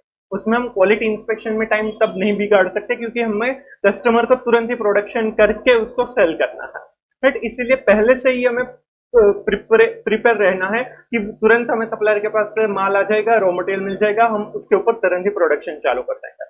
और प्रोडक्शन भी इस तरह कैसे होना चाहिए ताकि एक के बाद एक जो प्रोसेसेस है उसमें फटाफट काम स्टार्ट हो जाए, काम हो जाए, और कहीं पर भी वेटिंग टाइम, वेस्टेजेस कुछ भी ना हो, राइट। तो ये सब कुछ जस्ट इन टाइम में हमें ध्यान भी रखना है, तभी जस्ट इन टाइम सक्सेसफुल होगा। अदरवाइज क्या हो सकता है कि आप कस्टमर को टाइमली डिलीवर नहीं कर पाएंगे और कस्टमर डिससेटिस्फाई होगा और वो चला जाएगा। तो ये जस्ट इन टाइम में हमें नहीं करना है, राइट। हमें जस्ट इन टाइम में तुरंत प्रोडक्शन करके तुरंत कस्टमर को सेल करना है with quality and with value improvement, right. तो चलिए ये इन डिटेल समझते हैं। A just-in-time approach is a collection of ideas that streamline a company's production process activities to such extent that waste of all kind, visit time, material and labor, is systematically driven out of the process. जो भी vestiges है material में, labour में, right, वो सब भी vestiges को कम करना है, सिस्टमेटिकली उसको हम एलिमिनेट करेंगे, उसको रिमूव कर देंगे। JIT has a devised positive impact on product cost. सीमा की डेफिनेशंस है JIT, just in time, a system whose objective is to produce products or components as they are required by a customer or use rather than for stock. Customer को cell करना है तभी कोई भी finish goods बनाया जाएगा या फिर कोई भी प्रोडक्ट अगर कंपनी में ऑर्गेनाइजेशन में यूज करना है आगे की प्रोसेसेस के लिए, तभी उसको प्रोड्यूस किया जाएगा, रादर देन स्टॉकिंग के लिए नहीं किया जाएगा, स्टॉक नहीं रखा जाएगा। The just-in-time system, pull system, which responds to demand, in contrast to a push system in which stock acts as a buffers between the different elements of the system, such as purchasing, production and sales. ये हमने अभी समझा, right. Supply chain में push और पुल model है। Push system में क्या होता है कि जो बफर स्टॉक रखा जाता है कि कितना स्टॉक लगेगा प्रोडक्शन में, उस हिसाब से परचेस किया जाता है। प्रोडक्शन भी मार्केट डिमांड को एस्टिमेट करके बनाया जाता है, उसका भी स्टॉक लगेगा और फिर वो मार्केट में भेजा जाता है और उसमें से कस्टमर जो अवेलेबल होता है वो परचेस करता है। जबकि जेआईटी में क्या होता है, फुल सिस्टम है, कस्टमर जो ऑर्डर करेगा उसको जो चाहिए वही प्रोड्यूस किया जाएगा और प्रोडक्शन में जो चाहिए वही सप्लायर के पास से परचेस किया जाएगा। JIT, just in time production, a production system which is driven by demand for finished products, whereby each component on a production line is produced only when needed for the next stage. Production तभी किया जाएगा जो next stage में हो, cell के लिए या फिर आगे की प्रोसेस में चाहिए तभी प्रोडक्शन किया जाएगा। Just in time purchasing, a purchasing system which material purchases are contracted so that the receipt and usage of material to the maximum extent possible coincide. जो प्रोडक्शन करना है उसके लिए जितना मटेरियल चाहिए उतना ही मटेरियल परचेस किया जाएगा, जब चाहिए तभी परचेस किया जाएगा। यहां पर यह सिस्टम हमें समझाया, customer places an order, customer order देता है तो जो मैनेजर है, राइट, वो थ्रू सिस्टम वगैरह सप्लायर को ऑर्डर देता है कि भाई इतना मटेरियल हमें चाहिए, और ये क्वालिटी चेक है वो ऑलरेडी पहले ही करके रखेंगे हम, जो फिर क्वालिटी चेक में जो सप्लायर पास होंगे उन्हीं के पास से हम प्रोडक्ट से वो परचेस करेंगे। जब हमें प्रोडक्शन करना है उसके पहले जब हम रॉ मटेरियल का ऑर्डर देंगे तब हम क्वालिटी चेक करने नहीं जाएंगे, पहले से ये क्वालिटी चेक वाला काम करके रखेंगे और उसी जो अप्रूव्ड सप्लायर्स उन्हीं के पास से हम सप्लाई मंगवाएंगे, राइट, ताकि हमारा काम फटाफट हो जाए। तो जो भी मैनेजर है वो जो कस्टमर का ऑर्डर है उस हिसाब से जितनी सप्लाईज चाहिए वो सप्लायर को ऑर्डर देगा, और सप्लायर है वो स्ट्रेट टू प्रोडक्शन फ्लोर, जहां पर प्रोडक्शन हो रहा है वहीं पर वो डिलीवर कर देगा ताकि तुरंत ही प्रोडक्शन स्टार्ट हो जाए, राइट। सप्लायर के पास से जो रॉ मटेरियल आएगा वो तुरंत ही सप्लायर जो है वो प्रोडक्शन फ्लोर पर ही भेजेगा ताकि तुरंत प्रोडक्शन स्टार्ट हो जाए। बीच में ये जो क्वालिटी चेक, नॉर्मल सिनेरियो में क्या होता है कि सप्लायर जो भी रॉ मटेरियल भेजता है वो सबसे पहले ऑर्गेनाइजेशन रिसीव करने से पहले या फिर रिसीव करते टाइम पर वो उसका क्वालिटी चेक करते हैं, फिर उसको रिसीव करता है, फिर स्टॉक में स्टोर्स में स्टॉक किया जाता है, फिर जैसे जैसे प्रोडक्शन को रिक्वायरमेंट होती है वैसे वैसे भेजा जाता है स्टॉक में से, स्टोर्स में से। बट जस्ट इन टाइम में क्या होगा, सप्लायर को तुरंत ऑर्डर दिया जाएगा और सप्लायर हो सके तब तक वो प्रोडक्शन फ्लोर पर ही उसकी डिलीवरी पहुंच जाएगा ताकि प्रोडक्शन स्टार्ट हो जाए, और क्वालिटी चेक इंस्पेक्शन पहले ही हो जाएगा, सप्लायर अप्रूव्ड होगा, उसी के पास से परचेस किया जाएगा ताकि क्वालिटी में कोई भी इश्यू ना हो और टाइम भी ना बिगड़े। प्रोडक्शन फ्लोर, प्रोडक्शन लाइन है वो प्रोडक्शन करेंगे, जो कस्टमर का ऑर्डर है उस हिसाब से फिर डिलीवरी करेंगे और कस्टमर को वो प्रोडक्ट मिल जाएगा, right. This is just in time. Sequence of JIT initiatives, सबसे पहले JIT परचेस समझाया है, comprises a process that vastly reduces the amount of raw material inventory and improves the quality of received part। JIT purchase में क्या होगा कि inventory जो stock है रॉ मटेरियल का वो कम किया जाएगा, हो सके उतना कम करेंगे और वो क्वालिटी मटेरियल हम परचेस करेंगे। स्पेयर पार्ट्स और material from suppliers on the exact date and exact time, जब हमें चाहिए तभी हम वो सप्लायर्स को मंगवाएंगे, रॉ मटेरियल को मंगवाएंगे। When they are needed, जब उसकी जरूरत है तभी एग्जैक्ट डेट और एग्जैक्ट टाइम पर ही वो गुड्स रिसीव किया जाएगा। Straight delivery to the production floor for immediate use in the manufactured products, production floor पर ही उसकी डिलीवरी है वो दिया जाएगा ताकि तुरंत ही काम स्टार्ट हो जाए। Visit of engineering staff at supplier sites to examine suppliers processes, suppliers की प्रोसेसेस है वो इंजीनियरिंग स्टाफ पहले ही देख लेंगे, फिर ही वो सप्लायर अप्रूव होगा और उसको ऑर्डर दिया जाएगा। Installation of an EDI system that tells suppliers exactly how much of which parts are to be sent, how much और which parts are required, right। वो EDI सिस्टम ऐसी होगी कि इतना प्रोडक्शन अगर करना है तो उसके लिए क्या क्या मटेरियल्स चाहिए, अभी क्या कुछ अवेलेबल है तो उसको माइनस करके जो रिक्वायर्ड है वही सप्लायर को ऑर्डर दिया जाएगा ताकि कितनी क्वांटिटी और कौन से पार्ट स्पेसिफिकेशन के साथ भेजे जाएंगे और सप्लायर उसी हिसाब से हमें सप्लाई करेगा, डिलीवर करेगा।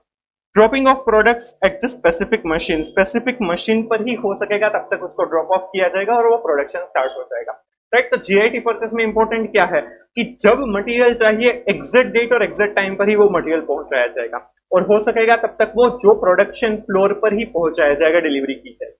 इंजीनियरिंग स्टाफ जो है ऑर्गेनाइजेशन का वो पहले ही सप्लायर की प्रोसेस चेक करके आएंगे ताकि क्वालिटी चेक अलग से करने की जरूरत ना पड़े, सीधा ही प्रोडक्ट सप्लायर प्रोडक्शन फ्लोर पर भेजेगा और वहां से प्रोडक्शन स्टार्ट हो जाएगा।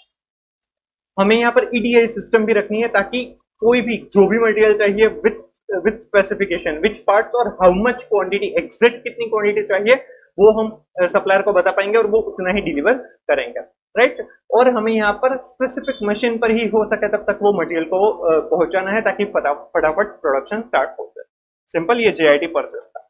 अब JIT production comprises the process in which company reduces the amount of work in progress while also shrinking the number of products that can be produced before defects are identified and fixed, thereby reducing scrap cost। Production भी उतना ही करना है जितनी जरूरत है, finish goods का भी stock नहीं करना है, वर्क इन प्रोग्रेस का भी स्टॉक नहीं करना है। नेक्स्ट प्रोसेस में जितना हमें चाहिए उतना ही हम प्रोड्यूस करेंगे, या फिर जितना सेल करना ही उतना ही फिक्स्ड उतना ही फिनिश गुड्स है वो प्रोड्यूस किया जाएगा। और यहाँ पर बेनिफिट क्या होगा, क्या होता है कि अगर बल्क में कोई भी प्रोसेस किया जाता है, प्रोडक्शन किया जाता है, फिर वो एक प्रोसेस से दूसरी प्रोसेस में जाती है, फिर वो दूसरी प्रोसेस में जाती है, तब अगर वो फर्स्ट प्रोसेस में कुछ भी प्रॉब्लम हुआ है, कोई भी डिफेक्टिव्स मिला है, तो वो दूसरी प्रोसेस में जाएगा तभी पता चलेगा। और क्या होगा कि इतना जो भी बल्क पर बनाया गया होगा, प्रोडक्शन किया होगा, वो सब कुछ वेस्ट हो सकता है, सब कुछ स्क्रैप हो सकता है। बट जीआईटी में क्या होगा कि आपको जितना चाहिए उतना ही आप प्रोड्यूस करेंगे, तो आपका जो क्वांटिटी है वो कम हो जाएगा। इसीलिए क्या होगा कि जो नेक्स्ट प्रोसेस में जाएगा वो भी फटाफट जाएगा, और तो क्वांटिटी कम होगा तो उसमें जो डिफेक्ट अगर कुछ भी मिला और उस वजह से अगर स्क्रैप होता है तो वो स्क्रैप होने के चांसेस भी कम हो जाएंगे, आपको नुकसान जो होगा वो कम नुकसान होगा। इसीलिए ये जेआईटी में बेनिफिट हो सकता है कि जितना चाहिए उतना ही बनाइए और उसमें डिफेक्ट्स जो होंगी वो भी आपको तुरंत मिल जाएगी, राइट। अगर बहुत ज्यादा बल्क प्रोडक्शन करेंगे और वो बहुत ही लेटर स्टेज में शायद पता चल सकता है और बहुत सारी क्वांटिटी में एक साथ पता चल सकता है कि ये तो डिफेक्टिव है, तो उसमें नुकसान ज्यादा होगा। शॉर्टन द सेटअप टाइम्स, यहाँ पर जेआईटी के लिए हमें यह भी ध्यान में रखना है कि हमें जो सेटअप टाइम है, मशीन का सेटअप टाइम वो कम करना है, क्योंकि बल्क प्रोडक्शन होता है तो उसमें सेटअप टाइम ज्यादा लगे तो कोई प्रॉब्लम नहीं होती, क्योंकि इसका जो कॉस्ट है वो बहुत सारे क्वांटिटी, बहुत सारे यूनिट्स में स्प्रेड हो जाता है। बट जेआईटी में तो जितना चाहिए उतना ही हम बनाते हैं, तो उसमें सेटअप कॉस्ट और सेटअप टाइम है वो हो सके उतना कम करना है, उसके लिए थोड़ा सा हमें काम करना होगा, तभी बेनिफिशियल हो पाएगा। Eliminating the need for long production runs and streamlining the flows of part from machine to machine। यहाँ पर लॉन्ग रन प्रोडक्शन नहीं करना है, फटाफट एक मशीन से दूसरे मशीन में चला जाए, इस तरह से काम करना है। लॉन्ग रन प्रोडक्शन हमें कम करना है। Training employees on how to operate a multitude of different machines and perform limited maintenance। क्या किया जाएगा, मशीन इस तरह से अरेंज किए जाएंगे ताकि 2-4 एम्प्लॉइज, 1-2 एम्प्लॉइज है वो बहुत सारे मोर देन वन मशीन पर काम करवाएंगे, क्योंकि यहाँ पर क्वांटिटी कम है तो मशीन, छोटे छोटे मशीन होंगे तो भी काम चल जाएगा। अगर हमें बल्क प्रोडक्शन करना है तो उसके लिए बड़े मशीन चाहिए, बट यहाँ पर तो जीआईटी जिस तरह से रिक्वायरमेंट होगी उसी तरीके से हमें प्रोडक्शन करना है, तो यहाँ पर हम क्या कर सकते हैं कि छोटे छोटे मशीन रख सकते हैं, उसमें मोर देन वन मशीन पर एक एम्प्लॉय काम करेगा, तो उसको ये भी आना चाहिए, उनको ये भी ट्रेनिंग देनी है कि वो एक साथ मोर देन वन मशीन पर काम कर पाए। ये जीआईटी प्रोडक्शन था। सेटअप टाइम को हमें कम करना है, प्रोडक्शन रन है वो छोटे छोटे रखने हैं ताकि प्रॉब्लम ना हो, फटाफट प्रोडक्शन हो सके एक मशीन से दूसरे मशीन में, और एम्प्लॉयज को भी ट्रेनिंग देनी है मोर देन वन मशीन में काम करने के लिए। And JIT support includes the process by which company alters supporting accounting system. Accounting system में भी जीआईटी कर सकते हैं कि एक साथ सब कुछ रिकॉर्ड किया जा सकता है, राइट। जस्ट इन टाइम जैसे ही होगा सब कुछ वैसा रिकॉर्ड किया जाएगा।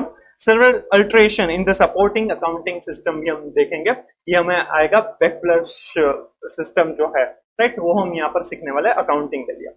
तो ये JIT purchase, JIT production and JIT support होगा। जो सप्लायर है यहाँ पर क्या दिया है, पुश सिस्टम और पुल सिस्टम हमें समझाया। पुल सिस्टम ये डॉटेड लाइन है और जो पुश सिस्टम है ट्रेडिशनल सिस्टम, उसको एरो से दिखाया गया है, जेआईटी फ्लो है ये। तो पुश सिस्टम में क्या होता है कि सप्लायर है वो रॉ मटेरियल बेचता है, raw material work in progress में जाता है, work in progress finish goods बनता है और कस्टमर को दिया जाता है। मतलब कि कितना फिनिश गुड्स बनाना है, राइट, डिमांड कितनी हो सकती है वो सोचकर रॉ मटेरियल है वो सप्लायर के पास से लिया जाता है और सारी प्रोसेसेस में पास होकर फिनिश गुड्स बनता है और कस्टमर को जो बनाया है वो दिया जाता है। जबकि जीआईटी या फिर पुल सिस्टम में क्या होता है कि कस्टमर ऑर्डर देगा, उस हिसाब से फिनिश गुड्स बनेंगे। फिनिश गुड्स बनाने के लिए जो सप्लायर के पास से रॉ मटेरियल चाहिए वो कितना ऑर्डर मिला है उस हिसाब से बनाया जाएगा और उसी हिसाब से वर्क इन प्रोग्रेस में भी आएगा, right. JIT purchasing narrow supplier base but deep relation. JIT purchasing में हमें ध्यान में रखना है कि जो सप्लायर बेस है वो काफी छोटा होगा, कम होगा, क्योंकि हमें तुरंत डिलीवरी चाहिए। हम जैसे ऑर्डर करेंगे तुरंत ही डिलीवरी एग्जैक्ट डेट और एग्जैक्ट टाइम पर मिलनी चाहिए। इसीलिए नैरो सप्लायर बेस, बट वो कैसे होने चाहिए? डीप रिलेशन, जब चाहिए तभी वो मिलना चाहिए। क्वालिटी क्लोज, क्वालिटी अच्छी होनी चाहिए, क्योंकि हम क्वालिटी इंस्पेक्शन रॉ मटेरियल जब रिसीव होगा तब नहीं कर पाएंगे। जीरो प्राइस वेरिएशन, प्राइस में भी वेरिएशन नहीं होगा तो नेगोशिएशन वगैरह कम हो जाएगा। एंड ऑन टाइम डिलीवरी, ये इंपॉर्टेंट है। सप्लायर ऑन टाइम डिलीवरी करना चाहिए, जब चाहे तभी वो हमें रॉ मटेरियल मिल जाना चाहिए, तभी टाइमली प्रोडक्शन होगा और टाइमली कस्टमर का ऑर्डर फुलफिल हो पाएगा। राइट, तो JIT में सप्लायर बेस है वो नैरो होगा बट डीप रिलेशन, किस तरह से? Quality close, zero price variance and on time delivery. इसीलिए मिनिमल क्या बेनिफिट्स क्या होंगे? मिनिमल इन्वेंट्री हेल्ड, हमें इन्वेंट्री शायद रखनी ही नहीं पड़ेगी, या फिर रखेंगे तो भी काफी कम रखेंगे। और जीरो डिफेक्ट्स, डिफेक्ट्स होने के चांसेस भी कम होंगे, क्योंकि क्वालिटी क्लोज होगा। पहले से ही क्वालिटी हम सप्लायर की प्रोडक्शन की, उसकी प्रोड्यूसेस, उनकी प्रोसेसेस की क्वालिटी पहले से ही हम चेक करके रखेंगे। JIT production short production run, छोटे छोटे प्रोडक्शन रन होंगे, जितना चाहिए उतना ही हम प्रोडक्शन करने वाले हैं। Employ are responsible for maintenance, वही उस मशीन का देखेंगे सब कुछ। राइट, तो मेंटेनेंस भी उन्हीं को देखना है ताकि क्वालिटी भी अच्छे से मेंटेन हो पाए। एम्फोसिस ऑन क्वालिटी, और प्रोडक्शन में भी क्वालिटी के ऊपर ज्यादा फोकस किया जाएगा। मिनिमल इन्वेंट्री हेल्ड, जितना प्रोडक्शन हमें सेल करना है उतना ही प्रोडक्शन किया जाएगा, इसीलिए इन्वेंट्री वहां से भी हट जाएगी, कम हो जाएगी। Zero defects that is meeting needs of customer specification, यहाँ पर भी डिफेक्ट्स हमें कम करनी है। Action plan for each of the initiatives stated above, तो ये सारी चीजें करने के लिए हमें क्या क्या एक्शंस लेने पड़ेंगे, एक्शन प्लान क्या होगा वो हमें यहाँ पर समझाया है। JIT परचेस और JIT प्रोडक्शन में हमें क्या क्या चेंजेस करने होंगे जिससे JIT सक्सेसफुल हो पाए। To begin with, the company must ensure that it receives products or spare parts or material from its supplier on the exact date and exact time when they are needed. हमें यह ध्यान में रखना है कि exact date और exact time पर हमें सप्लायर्स के पास से रॉ मटेरियल मिल पाए, स्पेयर पार्ट्स जो भी चाहिए वो सब कुछ। For this reason, the purchasing staff must investigate and evaluate every supplier and eliminate those which cannot keep up with the delivery dates. इसीलिए जो परचेसिंग स्टाफ है उनको देखना है कि कौन सा सप्लायर से वो टाइमली डिलीवर कर पाएंगे और कौन सा नहीं कर पाएंगे। नहीं कर पाएंगे उनको आप रिमूव कर दो, एलिमिनेट कर दो, उनके पास से परचेस करने की जरूरत नहीं है। हमें ऐसे ही सप्लायर्स को रखना है कि जो हमें जब चाहिए तब गुड्स हमें डिलीवर कर सके। राइट, ऐसे ही सप्लायर्स के पास से हम परचेस करेंगे। तो सबसे पहले तो शॉर्टिंग करना है कि कौन से सप्लायर्स हमें टाइमली डिलीवर कर पाए। In addition, deliveries should be sent straight to the production floor for immediate use in manufactured products so that there is no time in inspection incoming parts for defects. और जो भी suppliers के पास से goods आ रहे हैं वो सीधा ही production floor पर जाना चाहिए, बीच में हमें कोई भी इंस्पेक्शन नहीं करवाना है। पहले ही हम चेक करके रखेंगे कि वो सप्लायर किस तरह से प्रोसेस करता है, किस तरह से वो गुड्स भेजेगा, ताकि वो अप्रूव्ड सप्लायर है तो उसके पास से आया हुआ गुड्स हम उसके ऊपर ट्रस्ट कर पाएंगे। क्वालिटी चेक अलग से करने की जरूरत नहीं है और वो सीधा ही प्रोडक्शन फ्लोर पर डिलीवर होगा ताकि तुरंत ही प्रोडक्शन स्टार्ट हो पाए। Instead, the engineering staff must visit supplier site and examine their processes, not only to see if they can reliably ship high quality parts, but also to provide them with engineering assistance to bring them up to higher standard of product. इसीलिए क्या होगा कि engineering staff है वो पहले ही supplier के पास जाएंगे और चेक करेंगे कि वो हाई क्वालिटी प्रोडक्ट दे पाएंगे या नहीं, और तो उनको असिस्टेंस भी दिया जाएगा कि किस तरह से वो स्टैंडर्ड से वो बढ़ा सकते हैं ताकि हमारा जो फिनिश गुड्स है वो बेस्ट या फिर बेटर हो सके। राइट, तो पहले ही क्वालिटी चेक है वो इंश्योर किया जाएगा, फिर ही वो सप्लायर का ऑर्डर दिया जाएगा और जैसे ही सप्लायर डिलीवर करेगा सीधा ही प्रोडक्शन स्टार्ट हो जाएगा। As soon as suppliers certify their delivery and quality, the concern must install a system which may be simplistic as a fax machine or as advanced as an electronic data interchange system or linked computer system that tells supplier exactly how much of which parts are to be sent to the company. इसी के लिए एक system भी install करनी होगी जिसके लिए supplier को क्या क्या मटेरियल कब बेचने हैं, क्या स्पेसिफिकेशन, क्वांटिटी, वो सब कुछ उनको ऑर्डर दिया जाएगा और वो तुरंत ही हमें सप्लाई कर सके। राइट, ऐसी सिस्टम होनी चाहिए। कंप्यूटर सिस्टम कोई भी हो सकती है, इजी भी हो सकती है, एडवांस्ड भी हो सकती है। उसके लिए EDI, electronic data exchange interchange जैसी सिस्टम भी हो सकती है, तो उसका यूज करके सप्लायर को ऑर्डर दिया जाएगा और सप्लायर उस हिसाब से डिलीवर करेगा। Drivers then bring small deliveries of product to the company, possibly going to the extreme of dropping them off to the specific machine that will use them first. Driver से वो जितनी quantity मंगवाई है वो छोटी छोटी quantities भी deliver करेगा, और हो सकेगा तब तक वो प्रोडक्शन फ्लोर में जिस मशीन में वो यूज करने वाला है वो मशीन तक वो पहुंचा देगा, ताकि टाइम, सब कुछ टाइम है वो हो सके उतना कम हो जाए और प्रोडक्शन फटाफट कर सके, राइट। तो वो जो ड्राइवर है वो छोटी क्वांटिटी भी प्रोडक्शन फ्लोर में स्पेसिफिकली वो मशीन तक पहुंचा देगा। Next, we shorten the setup time for the concerned machinery. In most factories, equipment is changed over to new configuration as rarely as possible because the conversion is both lengthy and expensive. Setup time है उसको कम करना है, right, क्योंकि setup time है वो काफी timely और costly हो सकता है, इसीलिए सेटअप टाइम को हमें कम करना है। जब हम बल्क प्रोडक्शन करते हैं तो उसमें सेटअप टाइम अगर उसमें टाइम लगता है या फिर कॉस्टली होता है तो प्रॉब्लमेटिक इतना नहीं होता, क्योंकि वो मेनी यूनिट्स में वो स्प्रेड हो जाता है। But just in time production में तो हम छोटे छोटे यूनिट बैचेस में हम प्रोडक्शन करेंगे, तो वहां पर सेटअप टाइम कम ही होना चाहिए। तो उसके लिए इस तरीके के मशीन हमें रखने होंगे, या फिर जो सेटअप प्रोसेस है उसको हमें धीरे धीरे करके इंप्रूव करना होगा, जिससे वो सेटअप टाइम काफी कम हो सके। ये जो मशीन है उसमें चेंज ओवर करना काफी डिफिकल्ट है, क्योंकि वो एक्सपेंसिव भी हो सकता है और टाइम भी उसमें बहुत ज्यादा जा सकता है। इसीलिए जनरली कोई भी ऑर्गेनाइजेशन ये प्रीफर नहीं करता कि पूरे ही जो मशीन है उनको चेंज कर दे। When setup takes a long time, company management authorizes long production runs, which spreads the cost of the setup over far more units, thereby reducing the setup cost on a per unit basis. Generally क्या होता है कि setup time बहुत ही ज्यादा होता है, cost उसका बहुत ही ज्यादा होता है, तो क्या होता है कि वो बल्क बल्क प्रोडक्शन करते हैं, एक साथ बहुत ज्यादा प्रोड्यूस करते हैं। जब एक बार सेटअप किया तो फटाफट एक साथ बहुत ज्यादा प्रोड्यूस कर देते हैं, ताकि जो पर यूनिट कॉस्ट है वो काफी कम हो जाए। However, with this approach, too many products are frequently made at one time. Too many products are frequently made at one time, resulting in product obsolescence, inventory carrying cost, and many defective products, because problems may not be discovered until a large number of items have already been completed.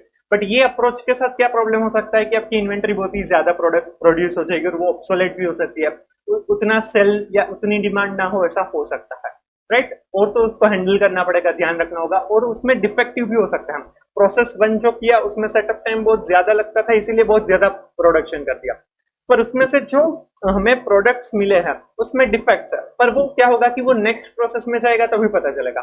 Next process में process करने गया तब पता चला कि ये जो पहली प्रोसेस में काम किया था वो तो डिफेक्टिव है, और वो पूरा का पूरा बल्क है वो शायद खराब हो सकता है, वो इतना ज्यादा हमने प्रोड्यूस कर लिया और उसमें कॉस्ट भी बहुत ज्यादा हो सकता है। तो ऐसी प्रॉब्लम्स ये जो बल्क प्रोडक्शन थी उसमें हो सकती है। But under the JIT system, a different approach to the setup issue is followed, which focuses on making a videotape of typical setup instead of reducing the length of equipment setups, and thereby eliminating the need for long production runs to reduce per unit cost. A team of industrial engineers and machines users examine the tape, spotting and gradually eliminating steps that contribute to a lengthy setup. पर GIT में क्या है कि हमें छोटे छोटे production bulk में करने हैं, राइट, छोटा छोटा बल्क होगा, उसका बैचेस जो है वो छोटी छोटी हो जाएगी, तो उसमें सेटअप टाइम को भी हमें कम करना है। तो इसके लिए क्या करेंगे, जो भी सेटअप टाइम है उसका पूरा वीडियो टेप बनाया जाएगा, और जो भी एक्सपर्ट्स है, मशीन यूजर्स है, और जो इंजीनियरिंग स्टाफ वगैरह जो भी जिनको इसके बारे में ज्यादा नॉलेज है उनको वो वीडियो टेप दिखाया जाएगा, और वो धीरे धीरे ऐसे स्टेप्स जो है कि जो अननेसेसरी है, जिस वजह से वो सेटअप टाइम में टाइम ज्यादा जाता है, तो ऐसे स्टेप को वो एलिमिनेट करेंगे और जो सेटअप टाइम है उसको कम किया जाएगा। It is not unusual after a numerous iterations to achieve setup times of minutes or seconds when the previous setup time were well into hours. और ये हो सकता है, ये अनयूजुअल नहीं है। पहले जो जिस सेटअप टाइम में घंटों चले जाते थे, अब वो मिनट्स या फिर सेकंड्स में भी हो सकता है। अगर उसके ऊपर अच्छे से फोकस करके काम किया जाएगा तो उसमें जो लॉन्ग रन होता था, सेटअप टाइम में ज्यादा टाइम जाता था, उसको हम कम कर सकते हैं, राइट। तो वो करना जरूरी होगा, तभी जीआईटी सक्सेसफुल हो पाएगा, राइट। फिर नेक्स्ट एक्शन प्लान क्या होगा?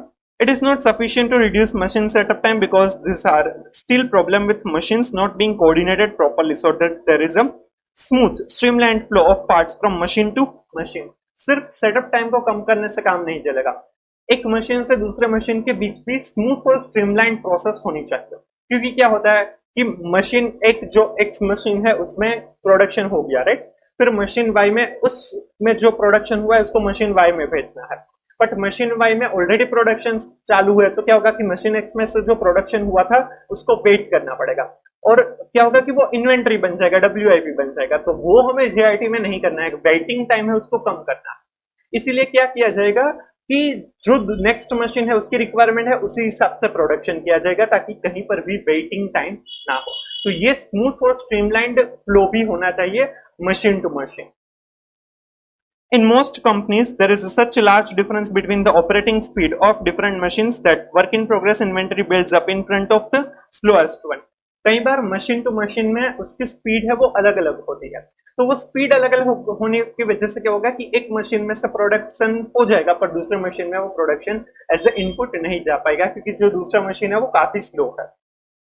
Not only does this create an excessive quantity of work in progress inventory, but defective parts produced by an upstream machinery may not be discovered until the next downstream machine operator works his way through a pile of work in progress and finds them. कई बार क्या होता है कि machine x ने एक batch बना दी, right, जो भी वो एक्स यूनिट बनाते हैं, फिर मशीन वाई में जाना था बट मशीन वाई में अभी भी मशीन खाली नहीं है, तो मशीन एक्स ने दूसरी बैच भी बनाना चालू कर दिया, तीसरी बैच भी बनाना चालू कर दिया, फिर भी मशीन वाई खाली नहीं हुआ है, 5-7 बैच बन गए, फिर मशीन वाई खाली हुआ, मशीन वाई में पहली बैच गई, तो पता चला कि ये तो डिफेक्टिव है, तो क्या होगा कि मशीन एक्स ने अब तक जो बनाया था वो सब कुछ स्क्रैप हो जाएगा। तो ये प्रॉब्लम ना हो इसीलिए जीआईटी उसमें भी कवर अप करना है, मशीन टू मशीन जो फ्लो होगा उसको भी हमें ध्यान में रखना है। By the time this happens, the upstream machine may have created more defective parts, all of which must now be destroyed or reworked. जैसे हमने अभी डिस्कस किया कि जो मशीन एक्स ने 5-7 बैच बना दी वो सब कुछ डिफेक्टिव हो जाएगा, स्क्रैप हो जाएगा, या फिर उसके ऊपर रीवर्क करना पड़ेगा। इसीलिए जो नेक्स्ट प्रोसेस है और जो पहले किया है प्रोसेस, उनके बीच अच्छा सा फ्लो होना चाहिए।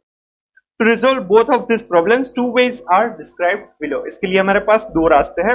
First, kanban card. Kanban card में क्या होता है कि जो नेक्स्ट मशीन मतलब कि डाउनस्ट्रीम मशीन है वो बताएगा कि भाई आपको आगे वाले मशीन को कितना प्रोड्यूस करना है, क्योंकि वो जो नेक्स्ट मशीन है that is machine Y for example, तो उसकी कैपेसिटी या फिर वो कितना प्रोड्यूस कर पाएंगे उतना ही जो मशीन एक्स है वो प्रोड्यूस करेंगे, ताकि उसके बीच अच्छे से फ्लो है वो अच्छे से चलता रहे, कोई भी इन्वेंटरी पाइल अप ना हो। Kanban card is a notification card that a downstream machine sends to each machine that fits its parts, authorizing the production of just enough components to fulfill the production requirements being authorized in turn by the next machine further downstream. Machine Y for example होगा तो वो कितना बना सकते हैं और कितनी requirement है उसी हिसाब से कैनबैन कार्ड एक नोटिफिकेशन भेजेंगे आगे वाले machine, for example machine x को कि भाई आप इतना प्रोड्यूस करके हमें दीजिए। मशीन एक्स उतना ही प्रोड्यूस करेगा और मशीन वाई को देगा, मशीन वाई उसमें प्रोसेस करेगा, वो आगे भेजेगा या फिर फिनिश गुड्स बन जाएगा। फिर इससे रिक्वायरमेंट होगी तो मशीन वाई फिर से कैनबैन कार्ड मतलब कि एक उसमें लिखा होगा नोटिफिकेशन की इतना इतना हमें चाहिए, उतना मशीन एक्स को भेजेंगे, मशीन एक्स उतना ही प्रोड्यूस करेंगे ताकि कोई भी इन्वेंटरी पाइल अप ना हो। This is also known as pull system since Kanbans are initiated at the end of the production process, pulling work authorizations to the production system. ये भी pull system है। pull system हमने अभी आगे भी देखा था कि GIT है वो pull system है। कस्टमर को जितना चाहिए उतना ही प्रोड्यूस किया जाता है और उतना ही रॉ मटेरियल परचेस किया जाता है। तो यहाँ पर भी क्या होगा कि जो डाउनस्ट्रीम मशीन्स है उनको कितना चाहिए उसी हिसाब से अपस्ट्रीम मशीन से वो प्रोड्यूस करेंगे। With this approach, there is no way for work in process inventory to build up in the production system since it can be created only with Kanban authorization. यहाँ पर कोई भी inventory pile up नहीं होगा क्योंकि क्या होगा कि जो डाउनस्ट्रीम मशीन है उनको जितना चाहिए उतना ही प्रोडक्शन किया जाएगा, उतना ही ऑथोराइजेशन दिया है डाउनस्ट्रीम मशीन ने, उतना ही ऑथोराइजेशन दिया है, उतना ही प्रोडक्शन किया जाएगा, तो कुछ भी पाइलअप नहीं होगा। Second, cellular manufacturing that is grouping machines into working shells. यहाँ पर क्या होगा कि मशीन्स जो अलग अलग मशीन से उसका एक सेल बनाया जाएगा, मोर देन वन मशीन उसमें रखे जाएंगे ताकि एक मशीन में से दूसरे मशीन, दूसरे में से तीसरे मशीन में तुरंत ही प्रोडक्शन है वो स्टार्ट कंटिन्यू रहेगा और उसमें एक या दो एम्प्लॉइज ही रखे जाएंगे ताकि वो एक या दो एम्प्लॉय से उस काम के लिए रिस्पॉन्सिबल होंगे और ये सारे सेल एक साथ काम करेंगे ताकि अच्छे से काम हो पाए। तो पहले क्या होता था कि मशीन एक्स और मशीन वाई अलग अलग ऑपरेटर काम करते थे। अब मशीन एक्स और मशीन वाई को एक ही जगह पर रख दिया है। सो मशीन एक्स में से जैसे ही कुछ प्रोडक्शन होगा तो वो मशीन वाई में तुरंत ही ट्रांसफर कर दिया जाएगा, और एक ही एम्प्लॉय वो देखता होगा कि मशीन एक्स और मशीन वाई बराबर काम कर रहे हैं या नहीं, और वो इस तरह से शेप किया जाएगा। वो जनरली यू शेप में रखा जाएगा। वो यू शेप किसी भी तरीके से हो सकता है, और यहाँ पर एक पर्सन है वो रखा जाएगा ताकि वो यहाँ पर भी ध्यान दे सके, सभी जगह पर वो ध्यान दे पाएगा। राइट, इस तरीके से सेल्यूलर मैन्युफैक्चरिंग है वो किया जाएगा ताकि कंटिन्यूएशन ऑफ द फ्लो चलता रहेगा और कुछ भी प्रॉब्लम नहीं होगा। और ये मशीन है वो काफी कंपैरेटिवली छोटे कर दिए जाएंगे ताकि एक ही जगह पर वो रख सके। Cellular manufacturing that will reduce excessive work in progress inventory and defective parts. A working shell is a small cluster of machines which can be run by a single machine operator. Small cluster मतलब एक साथ machines एक साथ, more than one machine एक साथ रखना, right? और ये छोटा सा cluster बनाया जाएगा और एक ही machine operator generally रखा जाएगा। This individual machine operator takes each output part from machine to machine within the cell, and thus there is no way for work in progress to build up between machines. तो एक ही machine operator है होगा generally, तो वो एक machine में से दूसरे मशीन में उसका यूज करते जाएगा और कोई भी वर्क इन प्रोग्रेस नहीं बनेगा। Also, this operator can immediately identify defective output, which is otherwise difficult for each machine in the cell. वो अगर कोई भी डिफेक्टिव मिलेगा तो भी वो तुरंत ही उसको पता चल जाएगा, और वो मशीन में जहां पर भी प्रॉब्लम है तो उसको भी रिजोल्व कर पाएंगे। This configuration has the additional benefit of lower maintenance cost, since the smaller machine used in machine cell are generally much simpler than large automated machine they replace. Right, यहाँ पर क्या होगा कि छोटे छोटे मशीन हैं तो वो काफी इजी टू वर्क हो पाएंगे rather than बड़े बड़े मशीन से, लार्ज मशीन से उसकी जगह पर ये बेनिफिशियल हो पाएंगे। Also, because the new machines are so small, it is much easier to reconfigure the production facility when it is necessary to produce different products, avoiding the large expense of carefully repositioning and aligning equipment. अगर कुछ नई product बनानी है और वो जो machine है उसको अलग तरीके से अगर रखना है तो वो हो पाएगा। छोटे मशीन से तो उसको यूज ट्रांसफर करना वो सब कुछ इजी हो जाता है। Both Kanbans and machine cells should be used together. They are not mutually exclusive to achieve extremely low product defect rates and reduce investments in inventory WIP. तो ये कैनबैन कार्ड और ये जो सेल्यूलर मैन्युफैक्चरिंग है वो दोनों एक साथ भी यूज कर सकते हैं ताकि जीआईटी में हमें सबसे ज्यादा बेनिफिट मिल पाए। ये सेल्यूलर मैन्युफैक्चरिंग हम अलग से भी इसी पार्ट में कवर अप करेंगे एट द एंड, वो आपको अलग से भी दिया हुआ है तो वो भी हम समझेंगे। चलिए फिर नेक्स्ट एक्शन प्लान है एम्प्लॉइज के बारे में है। Before the preceding steps are completed, it becomes apparent that a major change must also be made in the workforce. The traditional approach is to have one employee maintain one machine, which is so monotonous that workers quickly lapse into apathy and develop a complete disregard to the quality of their work. कई बार पहले ऐसा होता था कि एक operator जो है वो एक ही मशीन को देखता है तो वो कंटाल जाता है। एपैथी मतलब कंटाल जाना, बोर हो जाना, राइट, क्योंकि मोनोटोनस हो जाता है वो चीज कि उसको एक ही काम करना है, तो वो क्वालिटी भी, एफिशिएंसी भी उसकी कम हो जाती है। इसीलिए जीआईटी में क्या होता है कि हमने जो सेल्यूलर मैन्युफैक्चरिंग देखा कि उसमें एक ऑपरेटर है वो मोर देन वन मशीन को देखेगा, तो उसका काम भी अच्छे से हो पाएगा, एफिशिएंसी भी बढ़ जाएगी, उसमें वो कुछ अपने इनपुट भी दे सकते हैं। इसीलिए वर्कफोर्स में भी हमें चेंज करना रहेगा। Now, with full responsibility for a number of machines as well as product quality, workers become much more interested in what they are doing.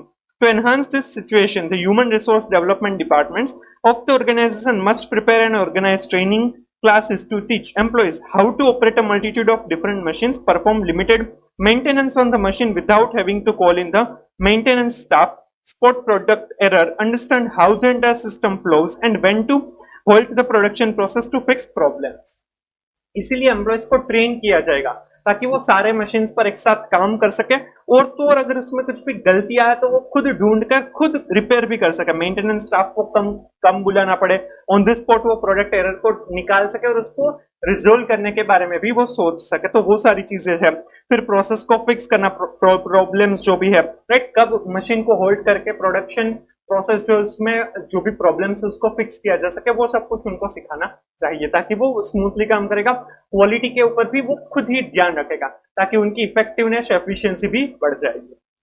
In short, the workforce must be completely retrained and focused on a wide range of activity. इसीलिए जो अब employees है उसको अगर JIT में काम करवाना है तो उसको पहले रीट्रेन करना होगा, पहले सब कुछ सिखाना होगा कि कैसे काम करना है। वो जो प्रोसेस हो रही है वो खुद ही उसके लिए रिस्पॉन्सिबल हो पाएगा।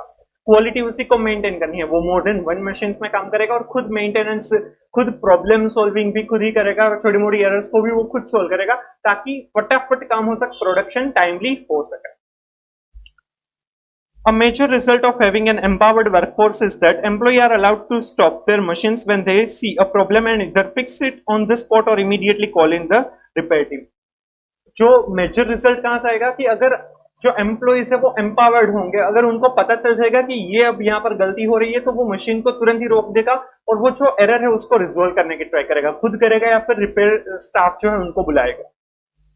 In either case, the result in immediate resolution of the bulk of performance problems. This one step has a profound impact on much of the manufacturing variance analysis. इससे क्या होगा कि बहुत ही ज्यादा फायदा होगा क्योंकि जो प्रोडक्शन हो जाएगा फिर दूसरी प्रोसेस में जाएगा, तब अगर कोई भी डिफेक्टिव या प्रॉब्लम एरर कुछ भी पता चलेगा तो क्या होगा कि जितना प्रोडक्शन किया वो सब कुछ स्क्रैप या फिर उसके ऊपर रिवर्क करना पड़ेगा और तो और टाइम भी जाएगा। बट अगर ड्यूरिंग द प्रोडक्शन हमें कुछ भी प्रॉब्लम पता चल जाती है और उसको तुरंत ही रिजोल्व किया जाएगा तो वो जो प्रोडक्शन का टाइम भी बचेगा और कुछ भी स्क्रैप या फिर कुछ भी डिफेक्टिव नहीं बनेगा।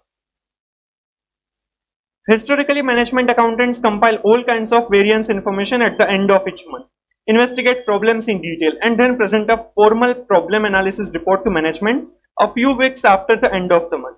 However, because of the production staff resolved the underlying issues within a few minutes of their occurrence, the variance report become a complete waste of time. जो पुरानी मेथड थी, राइट, स्टैंडर्ड कॉस्टिंग आपने सी interview में पढ़ा होगा, यहाँ पर भी कवर अप होता ही है। तो स्टैंडर्ड कॉस्टिंग में क्या होता है कि क्या स्टैंडर्ड्स थे और क्या हुआ है, तो उनके बीच का वेरिएंस एनालिसिस रिपोर्ट है वो मैनेजमेंट अकाउंटेंट है वो बनाते थे और उसके लिए क्या हमें करना चाहिए उसका फॉर्मल प्लान है वो मैनेजमेंट को दिखाया जाता था और वो काफी टाइम कंज्यूमिंग भी होता था। बट यहाँ पर क्या होगा कि आपको तुरंत ही एम्प्लॉयज को पता चल जाएगा कि यहाँ पर प्रॉब्लम है, उसको सोल्व कर देंगे, तो वो जो वेरिएंस आने के चांसेस है वो काफी कम हो जाएंगे। इसीलिए वो जो मैनेजमेंट अकाउंटेंट पहले वेरिएंस एनालिसिस करके उसका फॉर्मल प्लान बनाते थे और उसमें टाइम लग जाता था, वो वेस्टफुल हो जाएगा क्योंकि इतना टाइम है ही नहीं, राइट। ये यहाँ पर प्रॉब्लम तुरंत ही सोल्व करने के ऊपर फोकस किया जाएगा। Management no longer cares what happened a month ago because it is currently dealing with current problems that will not appear on management accountant reports for weeks to come. अब management है वो current problems के ऊपर focus करना चाहते हैं, एक महीने पहले क्या हुआ था उसको वो नहीं देखना चाहते क्योंकि वो तब रिजोल्व हो गया होगा या फिर अभी जो प्रॉब्लम है वो अभी रिजोल्व करना है, वो तो मैनेजमेंट अकाउंटेंट एक महीने बाद लेकर आएगा, तो वो नहीं करना है। In short, the quick response capabilities of a GIT system allow the management accountant to omit a large amount of the variance reporting that was previously an important central job function. जो पहले एक important function था variance analysis करना और उसको resolve करना, वो अब तुरंत हो जाएगा GIT सिस्टम की वजह से, क्विक रिस्पॉन्स दिया जाएगा, तो वो जो प्रॉब्लम या फिर वो जो टाइम कंज्यूमिंग टास्क था वो कम हो जाएगा। This approach also means that there is no need for suppliers to send invoice since the company relies solely on internal production records to complete payments. यहाँ पर ये भी एक हम देख सकते हैं कि सप्लायर को इनवॉइस भेजने की वैसे जरूरत नहीं पड़ेगी, जो कंपनी है वो इंटरनल रिसोर्सेज, इंटरनल रिकॉर्ड्स के ऊपर रिलाई कर सकती है कि कितना प्रोडक्शन हुआ, कितना सेल किया, तो कितना रॉ मटेरियल की जरूरत पड़े होगी। यहाँ पर डिफेक्टिव्स कम हो गए होंगे, इवन स्क्रैप जो लॉसेज है वो भी कम हो गए होंगे, तो यहाँ पर जो इंटरनल रिकॉर्ड्स है उसके ऊपर रिलाई कर सकते हैं और उस हिसाब से सप्लायर को पेमेंट कर सकते हैं। Finally, the massive change caused by the GIT system also requires several alteration in the supporting accounting system. GIT system में जो चेंज होंगे उसकी वजह से accounting system, supporting accounting system में भी GIT लेकर आना होगा। Because of the large number of daily supply shipments, the accounting staff faces the prospect of going through a large pile of accounts payable paperwork. To make the problem worse, there is no receiving paperwork because the supplier deliver parts directly to the production operation. So there is no way to determine it if deliveries have been made. यहाँ पर क्या होगा कि supplier है वो छोटी छोटी quantity but बहुत बार वो भेज सकते हैं एक ही दिन में, राइट, और वो जो रिसीव भी अलग से नहीं होता, स्टोर डिपार्टमेंट अलग से कोई रिसीविंग रिपोर्ट या गुड्स रिसिप्ट नोट नहीं बनाता है, जो नॉर्मली हमारी जो अलग ट्रेडिशनल मेथड था उसमें किया जाता है। उसमें क्या होता है कि सप्लायर जब भी गुड्स भेजता है तो स्टोर्स पर्सन है वो उसको चेक करता है, मेजर या फिर काउंट करता है और फिर उसके बेसिस पर गुड्स रिसिप्ट नोट बनाता है। तो वो गुड्स रिसिप्ट नोट है वो एक अकाउंटिंग के लिए बेस बनता है जिसके बेसिस पर रिकॉर्ड किया जाता है कि कितना गुड्स एक्चुअल में रिसीव हुआ है। बट यहाँ पर तो क्या है कि GIT में तो सप्लायर भेजेगा वो तुरंत ही शॉप फ्लोर, प्रोडक्शन फ्लोर पर ही भेजेगा और वहां पर प्रोडक्शन स्टार्ट हो जाएगा, तो बीच में कहीं पर भी रिसीविंग रिपोर्ट नहीं बनेगा, कोई भी GRN वगैरह नहीं बनेगी। तो यहाँ पर अकाउंटिंग डिपार्टमेंट के पास कोई ऐसा डेटा नहीं होगा कि जिसके बेसिस पर वो रिकॉर्ड कर पाए, तो उनको भी अपनी सिस्टम में चेंजेस अल्टरेशंस करने रहेंगे। To avoid the first problem, accountants can switch to making a single consolidated monthly payment to each supplier. और वो जो भी पहली प्रॉब्लम ये थी कि एक ही दिन में बहुत सारी बार वो सप्लाई भेज सकता है, तो वो एक सप्लाई का पेमेंट नहीं करेंगे, बट मंथली एक साथ पेमेंट कर सकते हैं, ताकि वो छोटे छोटे पेमेंट्स करने ना पड़े और वो टाइम कंज्यूमिंग ना हो। तो यहाँ पर मंथली पेमेंट हो सकता है। The second problem requires a more advanced solution. To prove that a supplier has delivered the part quantities which it claims it has, the accounting system can determine the amount of finished products created during the period and then multiply these quantities by the parts listed on the bill of material for each product, obtaining a total quantity for each part used. जो GRN वाला है problem कि उसमें goods receipt note नहीं बनेगा, तो कितना actual में मटेरियल रिसीव हुआ है उसका कोई भी रिकॉर्ड नहीं होगा। तो उसके लिए क्या किया जाएगा कि कितना फिनिश्ड गुड्स बना है और वो फिनिश्ड गुड्स बनाने के लिए कितने पार्ट चाहिए, कितनी क्वांटिटी चाहिए, उसको finished goods number of finished goods से मल्टीप्लाई किया जाएगा, तो रॉ मटेरियल कितना लिया होगा, यूज किया होगा, वो पता चल जाएगा। तो उसके बेसिस पर कितने पार्ट्स आए होंगे वो देखकर पर पेमेंट किया जा सकता है, या फिर वो देखकर कंजम्पशन रिकॉर्ड किया जा सकता है।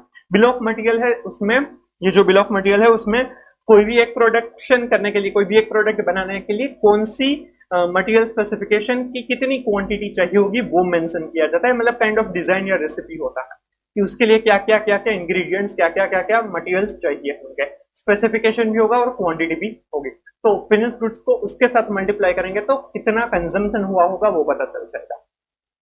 और यहाँ पर तो कंजम्पशन जितना हुआ है वही परचेस होगा, क्योंकि यहाँ पर हम स्टॉक तो कुछ भी नहीं करते, बट हाँ कोई भी लॉसेस हुए हैं, एबनॉर्मल लॉसेस हुआ है, तो उसको हमें ध्यान में रखना होगा। The accountants then pay suppliers based on the theoretical production quantity, which is also adjusted for scrap during the production process. Otherwise, supplier unfairly will not be paid for the parts that are scrapped during the company's production process. सिर्फ हम finished goods को ध्यान में नहीं ले सकते, scrap वगैरह अगर कुछ भी हुआ है तो वो भी ध्यान में रखेंगे और उसके बेसिस पर supplier को पेमेंट किया जाता है। This approach also means that there is no need for supplier to send invoices, since the company relies solely on its internal production record to complete payments. इसीलिए ये भी कह सकते हैं कि सप्लायर को इनवॉइस भेजने की जरूरत नहीं है, वो जो इंटरनल रिकॉर्ड्स है उसके ऊपर भी रिलाई करके पेमेंट किया जा सकता है। बट प्रैक्टिकली सप्लायर के इनवॉइसेस जरूरी है। आपने ऑडिट भी पढ़ा होगा या फिर समझा होगा या फिर किया भी होगा, तो पता है कि ऑडिट वगैरह या अकाउंट्स जो फाइनेंशियल अकाउंट है उसमें तो इनवॉइस के बिना कुछ भी नहीं चलेगा। वो इनवॉइस होगा तो उसी के बेसिस पर अकाउंटिंग किया जाएगा और उसी के बेसिस पर ऑडिट भी किया जाएगा, तो उसके लिए इनवॉइसेस जरूरत होगा। बट कॉस्ट अकाउंटिंग का पॉइंट ऑफ व्यू से वो इनवॉइस की जरूरत नहीं। तो ये प्लान ऑफ एक्शन रहेगा जीआईटी के लिए। सबसे पहले क्या था कि जो सप्लायर है उसको हमें ऐसे सप्लायर्स को ही ध्यान में रखना है कि जो एग्जैक्ट टाइम और एग्जैक्ट डेट पर हमें डिलीवर कर सके। तो जो परचेस डिपार्टमेंट है वो देखेगा कि कौन सा ऐसा सप्लायर है, बाकी के सप्लायर को हटा दिया जाएगा।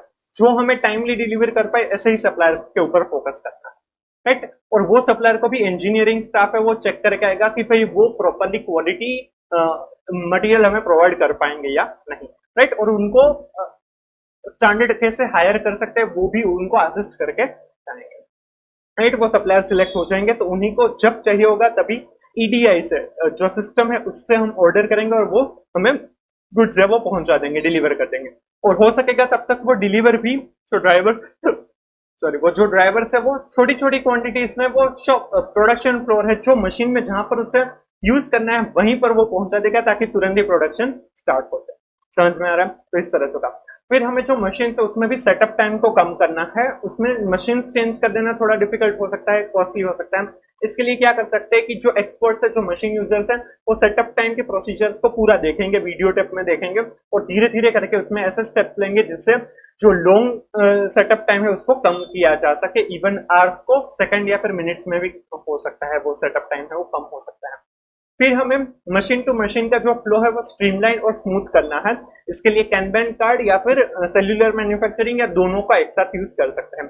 कैनबैन कार्ड में क्या होगा कि नोटिफिकेशन दिया जाएगा from downstream machine to upstream machine. वो ऑथराइज करेंगे कि भाई इतनी ही क्वांटिटी आप प्रोड्यूस करके हमें दीजिएगा, तभी वर्क इन प्रोग्रेस नहीं होगा, अदरवाइज वर्क इन प्रोग्रेस हो जाएगा। सेल्यूलर मैन्युफैक्चरिंग में क्या होगा कि मोर देन वन मशीन का एक क्लस्टर बनाया जाएगा और उसमें जनरली एक सिंगल ऑपरेटर रहेगा, राइट। वो वही देखेगा, वो 2 3 4 मशीन है वो उसमें से जो फ्लो रहेगा वो खुद देखेगा, ताकि क्या होगा कि प्रोडक्शन है वो फटाफट होता रहेगा और वर्क इन प्रोग्रेस कुछ नहीं होगा। डिफेक्ट अगर कुछ भी होगी तो वो भी तुरंत मिल जाएगी। फिर हमें एम्प्लॉयज जो है उनको भी ट्रेन करना है कि वो जीआईटी में अपना कंट्रीब्यूशन दे सके, राइट। वो भी क्वालिटी के लिए वो खुद रिस्पॉन्सिबल होंगे। वो जितने भी मशीन हैंडल करते हैं तो उसमें अगर कुछ भी गड़बड़ होती है, प्रॉब्लम्स होती है, एरर्स होती है, वो तुरंत ही सोल्व कर दे, ऐसा हमें उनको सिखाना है ताकि फटाफट हमारा प्रोडक्शन हो सके। और इसी के लिए अकाउंटिंग भी ऐसा होना चाहिए कि बेनिफिशियल हो सके, क्योंकि जीआईटी में गुड्स रिसिप्ट के लिए कोई भी डॉक्यूमेंट नहीं बनाया जाता, क्योंकि वो सीधा ही प्रोडक्शन डिपार्टमेंट में जाता है गुड्स शॉप में। और इवन एक ही दिन में बहुत सारी बार सप्लायर है वो सप्लाई कर सकता है, तो उसमें पेमेंट के लिए मंथली पेमेंट कर सकते हैं। और जो गुड्स रिसिप्ट नोट वगैरह नहीं बनाए हम, तो उसके लिए क्या कर सकते हैं कि कितना फिनिश गुड्स बना है उसको बिल ऑफ मटेरियल में जो क्वांटिटी, रॉ मटेरियल की क्वांटिटी रिक्वायर्ड है उनसे मल्टीप्लाई करेंगे तो कितना कंजम्पशन हुआ है वो पता चलेगा। और स्क्रैप या फिर इसको डिफेक्टिव से उनको एडजस्ट करके सप्लायर को उसके बेसिस पर कितनी क्वांटिटी आई होगी और उसके बेसिस पर पेमेंट किया जा सकता है, राइट। तो ये सारे एक्शन प्लान हमें जीआईटी में लेने होंगे। होपफुली आपको अच्छे से समझ में आ गए होंगे, राइट। अब कॉन्सेप्ट इनसाइट में प्रोज एंड कॉन्स है जीआईटी के। Clearly, the changes imposed by GIT system are profound and can greatly improve company operations when installed and operated correctly. They can also have a profound effect on product cost. So, the GIT system aims at meeting customer demand in a timely manner. Customer की जो demand है वो timely manner में हमें achieve करनी है, उनको provide करना है। Providing high quality products, right. सभी जगह पर क्वालिटी के ऊपर फोकस किया जाता है, तो क्वालिटी अच्छी देनी है। And providing products at the lowest possible total cost, lowest possible total cost, क्योंकि इसमें सेटअप टाइम कम किया जा रहा है, right. Inventory handling, holding cost सब कुछ कम किया जाता है, तो कॉस्ट है वो हो सके उतना कम करेंगे। तो कम कॉस्ट पर अच्छी क्वालिटी वाले और टाइमली मैनर में कस्टमर को गुड्स प्रोवाइड करने हैं, ये सारे इसके प्रोज है, इसके ऊपर फोकस किया जाए। GIT has cons as well. The potential problem that GIT may cause include: it is not always easy to predict demand patterns, making difficult to operate without inventory.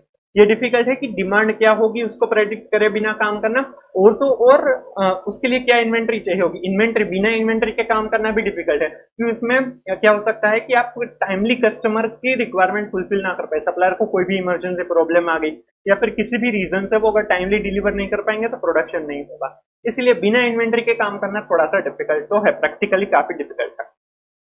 The lack of inventory expose an organization to any disruption in the supply chain. और अगर raw material नहीं है, inventory नहीं है, तो वो supply chain में disruption ला सकता है, उसमें इंटरप्शन ला सकता है, right. Features of the GIT system: organized production in manufacturing cells, a grouping of all the different types of equipment used to make given product. Materials move from one machine to another where various operations are performed in sequence. Material handling costs are reduced. एक जगह से दूसरी जगह पर machine इस तरह से रखे जाएंगे ताकि फटाफट उसका फ्लो रखा जाए, और यहाँ पर मटेरियल हैंडलिंग कॉस्ट है वो रिड्यूस किया जाएगा, क्योंकि मटेरियल जनरली इन्वेंटरी तो रखेंगे ही नहीं, राइट। हो सके अगर बहुत ही जरूरी है तो मिनिमल इन्वेंटरी रखी जाएगी, राइट। इसलिए मटेरियल हैंडलिंग कॉस्ट यहाँ पर रिड्यूस हो जाएगा। Hire and retain workers who are multi-skilled so that they are capable of performing a variety of operations including repair and maintenance tasks. Thus labor idle time gets reduced. यहाँ पर ऐसे employees को रखा जाएगा जो repair maintenance भी खुद कर सके। ये हमने आगे ही देखा था कि एम्प्लॉइज को हमें इस तरह से ट्रेन करना है कि वो खुद, अगर कोई भी मशीन में प्रॉब्लम है तो वो खुद आइडेंटिफाई करके रिजोल्व कर पाए या फिर रिपेयर स्टाफ को बुला सके। इसीलिए क्या होगा कि यहाँ पर आइडल टाइम भी कम हो जाएगा, क्योंकि जो एम्प्लॉइज है वो जनरली ऑक्यूपाइड रहेंगे कुछ ना कुछ काम करने के लिए।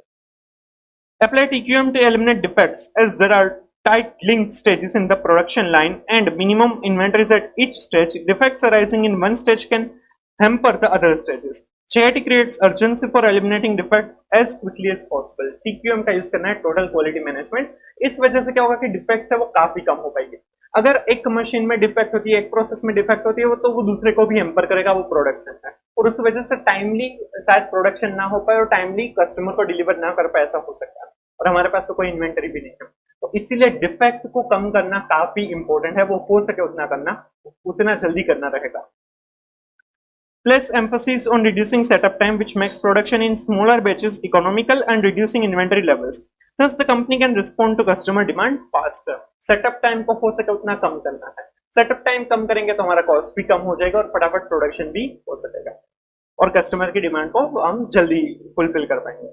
Carefully selected suppliers capable of delivering high quality materials in timely manner directly to the shop floor, reducing the material receipt time. Supplier ऐसे होंगे कि वो जब भी हमें चाहिए तब वो हमें गुड्स डिलीवर करेंगे, तो हमारा जो डिलीवरी टाइम है वो भी कम हो जाएगा, और हो सकेगा तब तक तो वो शॉप फ्लोर प्रोडक्शन फ्लोर पर ही डिलीवर कर देंगे ताकि प्रोडक्शन फटाफट हो जाए, तो मटेरियल रिसिप्ट टाइम यहाँ पर कम हो जाएगा। राइट, तो यहाँ पर मटेरियल हैंडलिंग कॉस्ट कम हो जाएगा, आइडल लेबर टाइम कम हो जाएगा। राइट, फिर जो डिफेक्ट्स होने के चांसेस है उससे कम करेंगे हम, और जो कस्टमर सेटिस्फेक्शन है उसको बढ़ाया जाएगा, कस्टमर की डिमांड को फटाफट फुलफिल किया जाएगा, और मटेरियल रिसिप्ट टाइम को भी कम किया जाएगा। ये सारे फीचर्स है जीआईटी सिस्टम के। पर ये जीआईटी सिस्टम के लिए प्री रिक्विजिशन क्या है, क्या क्या चीजें होनी चाहिए तभी जीआईटी सिस्टम आप सक्सेसफुली इंप्लीमेंट कर पाएंगे। यहाँ पर वेराइटी ऑफ गुड्स नहीं होने चाहिए कि आप बहुत टाइप के अलग अलग गुड्स बनाते हैं, क्योंकि उस वजह से क्या होगा कि बहुत सारे टाइप के रॉ मटेरियल्स, बहुत सारे सप्लायर से आपको कनेक्शन रखना होगा, जो प्रॉब्लमेटिक हो सकता है, जो शायद आप टाइमली कंप्लीट ना कर पाए, ऐसी चीज हो सकती है। सप्लायर बेस काफी छोटा होना चाहिए, तभी आप उनसे अच्छे से रिलेशन मेंटेन कर पाएंगे, और वो जब चाहे तब आपको गुड्स प्रोवाइड करने के लिए रेडी होने चाहिए। इंफॉर्मेशन सिस्टम स्ट्रॉन्ग होनी चाहिए, क्योंकि सप्लायर कस्टमर के पास से क्या ऑर्डर मिलता है और सप्लायर को हमें क्या ऑर्डर देना है वो सिस्टम डिसाइड कर पाएंगे। डिमांड है, पैटर्न वो क्या हो सकती है उसको प्रेडिक्ट कर सके, ऐसा होना चाहिए, ताकि हमारे पास जो भी नेसेसरी चीजें है वो उसका हम अरेंजमेंट करके रख सके। टीपीएम को फॉलो करना है तभी डिफेक्ट्स कम हो पाएंगे। डिफेक्ट फ्री मटेरियल्स होने चाहिए, क्योंकि सप्लायर अगर हमें डिफेक्ट फ्री मटेरियल्स भेजेगा तभी हमारा काम अच्छे से हो पाएगा, और इसी के लिए सप्लायर्स को ही पहले चेक किया जाएगा, उनकी प्रोसेसेस चेक की जाएगी कि वो बराबर है या नहीं, फिर ही हम उनके पास से मटेरियल परचेस करेंगे, और बीच में जो क्वालिटी इंस्पेक्शन का टाइम है वो बचाया जाएगा, और मशीन से वो भी प्रिवेंटिव मेंटेनेंस किए जाने चाहिए, ताकि स्मूथली वर्क फ्लो कंटिन्यू हो सके और फटाफट और टाइमली मैनर में हम अपना प्रोडक्शन और कस्टमर की डिमांड फुलफिल कर सकें। Based upon our discussion, following set of prerequisites for JIT system can be identified.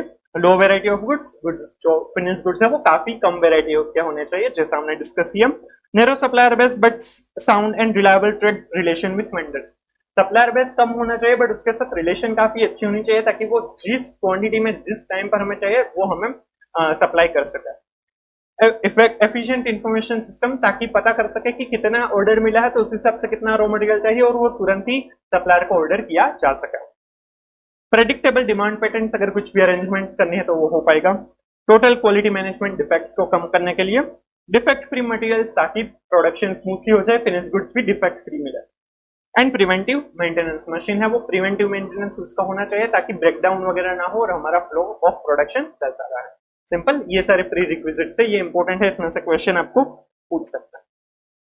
चलिए, फिर है impact of the JIT system on. तीन चीजों पर हमें जीआईटी सिस्टम की इंपैक्ट बताई गई है, वो देखते हैं। Product prices, cost of waste and overhead cost. Cost of waste जो है वो कम हो जाएगा, क्योंकि यहाँ पर कोई भी वेस्टेज टाइमिंग का ना मटेरियल का कुछ भी नहीं होगा, या फिर होगा तो वो काफी कम कर दिया जाएगा। ओवरहेड कॉस्ट भी काफी कम हो जाएगा, स्टोरेज नहीं चाहिए, मशीन से वो कम छोटे साइज के हो जाएंगे, तो यहाँ पर ओवरहेड कॉस्ट भी बचा पाएंगे, और उसी वजह से जो प्रोडक्ट की प्राइस है वो हम हायर प्राइसेस अगर चार्ज करना चाहे तो कर सकते हैं, या फिर इवन जो मार्केट प्राइस है उसी के ऊपर बेचेंगे तो भी चलेगा। राइट, बट वहां पर प्रॉफिट मार्जिन हम जो मार्केट है वो ज्यादा कैप्चर हम कर सकते हैं। Cost of waste, characteristics of the GIT system is its continuous focus on eliminating all waste from system. This can be a waste of assets or excessive inventory. It can also be a waste of time. In the case of assets, it may include unused assets for long periods of time. For example, work in process inventory held in a production queue. जितने भी type के waste है वो सारे ही यहाँ पर कम कर दिए जाएंगे। राइट, मटेरियल का वेस्ट है, टाइमिंग का वेस्ट है, असेट्स जैसे कि वर्क इन प्रोग्रेस है, असेट हो गई, इन्वेंटरी हो गई, तो उसका भी वेस्ट कम कर दिया जाएगा। It can also be a waste of materials such as unnecessary levels of obsolete inventory, defective products, rework and the like. When fully installed, a GIT system vastly reduces all this type of waste. When this happens, there is a sharp drop in several aspects of product cost. Right? ये सारे ही waste अगर कम कर दिए जाएंगे तो जो product cost है वो काफी कम हो जाएगा। फिर overhead cost, the cost of material handling facilities and quality inspection decline when a GIT system is installed. In addition, the reduction of all types of inventory results in a massive reduction in the amount of space required for the warehouse facility. Right, warehouse facility कम हो जाएगी तो overhead cost, rent वगैरह जो है वो भी कम हो जाएगा। Since all costs associated with the warehouse are assigned to the overhead cost pool, the amount of overhead is reduced when the cost of staff, equipment, fixed cost Facilities and rent associated with the warehouse are sharply cut back. Warehouse का rent कम होगा, insurance, उसके लिए जो भी staff रखना है, equipments है, वो सब कुछ कॉस्ट है वो कम हो जाएगा, तो ओवरऑल कॉस्ट काफी कम हो जाएगा. And product prices. When a company achieve a higher level of product quality along with the ability to deliver products on the dates required, customers may be willing to pay a premium. अगर उनको जो quality चाहिए वो quality और वो जो delivery time जब customers को चाहिए तब अगर प्रोवाइड किया जाएगा तो जो कस्टमर्स है वो प्रीमियम प्राइसेस पे करने के लिए रेडी होंगे. This is particularly true in industries where quality or delivery reliability is low. If customers are highly sensitive to these two factors, it may be possible to increase prices substantially. जहां पर quality और delivery है वो काफी important factors है, but वो generally provide नहीं किए जाते हैं. कस्टमर्स है वो सेंसिटिव है regarding the quality and delivery of the product, right. तो उस केस में अगर आप ये दोनों ही चीज अचीव करते हैं और कस्टमर्स को वो प्रोवाइड करते हैं तो आप प्रीमियम प्राइसेस चार्ज कर सकते हो और कस्टमर आर रेडी टू पे that premium price. Alternatively, if these factors are not of great importance or if customers place a higher degree of importance on other factors, then there will be no opportunity for a price increase. But अगर customers है वो quality या फिर delivery time पर नहीं, but दूसरे factors से change होते हैं या फिर उनकी demand change होती है, तो वहां पर आप premium prices charge नहीं कर पाएंगे. जहां पर cost sensitive, right, price sensitive customers है तो वहां पर आप premium prices charge नहीं कर पाएंगे, राइट. तो वहां पर कुछ खास अपॉर्चुनिटी का बेनिफिट नहीं मिलेगा. यहाँ पर हमें कॉस्ट ऑफ वेस्ट है वो कम हो पाएगा जीआईटी की वजह से, ओवरहेड कॉस्ट कम हो पाएगा और प्रोडक्ट प्राइसेस को हम प्रीमियम प्राइसेस चार्ज कर पाएंगे क्वालिटी और डिलीवरी टाइम की वजह से. सिंपल. फिर है बैक फ्लशिंग इन जीआईटी सिस्टम. बैक फ्लशिंग मतलब कि सब कुछ प्रोडक्शन हो जाने के बाद हम रिवर्स में अकाउंटिंग करेंगे, राइट. कि कितना ओपनिंग स्टॉक था उसमें से कितना हमने फिनिश गुड्स बना है उस हिसाब से कंजम्पशन कितना होगा और क्लोजिंग स्टॉक देखकर हम कितना प्रोड्यूस हुआ है या फिर कितना परचेस किया है वो अकाउंटिंग किया जाएगा. बट इसके लिए हमें प्रोडक्शन का स्क्रैप वगैरह का डेटा अच्छे से मिलना चाहिए, तभी हम back flushing accounting system use कर पाएंगे. Back flushing requires no data entry of any kind until a finish product is completed. जब भी रॉ मटेरियल रिसीव हुआ, इश्यू हुआ, तब हम रिकॉर्ड नहीं करेंगे. फिनिश गुड्स प्रोड्यूस हो जाएगा फिर ही अकाउंटिंग किया जाएगा. At that time, the total amount of amount finished is entered into the computer system, which multiplies it by all the components listed in the bill of material for each item produced. Finish goods complete हो जाएगा, फिर वो finish goods को multiply किया जाएगा जो bill of material, raw material में जो स्पेसिफिकेशन और क्वांटिटी है उनके साथ मल्टीप्लाई किया जाएगा ताकि कितना कंजम्पशन हुआ वो पता चलेगा. This yields a lengthy list of components that should have been used in the production process and which are subtracted from the beginning inventory big balance to arrive at the amount of inventory that should now be left on the hand. ये जो consumption है उसको opening balances में purchase भी हो सकता है और ओपनिंग स्टॉक ऑफ इन्वेंटरी भी हो सकता है. तो वो जो परचेज या ओपनिंग बैलेंस है उसमें से वो कंजम्पशन को माइनस किया जाएगा तो बैलेंस कितना बचा है वो पता चल जाएगा. जनरली वो काफी कम इन्वेंटरी रखी जाएगी इन GIT. Given the large transaction volume associated with GIT, this is an ideal solution to the problem. However, there are some serious problems with backflushing that must be corrected before it will work properly. But backflushing में कुछ problems है उसको पहले हमें handle करना है फिर ही हमें backflushing use करना चाहिए. तो वो क्या problems है वो देखते हैं. Production reporting. The total production figures entered into the system must be absolutely correct, or else the wrong component types and quantities will be subtracted from stock. This is particular problem when there is a higher turnover or low level of training for the production staff that records this information, which leads to errors. Production reporting है वो एकदम perfect होना चाहिए कि क्या कौन से goods है वो produce हुए हैं, right? कितनी quantity में produce हुआ है. अगर वो सही नहीं होगा तो consumption भी गलत रिकॉर्ड होगा और वो जो सिस्टम में जितना भी रिकॉर्डिंग है वो सब कुछ गलत हो जाएगा, right? जहां पर भी हायर टर्नओवर है मतलब कि बहुत ज्यादा प्रोडक्शन होता है तो उसमें गलती होने के चांसेस है, या फिर जो स्टाफ इसको रिकॉर्ड करता है वो अगर ट्रेंड नहीं है, उसको अगर उसके पास स्किल्स नहीं है ये रिकॉर्डिंग वगैरह की, तो वहां पर प्रॉब्लम हो सकती है. तो पहले ये इश्यूज जो है उसको हमें हैंडल करना होगा. Then scrap reporting. All abnormal scrap must be diligently tracked and reported. Otherwise, this material will fall outside the back flushing system and will not be charged to inventory.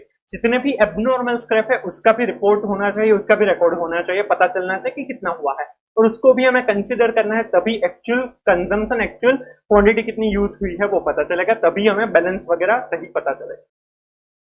Since scrap can occur anywhere in production process, a lack of attention by any of the production staff can result in an inaccurate inventory recording. Once again, high production turnover or a low level of employee training increase this problem. जहां पर भी कहीं पर भी production process में कहीं पर भी अगर स्क्रैप हुआ है तो वो स्टाफ की रिस्पॉन्सिबिलिटी है उसका रिकॉर्ड मेंटेन करे, और जब भी बैक फ्लशिंग हो रहा है, अकाउंटिंग हो रहा है, तब उसका रिकॉर्ड को भी कंसिडर करना जरूरी है। ये कहां पर ये प्रॉब्लम हो सकती है? जहां पर भी टर्नओवर ज्यादा है, प्रोडक्शन बहुत ज्यादा होता है, या फिर जो एम्प्लॉइज है, जो स्टाफ मेंबर्स को रिकॉर्ड करते हैं, वो हाईली ट्रेन्ड नहीं है। Lot tracing. Lot tracing is impossible under the backflushing system. It is required when a manufacturer needs to keep records of which production lots were used to create a product. In case of all items in a lot must be recalled. Problem क्या होती है? कई बार जो raw material का कोई एक lot है वो कोई एक फिनिश गुड बनाने के लिए यूज हुआ है, और अगर उस रॉ मटेरियल में कोई भी प्रॉब्लम थी और वो फिनिश गुड्स को रिकॉल करना है, राइट, क्योंकि उसमें कोई भी प्रॉब्लम थी उस वजह से, तो वो यहां से हमें लॉट ट्रेसिंग नहीं हो पाएगा कि कौन सा रॉ मटेरियल कौन सा फिनिश गुड बनाने में यूज हुआ है, वो लॉट यहाँ पर ट्रेस नहीं हो पाएगा, जो नॉर्मल सिचुएशन में नॉर्मल अकाउंटिंग सिस्टम में हो सकता है कि कौन सा रॉ मटेरियल कौन सा फिनिश गुड बनाने के लिए यूज हुआ है। यहाँ पर टोटल रिकॉर्ड किया जाता है, इसीलिए जो भी कंजम्पशन हुआ है बस वही रिकॉर्ड किया जाता है, कहां पर कौन सा यूज हुआ है वो नहीं देखा जाएगा, तो लॉट ट्रेसिंग काफी डिफिकल्ट हो सकता है। Only a picking system can adequately record this information. Some computer systems allow picking and backflushing to coexist so that pick transaction for lot tracing purpose can still be entered in the computer. Lot tracing may then still be possible if the right software is available. However, this feature is generally present only on high-end systems. जो ये lot tracing है तो उसमें कौन सा हुआ है, तो उसके लिए ये पिकिंग सिस्टम हो सकती है, और कुछ सिस्टम ऐसे भी है जहां पर पिकिंग और बैक फ्लशिंग एक साथ चल सकता है, तो लॉट ट्रेसिंग हो पाएगा। तो आपको अगर लॉट ट्रेसिंग जरूरी लगता है तो आपको ऐसे कंप्यूटर सिस्टम का यूज करना है जिससे बैक फ्लशिंग और पिकिंग सिस्टम एक साथ यूज हो सके और लॉट ट्रेस हो पाए। And last, inventory accuracy. The inventory balance may be too high at all times because the backflushing transaction that relieves inventory usually does so only once a day, during which time others' inventory is sent to the production process. This makes it difficult to maintain an accurate set of inventory records in the warehouse. Backflushing में क्या होगा कि उसमें inventory का जो record update किया जाता है वो once in a day किया जाता है, तो उसमें आपको जब तक वो रिकॉर्ड नहीं किया जाएगा तब तक इन्वेंटरी एट हाई पिक आपको मिलेगी। तो आपको अभी कितनी इन्वेंटरी है वो जानना आपके लिए शायद डिफिकल्ट हो जाएगा, क्योंकि वो जब consumption at the end of the day record किया जाएगा तभी एक्चुअल में इन्वेंटरी कितनी है वो पता चल पाएगा। तो इन्वेंटरी एक्यूरेसी एक प्रॉब्लम हो सकता है। यहाँ पर ये 4 प्रॉब्लम है, इसको पहले हमें रिजोल्व करना होगा। प्रोडक्शन रिपोर्टिंग, स्क्रैप रिपोर्टिंग, ये सब कुछ एग्जैक्ट और एक्यूरेट होना चाहिए, तभी आपका बैकफ्लशिंग सक्सेसफुल हो पाएगा। लॉट ट्रेसिंग है वो बैकफ्लशिंग में पॉसिबल नहीं होगा, उसके लिए आपको ऐसे कंप्यूटर सिस्टम होनी चाहिए जिसमें पिकिंग सिस्टम भी हो, और इन्वेंटरी एक्यूरेसी आपको नहीं मिलेगी, आपको जब चाहिए तब इन्वेंटरी का रिपोर्ट नहीं मिल पाएगा, वो एक्यूरेट नहीं होगा। Of all the issues noted here, the worst is situation where the production staff is clearly incapable of providing sufficiently accurate scrap or production reporting for the backflushing system. If there is an easily traceable cause, such as less capable workers on a particular shift, moving a few reliable employees into this position can provide immediate relief from the problem. सबसे बड़ी ये problem होगी कि production या फिर scrap का जो reporting है वो सही नहीं है, वो एक्यूरेट नहीं है, तो ये बैकफ्लशिंग है वो आपके लिए यूजलेस हो सकती है, राइट। बट अगर आपको पता चलता है कि कोई जो स्टाफ है, कोई एक शिफ्ट में जो स्टाफ है वो इनएक्यूरेट डेटा प्रोवाइड करता है, तो उसमें आप वो स्टाफ को चेंज कर सकते हो और ये प्रॉब्लम में से आप निकल सकते हैं बाहर। It may even be possible to have an experienced shift supervisor to collect this information. However, where there is not possible for whatever reason, computer system users experienced backflushing, garbage in, garbage out, entering inaccurate information rapidly eliminates any degree of accuracy in the inventory records, requiring many physical inventory counts to correct the problem. But अगर ये दूसरी कोई problem है जिसका reason ही नहीं पता है तो बैकफ्लशिंग आपके लिए यूजफुल नहीं है, उसके लिए आपको बहुत बार फिजिकल वेरिफिकेशन करना होगा और फिर आपको एक्यूरेट डेटा मिल पाएगा from the backflushing system. Consequently, the success of backflushing system is directly related to companies' willingness to invest in well-paid, experienced, well-educated production staff that undergoes little turnover. Right? इसीलिए company को बैकफ्लशिंग अगर successfully implement करवाना है तो उसके लिए well educated, well paid staff होने चाहिए प्रोडक्शन में जो अच्छे से ये रिकॉर्ड मेंटेन कर पाए। सिंपल। फिर ये प्रैक्टिकल इंसाइट है, ये कुछ इतना खास काम का नहीं है तो आप ये इग्नोर कर सकते हैं, कुछ खास चीज यहाँ पर हमें नहीं बताई गई है तो इसको इग्नोर कर सकते हैं। फिर ये इलस्ट्रेशन 1 दिया हुआ है वो हम देखते हैं। KP Limited KPL manufactures and sells one product called KEIM. Managing director is not happy with its current purchasing and production system. There has been considerable discussion at the corporate level as to use JIT for Kia. As per the opinion of the managing director of KPL Limited, KPL Limited का जो managing director है वो जो Kia product वो बेचते हैं, उनके purchasing और प्रोडक्शन से कुछ खास ज्यादा खुश नहीं है, इसी वजह से वो JIT सिस्टम यूज करना चाहते हैं। तो उसके बारे में उसका ओपिनियन क्या है वो हमें यहाँ पर बताया है।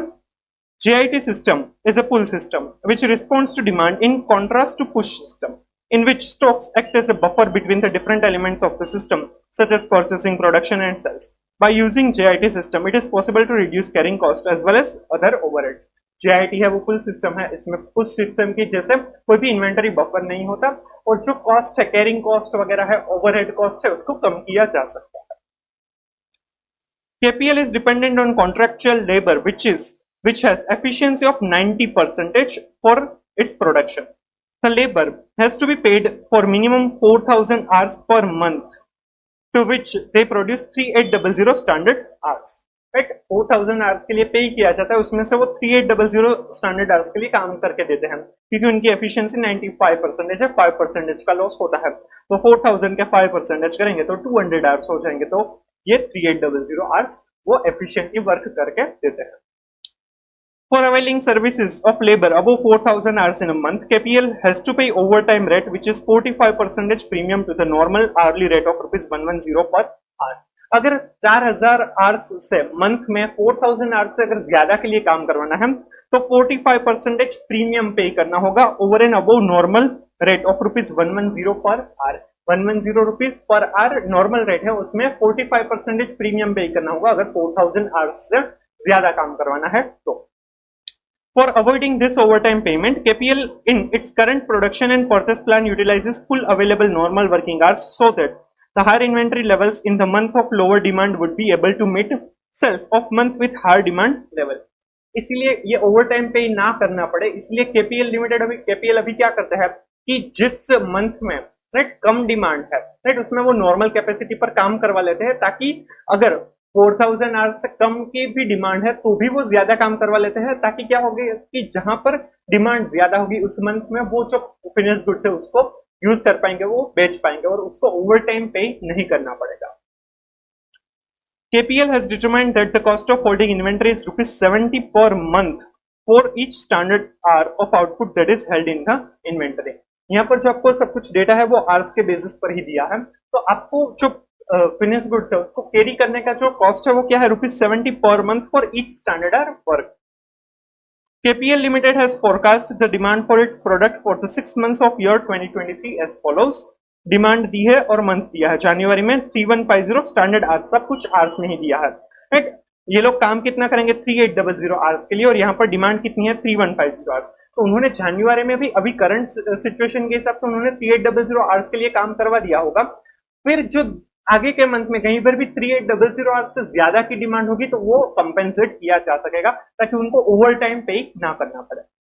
फरवरी में 3760, मार्च में 4060, तो ये ज्यादा है 3800 से, तो ये दोनों मंथ में उन्होंने ज्यादा काम करवाया होगा तो उसकी डिमांड यहाँ पर फुलफिल की जाएगी और उनको ज्यादा पे नहीं करना पड़ेगा।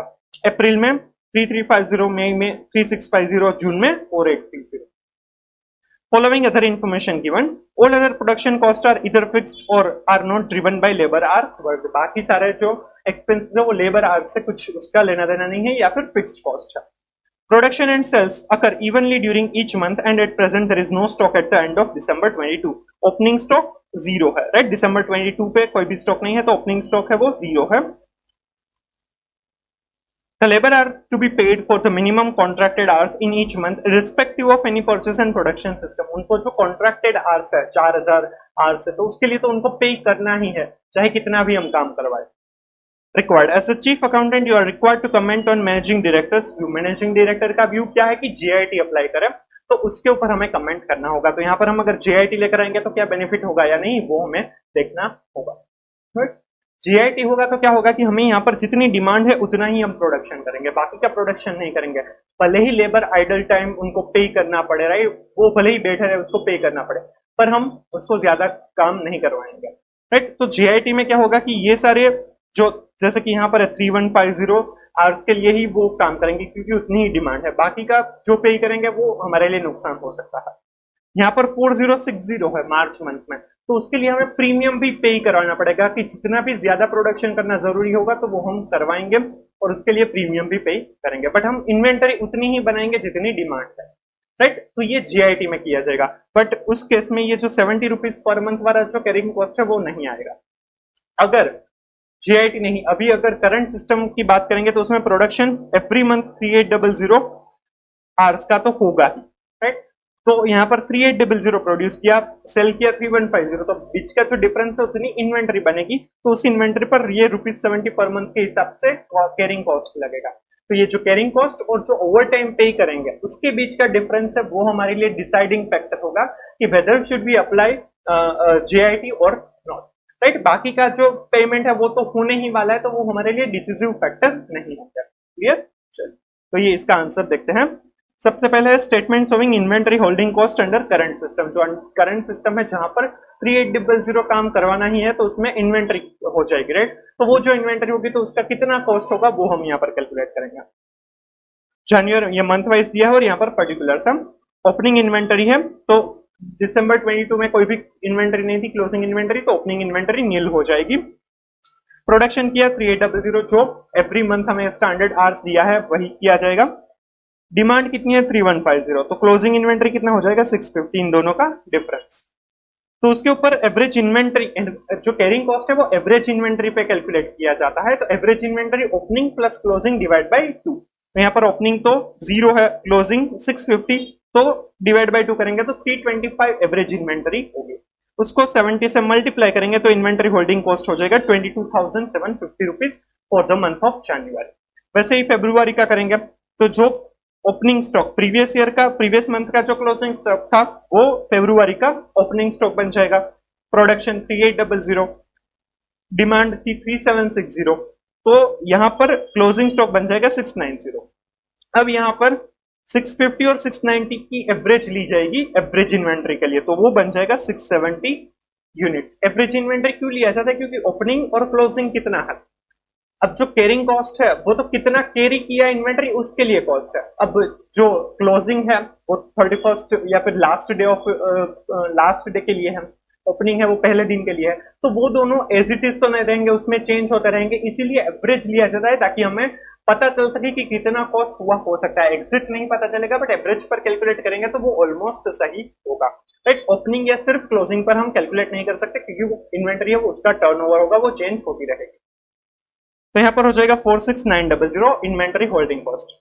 ऐसे ही मार्च के लिए करेंगे तो ये 690, इसका ओपनिंग स्टॉक 3800 प्रोड्यूस किया, डिमांड 4060 थी, बट 690 ऑलरेडी ओपनिंग स्टॉक हमारे पास है, तो हमारा जो हमने जो प्रोड्यूस किया है और जो ओपनिंग स्टॉक है वो हमारी डिमांड से ज्यादा ही है, इसलिए डिमांड पूरी फुलफिल हो पाएगी। और फिर भी क्लोजिंग स्टॉक बचता है 430, एवरेज इन्वेंटरी 560 और उसके ऊपर कॉस्ट। इसी तरीके से अप्रैल में, जून के लिए भी किया।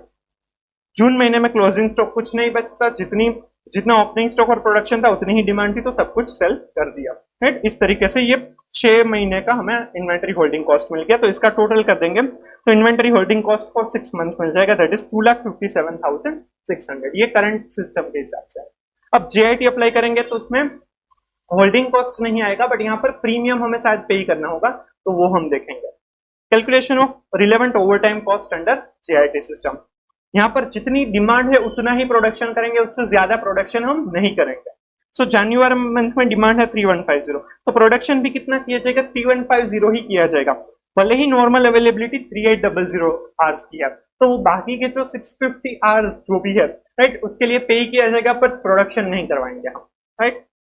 फिर शॉर्टेज, तो इसमें तो कुछ आएगा ही नहीं, राइट। इन दोनों के बीच का जो भी ओवर टाइम है, राइट, ओवर टाइम किस कब होगा कि जो डिमांड है, राइट, वो ज्यादा है, प्रोडक्शन, नॉर्मल प्रोडक्शन है वो कम है, तब ओवर टाइम पे किया जाएगा। चलिए फरवरी मंथ में भी 3760 की डिमांड थी, प्रोडक्शन भी उतना ही करवाएंगे और स्टैंडर्ड 3800 था। मार्च मंथ में 4060 की डिमांड है, प्रोडक्शन 4060 का करवाना होगा, स्टैंडर्ड 3800 है। तो इन दोनों का जो डिफरेंस है वो शॉर्टेज हो जाएगा 260, क्योंकि स्टैंडर्ड 3800 उसके लिए तो हमें पे करना है, बट अगर उससे ज्यादा प्रोडक्शन करवाना है तो 45% प्रीमियम पे करना होगा। तो ये 260 आवर्स है, उसके लिए प्रीमियम पे किया जाएगा। तो 260 और यहाँ पर एक्चुअल ओवर टाइम आवर्स कितने होंगे, यहाँ पर हमें 95% एफिशिएंसी बताई है, राइट। तो हमें क्या करना होगा कि ये जो 260 है वो 95 के सामने है, क्योंकि हमें जितना प्रोडक्शन करवाना है वो एग्जैक्ट एक्चुअल उतना होना चाहिए। तो ये 95% के सामने 260 है, तो 100% के सामने कितना होगा, क्योंकि उसको जितने देर के लिए बैठाएंगे उसमें से 95% ही वो हमें काम करके देंगे, और वो हमें कितना मिनिमम होना चाहिए 260 आवर्स, तो उसको बिठाना ज्यादा देर के लिए पड़ेगा, राइट। तो ये हमें क्रॉस मल्टीप्लीकेशन करना होगा। सो 260 जो है उसको अगर हम 0.95 से डिवाइड कर देंगे तो हमारा आंसर मिल जाएगा, दैट इज 273.68। मतलब कि 273 आवर्स के लिए वो आएंगे, तब वो 260 आवर्स का काम करके देंगे, और वो अगर हमें 260 प्लस 3800 आवर्स का काम करेंगे तभी हमें वो हमारी जो डिमांड है 4060 वो हम फुलफिल कर पाएंगे। हमें पे 273.68 आवर्स के लिए करना है, और वो भी प्रीमियम, और प्रीमियम कितना होगा 110 rupees plus 45%। So 110 plus 45% that is 159.50%। तो ये 159.50 इंटू 273.68 करेंगे तो 43,652 हो जाएगा। अप्रैल में भी कम है, वो 3800 के विदिन है, तो कोई ज्यादा प्रोडक्शन नहीं करवाना है। मई मंथ में भी कम है, तो कोई ज्यादा प्रोडक्शन नहीं करवाना है। जून मंथ में 4830 की डिमांड है, तो प्रोडक्शन भी उतना करवाएंगे। स्टैंडर्ड 3800 है, तो जो शॉर्टेज है वो 1030 आवर्स की होगी, तो हमें 1030 डिवाइड बाय 0.95, तो 1084 आवर्स के लिए हमें पे करना होगा, और वो हो जाएगा 172,931।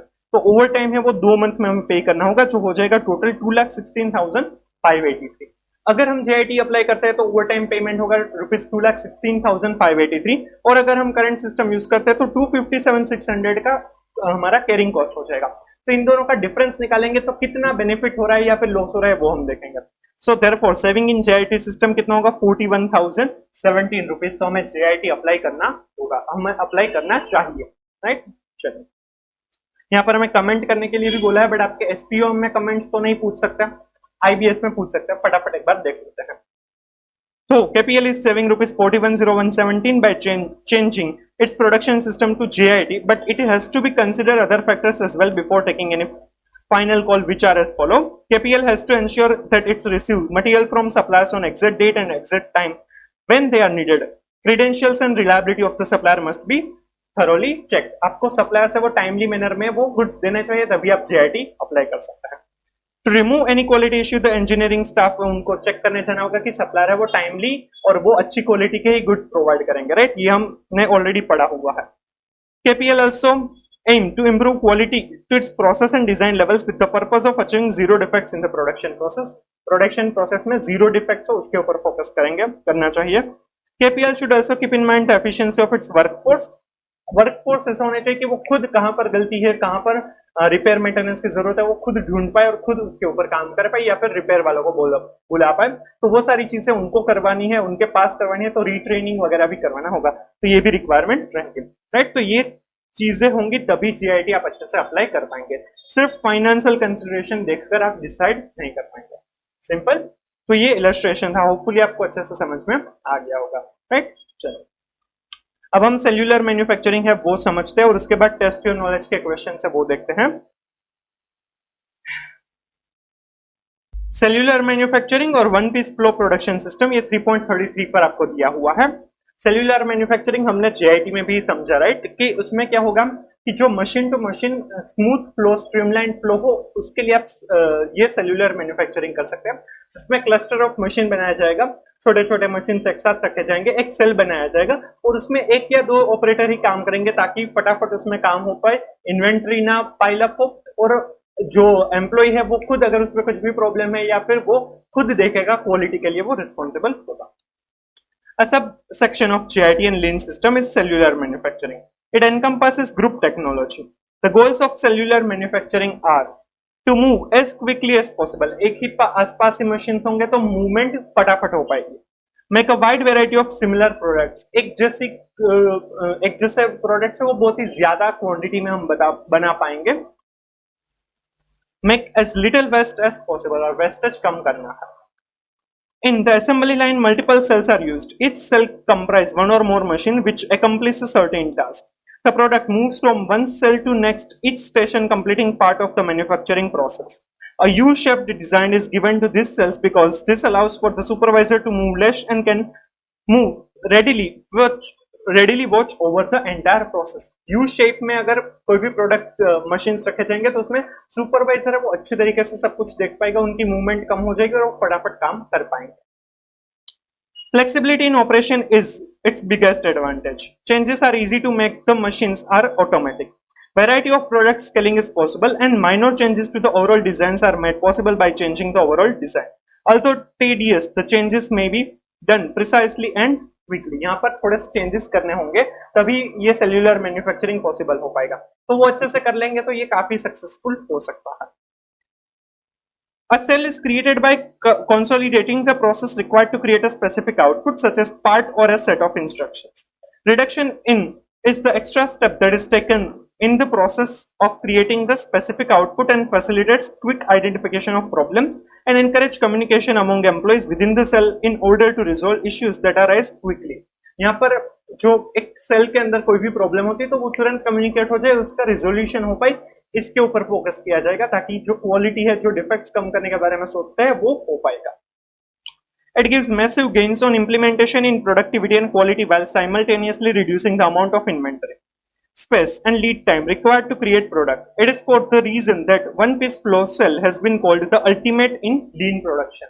यहाँ पर क्या होगा कि आपकी स्पेस बच जाएगी, इन्वेंटरी पाइलअप नहीं होगी और क्वालिटी के ऊपर भी फोकस किया जाएगा, इवन टाइम भी कम हो जाएगा। तो ये लीन सिस्टम के लिए अल्टीमेट लीन प्रोडक्शन हो जाएगा, वन पीस फ्लो हो जाएगा, एक ही जगह पर एक पीस जो आउटपुट है वो बन जाएगा, तो वो काफी टाइम कंज्यूमिंग हेल्पफुल हो सकता है।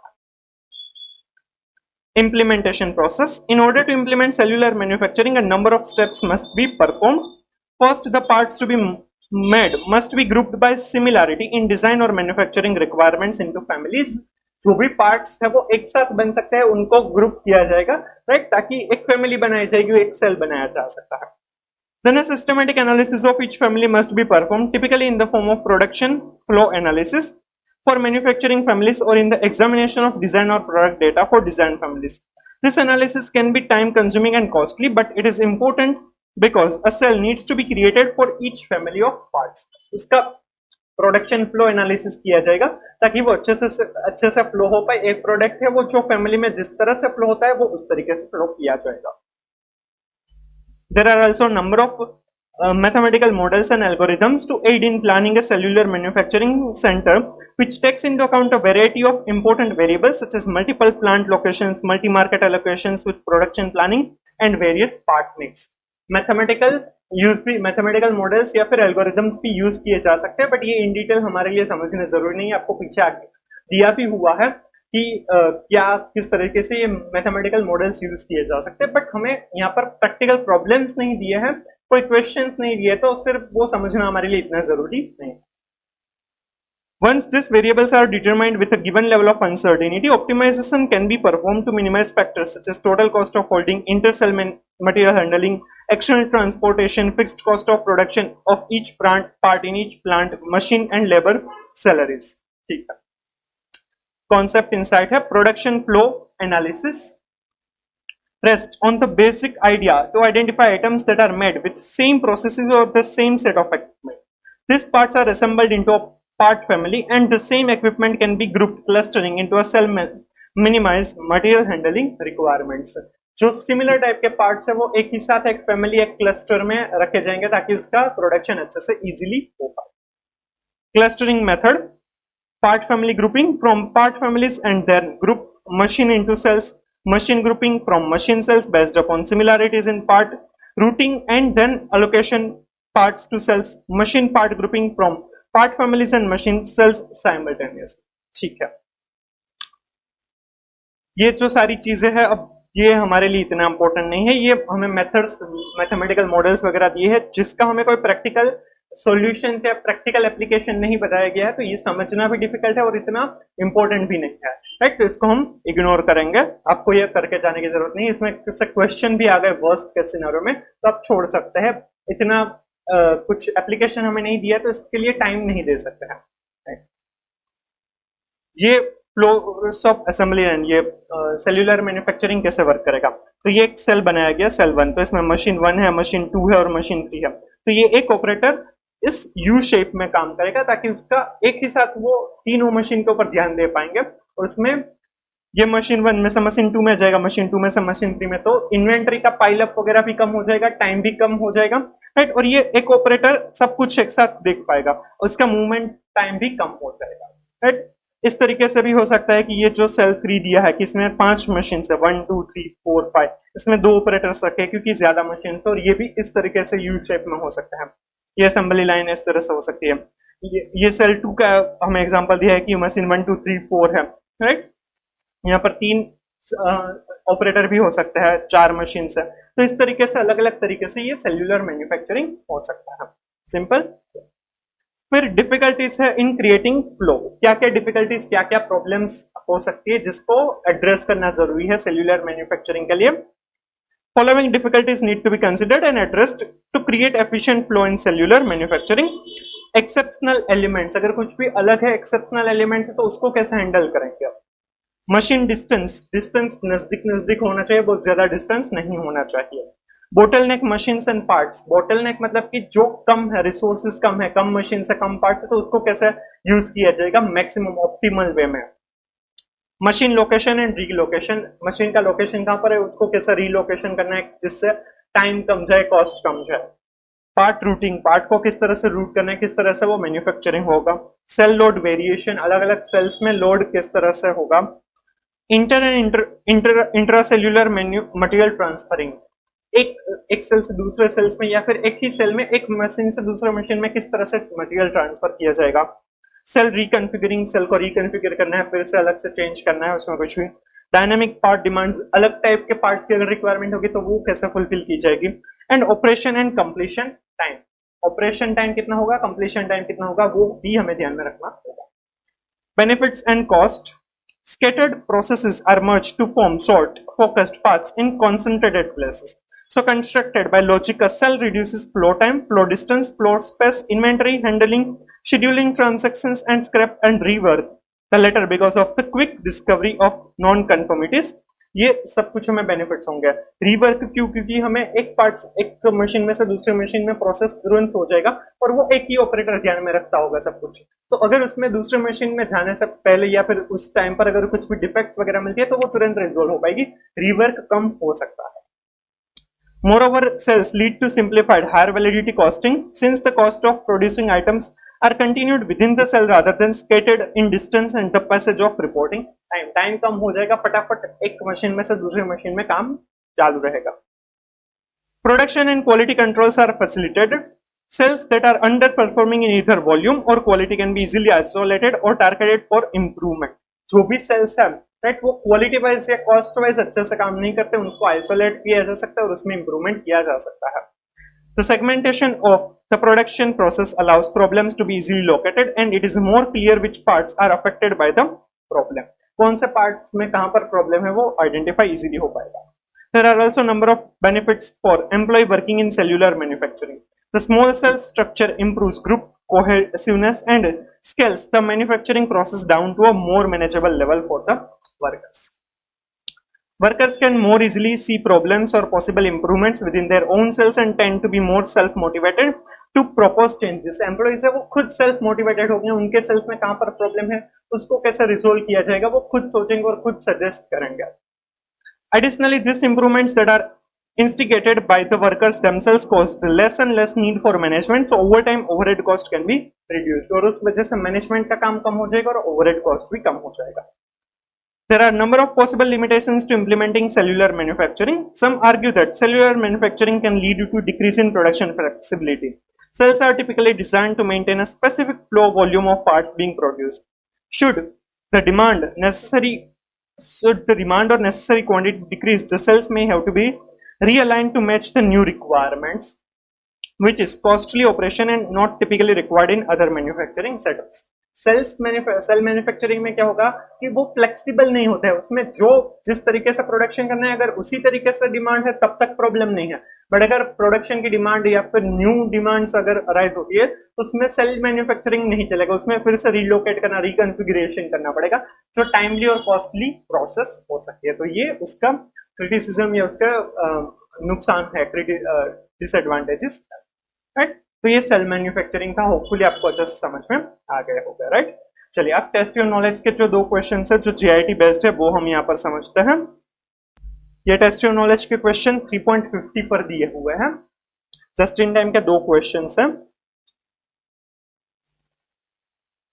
Person metal and motor works PM2W PM2W deals in manufacturing or of the copper wired electronic motor which is specifically designed. PM2W is thinking to shift from traditional system to GIT system as a part of process innovation. CEO among the other top bosses at PM2W are hopeful that implementation of GIT will not only improve value in value chain for end customer but also improve overall manufacturing cycle efficiency. जो PM2W है वो अब GIT system पर move करना चाहते हैं और CEO और बाकी जो बॉसेस है वो भी ऐसा सोचते हैं कि इससे काफी बेनिफिट होगा, value chain for and user तो होगा बट जो एफिशिएंसी है मैन्युफैक्चरिंग साइकिल की वो एफिशिएंसी भी बढ़ जाएगी। GIT pre-implementation team was formed to evaluate the probabilities which collects following actual and estimated data about processes, activity category, traditional system actual और GIT system estimated. इंस्पेक्शन है तो उसमें 40, यहाँ पर हमें ऑल डेटा इन मिनट्स दिया हुआ है, राइट। तो इंस्पेक्शन में पहले ट्रेडिशनल सिस्टम में 40 मिनट्स होते हैं थे या है और जीआईटी सिस्टम में 30 मिनट्स होंगे। स्टोरेज 80 मिनट्स के लिए होता था, अब 20 मिनट्स हो जाएंगे जीआईटी में। मूविंग 20 मिनट्स होता था, 10 मिनट्स हो जाएगा। प्रोसेसिंग 60 मिनट्स होता था, 40 मिनट्स हो जाएगा। Further PM2W decided to practice single piece flow under JIT cellular manufacturing. PM2W received an order which is due to manufacture and delivered for 10 such motors. Total available production time to produce what customer demands is 480 minutes, out of which it normal practice that 30 minutes will be spent in shutdown and cleaning. उनको एक order मिलता है जिसमें 10 सच Motors उनको provide करने हैं और उसके लिए उनका 480 मिनट्स उनके पास अवेलेबल है और उसमें से 30 मिनट्स जो है वो शटडाउन और क्लीनिंग में जाता है, मतलब कि अवेलेबल एक्चुअल में कितना टाइम है, 450 मिनट्स ही अवेलेबल है। CEO is also considering GIT purchase apart from GIT production. GIT purchase भी करना है GIT production के साथ। Required. Explain just in time. ये already हमने explain कर लिया, समझ लिया है। Calculate the tuck time and interpret the result. Tuck time मतलब कि available time कितना है। यहाँ पर कितना होगा कि आपको 480 मिनट्स में से 30 मिनट्स आप माइनस करेंगे, डिवाइड बाय 10 मोटर्स बनाने हैं तो 450 डिवाइड बाय 10, सो 45 मिनट्स है एक आपको एक यूनिट बनाने के लिए, तो वो तक टाइम है और उसको इंटरप्रेट भी करना है। और advice whether the company should shift to JIT shift करना चाहिए या नहीं, तो इस सभी को हम कंपेयर करेंगे तो हमें जीआईटी पर मूव करना चाहिए या नहीं वो पता चलेगा। चलिए इसका आंसर देखते हैं। इसका आंसर आपको पेज नंबर 3.53 पर दिया है। जो पहला क्वेश्चन है वो हमें यहाँ पर करने की जरूरत नहीं है, ऑलरेडी हमने जीआईटी इन डिटेल समझ लिया है। फिर तक time is the maximum available time to meet the demands of the customer. This will help to decide the speed of or at manufacturing facility. इससे पता चलेगा कि कितनी स्पीड में हमें काम करना है।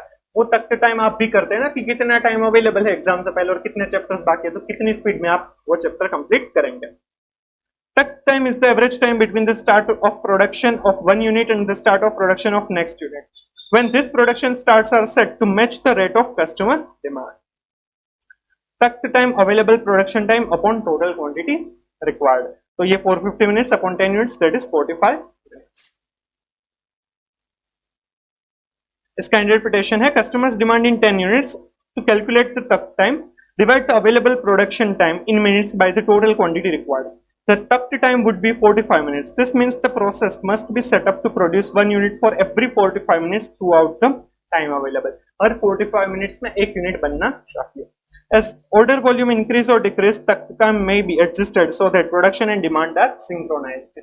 जैसे ही डिमांड है वो डिक्रीज या इंक्रीज होगी तो उस हिसाब से तक टाइम चेंज होगा, राइट। प्रोडक्शन टाइम उस हिसाब से चेंज होगा, तो उस हिसाब से सिंक्रोनाइज करना होगा प्रोडक्शन और डिमांड को। और जो थर्ड क्वेश्चन है शिफ्टिंग टू जीआईटी, तो उसके लिए हम क्या करेंगे, प्रोसेस साइकिल एफिशिएंसी चेक करेंगे, value added time upon cycle time. यहाँ पर जो चीजें हमें बताई गई है कि inspection, storage, moving and process, तो उसमें से वैल्यू एडेड आइटम क्या है, वैल्यू एडेड टाइम क्या है और नॉन वैल्यू एडेड क्या है। इंस्पेक्शन जो हम करेंगे, स्टोरेज करेंगे, मूविंग और प्रोसेसिंग करेंगे, तो इंस्पेक्शन जरूरी है, राइट। पर इंस्पेक्शन से भी ज्यादा वो अगर नहीं किया जाएगा, अगर वो नहीं करेंगे फिर भी वो डायरेक्टली प्रोडक्शन में हमें हेल्प नहीं करता है, तो उसे भी नॉन वैल्यू एडेड आइटम कहा जाता है। फिर ये स्टोरेज है, तो स्टोरेज भी करने से कुछ जनरली प्रोडक्ट की अपने आप वैल्यू नहीं बढ़ जाती है, तो ये भी नॉन वैल्यू एडेड आइटम है। मूविंग, एक जगह से दूसरी जगह पर मूव किया जाता है, तो ये भी नॉन वैल्यू एडेड आइटम है। ये जो प्रोसेसिंग है वही सिर्फ एक वैल्यू एडेड आइटम है। तो उस हिसाब से हम प्रोसेस साइकिल एफिशिएंसी चेक करेंगे, क्योंकि जो सीईओ और जो दूसरे बॉसेस है उनका ये भी मानना था कि हमें साइकिल एफिशिएंसी को भी बढ़ाना है। तो यहाँ पर नॉन वैल्यू एडेड और वैल्यू एडेड आइटम को अलग किया गया है। तो ट्रेडिशनल सिस्टम में हमें 40, 80, 20 और 60 मिनट्स बताया था। जीआईटी सिस्टम में 30, 20, 10 और 40 मिनट्स। तो वैल्यू एडेड आइटम सिर्फ ये 60 मिनट्स है, यहाँ पर 40 मिनट्स है, और ये सभी का टोटल है वो साइकिल टाइम हो जाएगा, दैट इज 200 मिनट्स, तो यहाँ पर 100 मिनट्स, राइट। तो ये परसेंटेज निकाले जाएंगे कि वैल्यू एडेड टाइम कितना है divide by total cycle time. यहाँ पर 30% है, यहाँ पर 40% है। तो जीआईटी में ये जो प्रोसेस साइकिल एफिशिएंसी है वो बढ़ जाएगी, तो एडवाइजेबल है कि जीआईटी सिस्टम आपको अप्लाई करना चाहिए, राइट। यही चीज यहाँ पर बताई गई है, बाकी कुछ खास नहीं है, आप एक बार पढ़ सकते हैं, राइट। सिंपल सा क्वेश्चन। फिर सेकंड क्वेश्चन है वो देखते हैं। ये अच्छे से समझिएगा और ध्यान से पढ़िएगा, क्योंकि इसमें पैराग्राफ्स में डेटा दिया है तो कंफ्यूजन होने के चांसेस है। A manufacturer is considering implementing GIT inventory system for some of its raw material purchases. As per the current inventory policy, raw materials required for 1 month's production and the finished goods equivalent to the level of 1 week's production are kept in stock. जो raw material है वो 1 month production के लिए जितना भी चाहिए उतना raw material inventory में रखा जाता है, और जो फिनिश गुड्स है वो 1 वीक की प्रोडक्शन जितना हो सकता है उतना स्टॉक में रखा जाता है। This is done to ensure that company can cater to sudden spot in consumers demand. इसीलिए क्या होगा कि अगर कंज्यूमर की डिमांड अचानक बढ़ गई तो उसको हम फुलफिल कर पाए, इसीलिए ये स्टॉक रखा जाता है। However, the carrying cost of inventory has been increasing recently. Hence, the consideration to move to a more robust just-in-time purchasing system that can reduce the inventory carrying cost. पर क्या है कि कैरिंग कॉस्ट है वो बढ़ रहा है, और इन्वेंटरी अगर रखेंगे तो कैरिंग कॉस्ट तो आपका आएगा ही। तो कैरिंग कॉस्ट जो है उसको कम करना है, कैरिंग कॉस्ट को एलिमिनेट करना है, तो उसी के लिए कंपनी है वो robust just in time purchase production में जाना चाहते हैं। Details relevant to raw material inventory are given below. The average inventory of raw material held by the company throughout the year is ₹1 crore. Average inventory 1 crore रुपए की रखी जाती है। Procurement of raw material for every year is ₹12 crore. Every year 12 crore की inventory है वो purchase किया जाता है, रॉ मटेरियल परचेस किया जाता है। By moving to just-in-time procurement system, the company aims at eliminating holding this stock completely in its warehouse. Instead, suppliers of these materials are ready to provide the goods as per the production requirements on an immediate basis.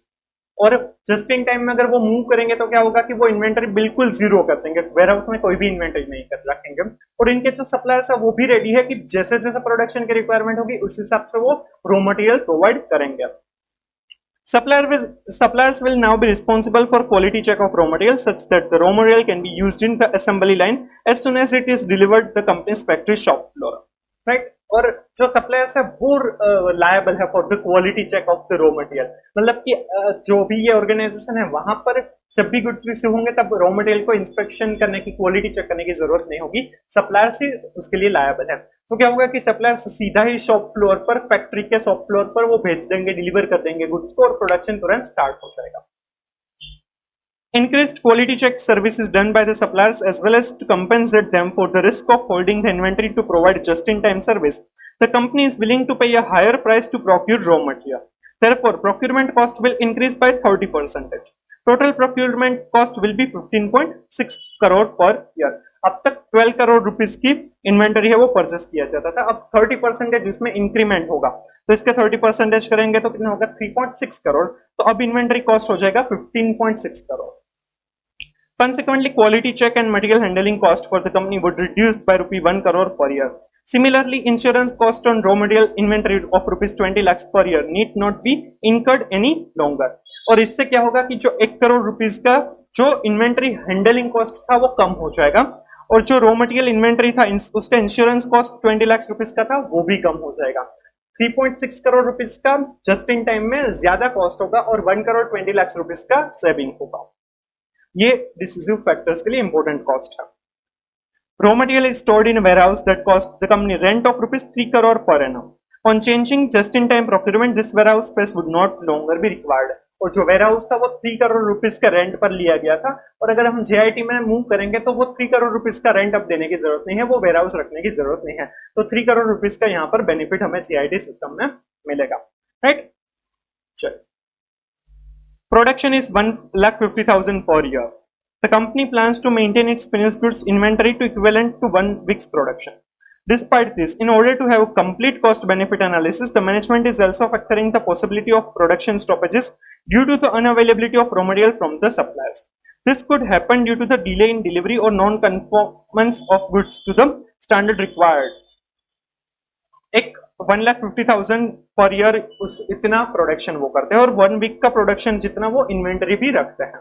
But कई बार क्या problem होता है कि वो जो raw material है वो timely supply नहीं कर पाते हैं, या फिर वो जो क्वालिटी है वो अप टू द मार्क नहीं होती है, उसी वजह से उनका जो प्रोडक्शन है वो स्टॉपेज हो सकता है। Labour works in 8-hour shift per day who will remain idle if there is no material to work on. 8 घंटे की उनकी शिफ्ट होती है लेबर्स की, और अगर मटेरियल नहीं होगा तो वो आइडल टाइम हो जाएगा उनके लिए। Due to stoppage of production for the above reason, it is possible to have stock out of 3,000 units in a year. Stock out की वजह से, मटेरियल नहीं होने की वजह से 3,000 यूनिट्स है उसका स्टॉक आउट हो सकता है कि उतना आपको डिमांड फुलफिल ना कर पाए। Stock out represents a lost sales opportunity due to unavailability of finished goods. Right, stock out क्या है कि आपके पास प्रोड्यूस्ड गुड्स नहीं थे, उस वजह से आपका सेल्स है वो आपको चला गया, अपॉर्चुनिटी कॉस्ट हो गया। The customer walks away without purchasing any product from the company. Therefore, in order to reduce this opportunity cost and to make up for the lost production hours, labor can work overtime. That would cost the company rupees 10 lakh per annum. This is the maximum capacity in terms of hours that the labor can work. With this overtime, stock out can reduce to 2,000 units. ये problem JIT में होगा, क्योंकि यहाँ पर हम supplier हम कुछ भी इन्वेंटरी नहीं रखते हैं, राइट। इन्वेंटरी नहीं रखते, इसीलिए स्टॉपेजेस होने के चांसेस है। जो हमारा करंट सिस्टम है उसमें तो हम 1 महीने का रॉ मटेरियल रखते हैं और 1 महीने का एक वीक का प्रोडक्शन फिनिश गुड्स भी रखते हैं, इसीलिए इसमें स्टॉपेजेस या स्टॉक आउट होने के चांसेस नहीं है। बट JIT में जाएंगे तो सप्लायर शायद हमें टाइमली प्रोवाइड ना करे रॉ मटेरियल, ऐसा हो सकता है, या फिर quality up to the mark ना हो, ऐसा हो सकता है, और उस वजह से टोटल 3,000 यूनिट्स का स्टॉक आउट हो सकता है। बट अगर हम 10 लाख रुपीस का वर्कर्स को ज्यादा पे करके हम जो हमारा स्टॉक आउट है वो 3,000 से 2,000 यूनिट्स लेकर आ सकते हैं, मतलब कि 1,000 यूनिट्स का हम सेल कर सकते हैं। ये एक हमारे पास ऑप्शन अवेलेबल है। Currently the sale price of product is rupees 5,000 per unit. Variable production cost is rupees 2,000 per unit, while variable selling general and administration overhead cost is rupees 750 per unit. Raw material procurement cost is currently rupees 800 per unit. That will increase by 30% to rupees 1040 per unit under JIT system. अभी जो product की selling price है वो 5,000 rupees है।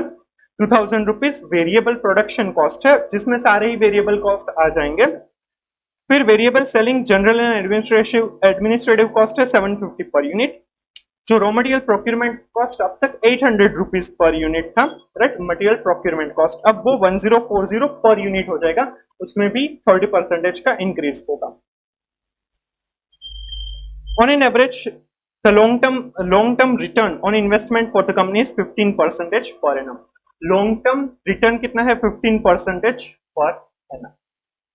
Calculate the benefit or loss if the company decides to move from current system to JIT procurement system. Recommend factors that the management needs to consider before implementing the JIT procurement system. ये जो calculate करना है तो उसके लिए हमें क्या क्या ध्यान में रखना होगा, जितने चेंजेस है वो हमें कंपेयर करना होगा, करंट सिस्टम में क्या होता है और JIT में क्या होता है, राइट। तो यहाँ पर अभी तक अब जो करंट सिस्टम है उसमें 12 करोड़ रुपीस होते हैं प्रोक्यूरमेंट के परचेस के, वो अब हो जाएंगे यहाँ पर 15.6 करोड़। बट यहाँ पर 1 करोड़ और जो 20 लाख से इंश्योरेंस और मटेरियल हैंडलिंग कॉस्ट वो JIT में बच जाएगा। 3 करोड़ रुपीस रेंट है वो भी जेआईटी में बच जाएगा। बट यहाँ पर स्टॉक आउट कॉस्ट तो ये 10 लाख रुपीस हमें ज्यादा पे करने हैं या नहीं वो हमें सोचना होगा।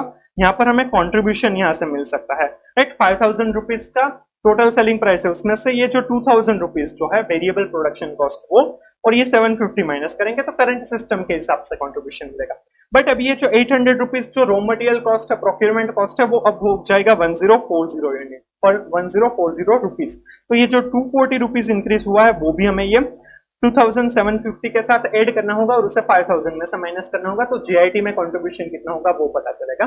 और ये जो 1,000 यूनिट्स है, जो पहले 3,000 का स्टॉक आउट था, अब जो 2,000 यूनिट्स का हो जाएगा, तो 1,000 इंटू वो जो कंट्रीब्यूशन है वो करेंगे, तो वो अगर 10 लाख रुपीज से ज्यादा होगा तो हम ये 10 लाख रुपीज पे कर देंगे, वो हमारे लिए बेनिफिशियल होगा। बट ये 2,000 यूनिट्स जो है उसका तो स्टॉक आउट होगा ही अगर हम जीआईटी में जाएंगे, राइट। तो वो कितना लॉस होता है, वो कितना अपॉर्चुनिटी कॉस्ट होता है, वो भी हमें कंसिडर करना होगा। तो ये 2,000 यूनिट्स इंटू कंट्रीब्यूशन जो भी है जीआईटी में जो भी आएगा वो हम मल्टीप्लाई करेंगे तो पता चल जाएगा। फिर जीआईटी और करंट सिस्टम उसमें से जो डिफरेंस आता है वो कंसिडर करेंगे और उसमें ये 15% पर एनम भी हम लगाएंगे, क्योंकि वो जो सेविंग होता है वो सेविंग के ऊपर हमें कितना इंटरेस्ट मिलेगा वो भी हमें कैलकुलेट करना होगा और उसके बेसिस पर हम रिकमेंड करेंगे। इसका आंसर देखते हैं। Current purchasing policy and JIT procurement system. Raw material procurement cost current में 12 करोड़ था, जीआईटी में 15 करोड़ 60 लाख था। Quality check and material handling 1 crore rupees current में होता था, यहाँ पर 0। जीआईटी इंश्योरेंस कॉस्ट करंट में 20 लाख, जीआईटी में 0। वेयरहाउस रेंटल करंट में 3 करोड़, जीआईटी में 0। Overtime charges under JIT to reduce stock outs, right. जो 1000 स्टॉक आउट है वो अगर हमें कम करना है 1000 यूनिट्स का, तो हम 10 लाख रुपीस का ओवर टाइम पे कर सकते हैं। तो वो करना चाहिए या नहीं वो देखेंगे। तो ये नोट 1 में हम समझा है, should over time cost incurred to reduce cost. Contribution per unit, sell price minus variable production cost minus variable selling distribution cost per unit and variable production cost under the GIT. तो 2,000 rupees जो है वो क्या है आपका variable cost of production है, और 1040 minus 800 को भी आपको कंसिडर करना होगा। तो 240 ज्यादा होगा, वो जीआईटी में ज्यादा प्रोडक्शन कॉस्ट होगा, तो 2240 पर यूनिट। तो कंट्रीब्यूशन पर यूनिट हो जाएगा 5,000 माइनस 2240 माइनस 750, तो कंट्रीब्यूशन पर यूनिट हो जाएगा 2010 पर यूनिट। तो अगर आप स्टॉक आउट 3,000 से 2,000 लेकर आना है तो 1,000 यूनिट्स आप बेच सकते हैं। तो आपको कितना कंट्रीब्यूशन मिलेगा 1000 इंटू 2010 पर यूनिट, तो 20,10,000 का आपको कंट्रीब्यूशन मिलेगा। बट उसके लिए 10 लाख रुपए का आपको ज्यादा खर्च करना पड़ेगा। तो ओवरऑल देखने चाहिए तो 10 लाख रुपीस का खर्चा हो रहा है, बट उसके सामने 20,10,000 का आपको बेनिफिट मिल रहा है। तो आपको वो स्टॉक आउट को कम करने के लिए ओवर टाइम पे करना चाहिए। तो 10 लाख रुपीस का खर्चा हमारा यहाँ पर बढ़ जाएगा, राइट। और दूसरी चीज हमारा स्टॉक आउट कॉस्ट, जो अपॉर्चुनिटी कॉस्ट है, उसको भी हमें ध्यान में रखना है। ये करंट सिस्टम में ये दोनों ही 0 होंगे, क्योंकि वहां पर स्टॉक आउट होने के चांसेस नहीं है, क्योंकि हम रॉ मटेरियल और फिनिश गुड्स की इन्वेंटरी रखते हैं, जो जीआईटी में हम नहीं रखने वाले हैं, राइट। तो अब 3,000 स्टॉक आउट टोटल हो सकता है, इसमें से हमने 1,000 तो बचा लिए, 10 लाख रुपए हमने ज्यादा पे करके। बट जो 2,000 का यूनिट्स का स्टॉक आउट है वो तो होने ही वाला है, तो उसमें कितना कंट्रीब्यूशन हम लॉस करेंगे वो हमें कैलकुलेट करना है, और ये भी हमारा डिसीजन मेकिंग में फैक्टर बन जाएगा। तो ये जो 2010 कंट्रीब्यूशन आया, उस कंट्रीब्यूशन को हम 2,000 यूनिट से मल्टीप्लाई कर देंगे तो 40,20,000 रुपीज आ जाएगा, जो हमारा स्टॉक आउट कॉस्ट हो जाएगा, अपॉर्चुनिटी कॉस्ट हो जाएगा। तो इसको भी हम ध्यान में लेंगे। तो अगर करंट सिस्टम में कितना कॉस्ट हो रहा है 16 करोड़ 20 लाख रुपीज, जीआईटी में कितना होगा 16 करोड़ 10,20,000 रुपीज। तो यहाँ पर हमारा कुछ 9,80,000 रुपीज का यहाँ पर हमारा सेविंग होगा। Therefore, moving to GIT results in savings of rupees 9,80,000 per year for the company. But इसमें if reinvested, long term return on investment of the company is 15% per annum था, would yield a return of rupees 1,47,000 per year. ये 9,80,000 rupees का जो saving हुआ है, अगर उसको हम कहीं पर इन्वेस्ट कर देंगे तो 15% हमें उसमें से रिटर्न मिलेगा, तो वो रिटर्न हो जाएगा 1,47,000 पर ईयर। तो हमारा टोटल जो सेविंग है ये 980 plus 147, that is In addition, by switching over to GIT system, the company will also save working capital requirement of rupees 1 crore on account of average. 1 crore की जो inventory average रखी जाती थी वो भी हमारा बच जाएगा, तो वो 1 करोड़ रुपए भी हमारे जो फंड ब्लॉक हो जाते थे वो हमें बेनिफिट मिलेंगे। तो वो 1 करोड़ के ऊपर भी हमें 15% लगाकर जो 15 लाख रुपए का इंटरेस्ट है वो हमें मिल सकता है, रिटर्न मिल सकता है। सो वो 15 लाख रुपीस को भी हमें कंसिडर करना है। तो 15 लाख, 1,47,000 और 9,80,000, सो टोटल हमारा 26,27,000 का बेनिफिट मिल सकता है अगर कंपनी है वो करंट सिस्टम से JIT में जाएंगे तो 26,27,000 रुपए का बेनिफिट मिल सकता है। सो इट इज रिकमेंडेड कि उनको JIT में मूव करना चाहिए, सिंपल। और जो दूसरा क्वेश्चन था उसमें रिकमेंडेशन की JIT में जाने से पहले क्या ध्यान में रखना है, तो वो आप एक बार पढ़ सकते हैं, थ्योरेटिकल क्वेश्चन है, इतना इंपॉर्टेंट नहीं है, इजीली हमने वो ऑलरेडी सब कुछ कॉन्सेप्ट हमने कवर अप कर दिया है। क्लियर? तो ये था हमारा जस्ट इन टाइम और सेल्यूलर मैन्युफैक्चरिंग और टेस्ट ऑफ नॉलेज के हमने क्वेश्चन 1 और 2 भी देखे, होपफुली आपको अच्छे से समझ में आ गया होगा, राइट। तो चलिए प्रोसेस इनोवेशन जो दिया हुआ है पेज नंबर 3.44 पर वो हम समझते हैं। इनोवेशन मतलब कि कुछ अलग करना, अगर कोई एग्जिस्टिंग प्रोसेस है उसमें आप छोटे मोटे चेंजेस कर देंगे, that is not innovation. Innovation मतलब सिग्निफिकेंट चेंजेस होना चाहिए, कुछ अलग ही हो जाना चाहिए, तो उससे इनोवेशन कहा जाएगा। तो प्रोसेस में इनोवेशन करेंगे जिससे कॉस्ट रिड्यूस हो सकता है या फिर क्वालिटी या फिर वैल्यू है वो बढ़े, कस्टमर सेटिस्फेक्शन बढ़े, उसके ऊपर फोकस किया जाएगा, राइट। छोटे मोटे एक्सटेंशन कर दिया प्रोसेस में, छोटा मोटा चेंजेस कुछ अलग तरीके से कर दिया, नए प्रोडक्ट लॉन्च कर दिए, that is not innovation, right. Innovation कुछ अलग है, तो वो क्या है वो हम यहाँ पर समझते हैं। Process innovation means the implementation of a new or significantly improved production or delivery method, including significant changes in techniques, equipment, and or software. Significant change ये काफी इंपॉर्टेंट है, ये प्रोडक्शन प्रोसेस में हो सकता है, डिलीवरी मेथड में हो सकता है, राइट। टेक्नोलॉजी में चेंजेस, इक्विपमेंट, सॉफ्टवेयर, कहीं पर भी चेंज है, बट वो कैसा चेंज है, सिग्निफिकेंट चेंज को अगर आप इंप्लीमेंट करते हैं तो उसे प्रोसेस इनोवेशन कहा जा सकता है। Changes, improvements, increase in product or service capability done by addition to a manufacturing or logical system. छोटा मोटा कैपेसिटी में चेंज कर दिया, कैपेबिलिटी में चेंज कर दिया, राइट, सिस्टम में चेंज कर दिया, कुछ इंप्रूवमेंट कर दिया। Ceasing to use a process, कोई प्रोसेस को सीज कर दिया कि अब इसकी जरूरत नहीं है, नॉन वैल्यू एडेड एक्टिविटीज कुछ प्रोसेस था। सिंपल कैपिटल रिप्लेसमेंट और extension, right, capital replacement plant या मशीनरी या ऐसा इक्विपमेंट को चेंज कर देना, रिप्लेस कर देना, right. Changes resulting purely from changes in factor prices, customization, regular seasonal and other cyclical changes, कोई सीजन या फिर साइकिल चेंज हुई उस वजह से कुछ छोटे मोटे चेंजेस कर दिए। एंड ट्रेडिंग ऑफ न्यू और significantly improved products are not considered innovation. नई प्रोडक्ट या फिर सिग्निफिकेंटली इंप्रूव्ड प्रोडक्ट को बेचना वो इनोवेशन नहीं है, ये सारी चीज इनोवेशन में कवर अप नहीं होता है। The process of innovating new solutions could fall into following one area: production. This is related to processes, equipment and technology to enhance manufacturing or production process. This includes computer software. Production process जो है manufacturing process है उसको change करना, उसमें बहुत बड़ा कुछ change लेकर आना, वो process, equipment, software, technology कोई भी change हो सकता है, तो उन सभी में production में change होता है, production में innovation होता है, वो कहा जाएगा। Then delivery process innovation involve tools, techniques and software solutions to help in the supply chain and delivery system. जो डिलीवर करना है प्रोडक्ट को, रॉ मटेरियल हो सकता है, फिनिश गुड्स, कोई भी, तो उसकी डिलीवरी में अगर आप कुछ इनोवेशन करते हो वो फटाफट हो जाए, कुछ ऐसे इनोवेटिव टूल्स लेकर आते हैं, that is innovation in delivery. This includes barcodes, tracking system और shipping software, barcode ताकि स्कैन हो सके और कहां पर क्या है वो पता चल सके, ट्रैक करना, ट्रैकिंग सिस्टम, कोई भी मटेरियल है वो कहां पर पहुंचा है तो उसको ट्रैक करना ताकि पता चले कब तक वो रिसीव हो जाएगा, कब क्या आगे की प्रोसेस कैसे करेंगे, वो शेड्यूलिंग करना, सब कुछ पता चलेगा, right. And support services. Innovation in processes are not limited to simply production or delivery, but also include area including purchasing, maintenance and accounting. जो सपोर्ट सर्विसेज है, kind of value chain analysis में जो हमने समझा था, primary activities है उसमें production, delivery, वो सब कुछ कवर अप होता है, इनबाउंड लॉजिस्टिक, आउटबाउंड लॉजिस्टिक, तो वो इसमें तो इनोवेशन करना ही है।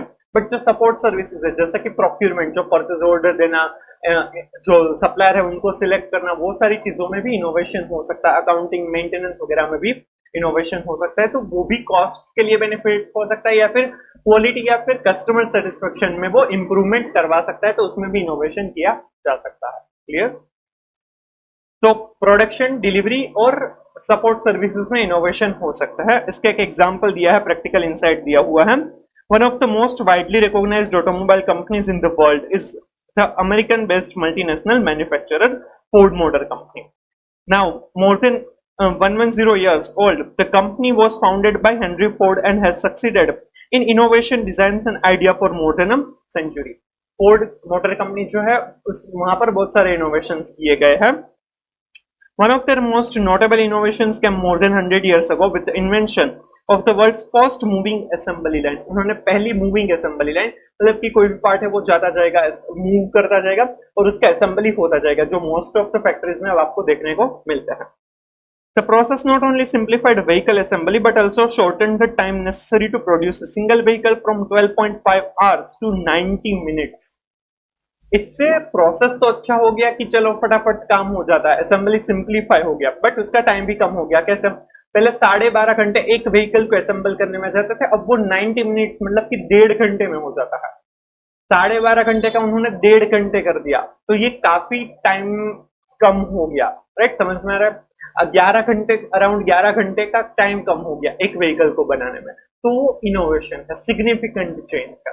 राइट, प्रोसेस ऐसे बना दी कि आपको असेंबली इजी भी हो गया और टाइम भी काफी कम हो गया। That is innovation. That process innovation, creating an assembly line to speed up production, not only benefited the auto giant but also manufacturers of other consumer goods such as refrigerators and vacuum cleaners. ये सिर्फ automobile companies, automobile vehicles giants के लिए ही beneficial नहीं हुआ, but refrigerator, vacuum cleaners, ऐसे दूसरे जो consumer goods थे उसको भी बेनिफिट मिला ये इनोवेशन की वजह से। वो लोगों ने भी ये टाइप की जो मूविंग असेंबली लाइन है उसका यूज किया और अपना असेंबली टाइम है वो कम कर दिया। It remains the typical mode of production for business today. ये अब टिपिकल, ये अब नॉर्मल हो चुका है, बट उस टाइम पर वो इनोवेशन था। Concept insight BPR and pi. BPR मतलब कि बिजनेस प्रोसेस री इंजीनियरिंग, एंड जो पीआई प्रोसेस इनोवेशन, ये दोनों अलग है। री इंजीनियरिंग मतलब कि जो एक्जिस्टिंग प्रोसेस है उसमें छोटा मोटा चेंज कर दिया, वो अलग तरीके से करेंगे। इनोवेशन मतलब कि स्क्रैच, फ्रॉम द स्क्रैच कुछ अलग करना और उससे कुछ बेनिफिट हो सके, वो ध्यान में रखना। बीपीआर बिजनेस प्रोसेस री इंजीनियरिंग, ये पहले ओल्ड कोर्स में, ये सिलेबस में चैप्टर 3 में ही कवर अप किया था, बट अब यहाँ पर सिर्फ थोड़ा सा समझाया गया है इस concept inside through. And PI process innovation are similar concept that emerged in early 90s. BPR focuses on amending existing processes while PI attempts to implement new process in an organization. BPR है वो existing process को change करने, amend करने में सोचते हैं, जबकि PI है उसमें new processes को implement किया जाता है ताकि कुछ benefit मिल सके। ये point important है, इसमें से कुछ MCQ बन सकता है। In many ways, PI is more radical than BPR because it is changing the overall structure of an organization, whereas BPR is streamlining processes that are already in place. BPR है वो जो अभी existing process है जो हो रहा है उसको अच्छे से करने में, उसको बेटर करने में सोचते हैं, जबकि पीआई है उसमें बहुत ही ज्यादा चेंज हो सकता है, फ्रॉम द स्क्रैच हो सकता है, सब कुछ पहले से अलग तरीके से, उसमें अलग इक्विपमेंट, अलग सॉफ्टवेयर, अलग प्लांट चाहिए हो, ऐसा हो सकता है।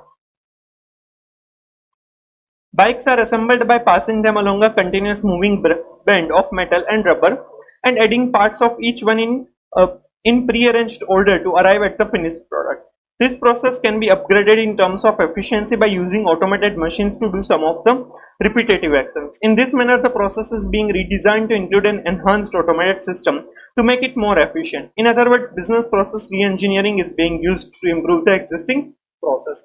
बाइक का जो असेंबली है वो एक तरीके से हो ही रहा है, उसमें अगर ऑटोमेशन ऐड किया जाएगा ताकि थोड़ा सा पार्ट ऑटोमेटेड हो जाए और वो काम फटाफट हो जाए, बेनिफिशियल हो, तो उसे बिजनेस प्रोसेस री इंजीनियरिंग कहा जा सकता है, क्योंकि एग्जिस्टिंग प्रोसेस है और उसी में उन्होंने ऑटोमेशन या फिर कोई और कुछ और अच्छा आइडिया लगाकर उसको बेनिफिशियल बनाने की ट्राई की। दैट इज बिजनेस प्रोसेस री इंजीनियरिंग।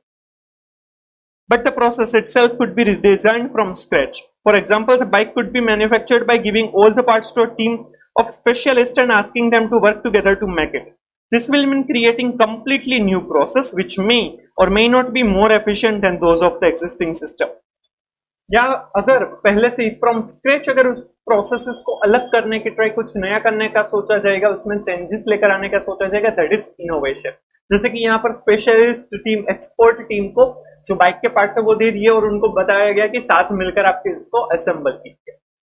वो अपने तरीके से कुछ नया सोचकर उसको असेंबल करेंगे, राइट? वो बेनिफिशियल भी हो सकता है, मोर एफिशिएंट भी हो सकता है, या फिर ना हो, ऐसा भी हो सकता है जो एग्जिस्टिंग प्रोसेस है उनसे। बट दैट इज इनोवेशन, क्योंकि इनोवेशन है वो अगर कुछ ट्रायल एंड एरर, कुछ रिसर्च डेवलपमेंट करेंगे तो उसी में से कुछ नया मिल सकता है, राइट? तो इनोवेशन है वो from the scratch, from the bottom, सब पे फ्रॉम द स्टार्टिंग पॉइंट से सोचने की बात है, जबकि बीपीआर बिजनेस प्रोसेस री इंजीनियरिंग है, वो एग्जिस्टिंग प्रोसेस में क्या बेटर कर सकते हैं, क्या चेंजेस करके उसको अच्छा बना सकते हैं, वो देखा जाता है. But the process vision of providing better satisfaction to a team of workers from the production process itself may supersede the efficiency issues. कई बार ऐसा भी हो सकता है कि ये काम करने से अगर एम्प्लॉइज ज्यादा खुश है, उनको ज्यादा मजा आया ये इनोवेटिव वे में काम करने से, तो हो सकता है कि उनकी एफिशिएंसी बढ़े और ज्यादा हमें बेनिफिशियल हो सके, ज्यादा प्रोडक्शन हो सके. In this example, process innovation result in entirely new process of manufacture the bike. Even if it was not, if we have not defined them, it's up to the workers to decide. ये innovation है क्योंकि इसमें जो भी employees है उनको सोचने के लिए बोला गया फ्रॉम द स्क्रैच. पहले से ही उनको प्रोसेस किस तरह से उनको असेंबल करना है, मैन्युफैक्चरिंग करना है, वो सोचने के लिए बोला गया. And that is innovation. ये बेनिफिशियल हो भी सकता है, ना भी हो, ऐसा हो सकता है.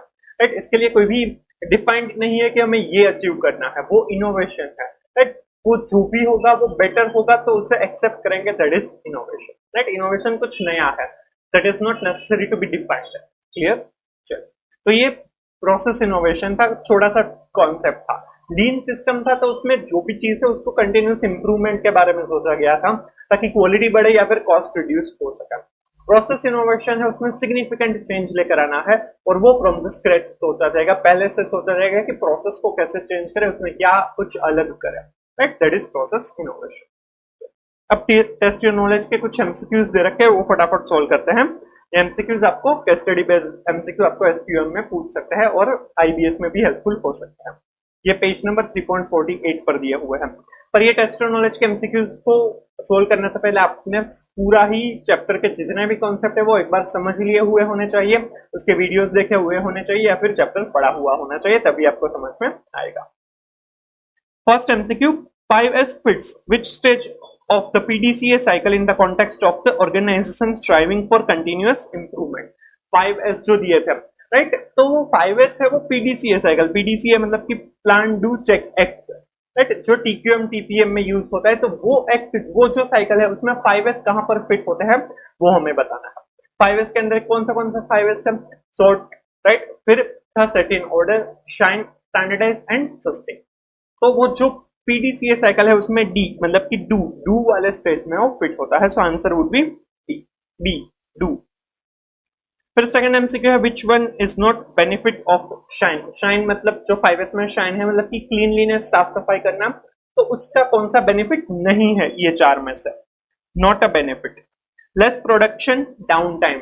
अगर साफ सफाई अच्छे से रखेंगे फैक्ट्री में या फिर वर्क स्टेशन के आसपास, तो उसमें जो टाइम बिगड़ सकता है, प्रोडक्शन डाउन टाइम, क्योंकि कुछ टूट फूट गया, एम्प्लॉय को कुछ लग गया, राइट, मशीन अच्छे से नहीं चला, तो वो होने के चांसेस कम हो जाएंगे, वो डाउन टाइम हम कम कर सकते हैं. So it is one of the benefit of shine. Then happier employees. अगर वर्क स्टेशन अच्छा होगा, साफ सुथरा होगा, तो वहां पर काम करने में मजा आएगा, एफिशिएंसी बढ़ेगी और एम्प्लॉय सेटिस्फेक्शन बढ़ सकता है. So happier employees, so it is also one of the benefit. Improved quality. काम अच्छा होगा, कोई भी प्रोडक्ट सर्विसेज उसकी क्वालिटी बढ़ सकती है. सो it is also one of the benefit of shine, because quality है वो बढ़ेगी, साफ सफाई होगा तो आपको जो काम जब जैसे करना है वो अच्छे से कर पाएंगे, नेसेसरी चीज फटाफट हो जाएगी, क्वालिटी बढ़ सकती है.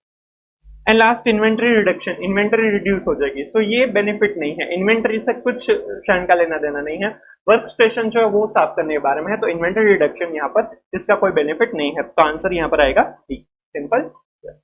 थर्ड एमसीक्यू है, which one of the following does kaizen improvement process not focus on. Kaizen improvement, kaizen costing जो है उसमें क्या है कि कंटिन्यूस इंप्रूवमेंट करना है, स्मॉल चेंजेस करने हैं, स्मॉल वैल्यू में होगा चेंजेस तो भी ठीक है, बट कंटिन्यूसली इंप्रूवमेंट करते जाना है ताकि कॉस्ट रिड्यूस हो सके, कुछ बेनिफिट हमें मिल सका. तो यहाँ पर केजान कॉस्टिंग है वो किसके ऊपर फोकस नहीं करता है? 5S जो हमने देखा, sort, set in order, shine, standardise and sustain, तो उसके ऊपर फोकस करते हैं. पोकायोके, ये कॉन्सेप्ट हमें नहीं समझाया यहाँ पर है कि एरर मिनिमाइजिंग, एरर मैनेजमेंट के बारे में, कि एरर हो सके उतना हमें कम करना है, उसके ऊपर फोकस किया जाता है. राइट, तो ये भी केजान कॉस्टिंग में कवर अप होता है, क्योंकि एरर है वो मिनिमम हो सके, कुछ कंटिन्यूस इंप्रूवमेंट करते जाना है, स्मॉल वैल्यू में भी भले ही चेंज हो, वो केजान फोकस करता है. तो पोकायोके है वो भी एरर को हो सके उतना कम करने के बारे में बताया जाता है, उसका कॉन्सेप्ट भी वही है. जस्ट इन टाइम प्रिंसिपल्स जो है वो हमने समझा था कि जब आपको कोई भी मटेरियल चाहिए तभी वो परचेस किया जाएगा, जब आपको कोई भी मटेरियल जब आपका फिनिश गुड्स कोई भी कस्टमर चाहिए, उनको ऑर्डर आपको मिला है तभी प्रोड्यूस कीजिए, that is just in time. तो जस्ट इन टाइम भी लीन सिस्टम का ही पार्ट है। तो केजन कॉस्टिंग, केजन प्रिंसिपल्स वहां पर भी फोकस करते हैं, छोटे छोटे इंप्रूवमेंट करने के बारे में सोचते हैं। इंप्रूवमेंट बाय इनोवेशन, इनोवेशन है वो बिल्कुल अलग है, लीन सिस्टम से वो अलग है। केजन प्रिंसिपल्स है वो लीन सिस्टम कंसिडर कर सकते हैं, जबकि इंप्रूवमेंट जो इनोवेशन है वो बिल्कुल अलग है, जो हमने अभी इसमें कवर अप किया। सो इनोवेशन है वो यहाँ पर आंसर आएगा, क्योंकि वो केजन इंप्रूवमेंट प्रोसेस वहां पर फोकस नहीं करता है, इनोवेशन के बारे में नहीं है। कंटिन्यूअस जो अभी एग्जिस्टिंग चीज है उसके ऊपर हमें फोकस करना है, उसमें चेंजेस लेकर आना है ताकि कॉस्ट रिडक्शन हो सके। क्लियर। फोर्थ एमसीक्यू है, which of the following is not a tool used in defined process in the DMAIC model of Six Sigma? DMAIC model है defined, measure, analyse, improve and control.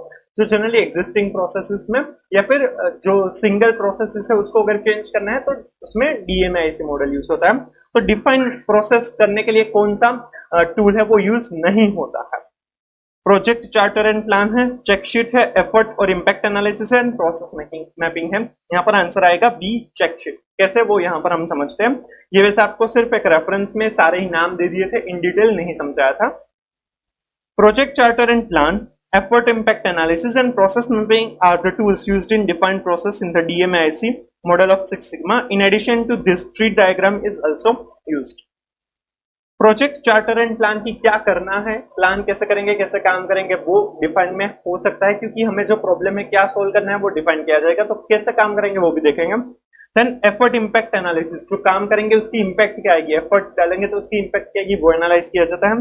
Process mapping, process क्या किस तरह से होगा। Tree diagram, कैसे काम करना है, ट्री डायग्राम ड्रॉ करके क्या काम होगा, क्या प्रॉब्लम है वो डिफाइन किया जाएगा। तो ये सारे टूल्स डिफाइन जो प्रोसेस है उसमें यूज किए जाते हैं। The check sheet defect concentration diagram is a structured form of collecting and analyzing data. It is one of the 7 basic quality tools. The check sheet is a form used to collect data in real time at the location where the data is generated. The data is captured can be quantitative or qualitative. When the information is quantitative, the check sheet is sometimes called tally sheet. It is used in the measure process. Check sheet है उसमें data, जो भी data है वो compile किया जाता है और उसमें quantitative as well as qualitative data हो सकता है।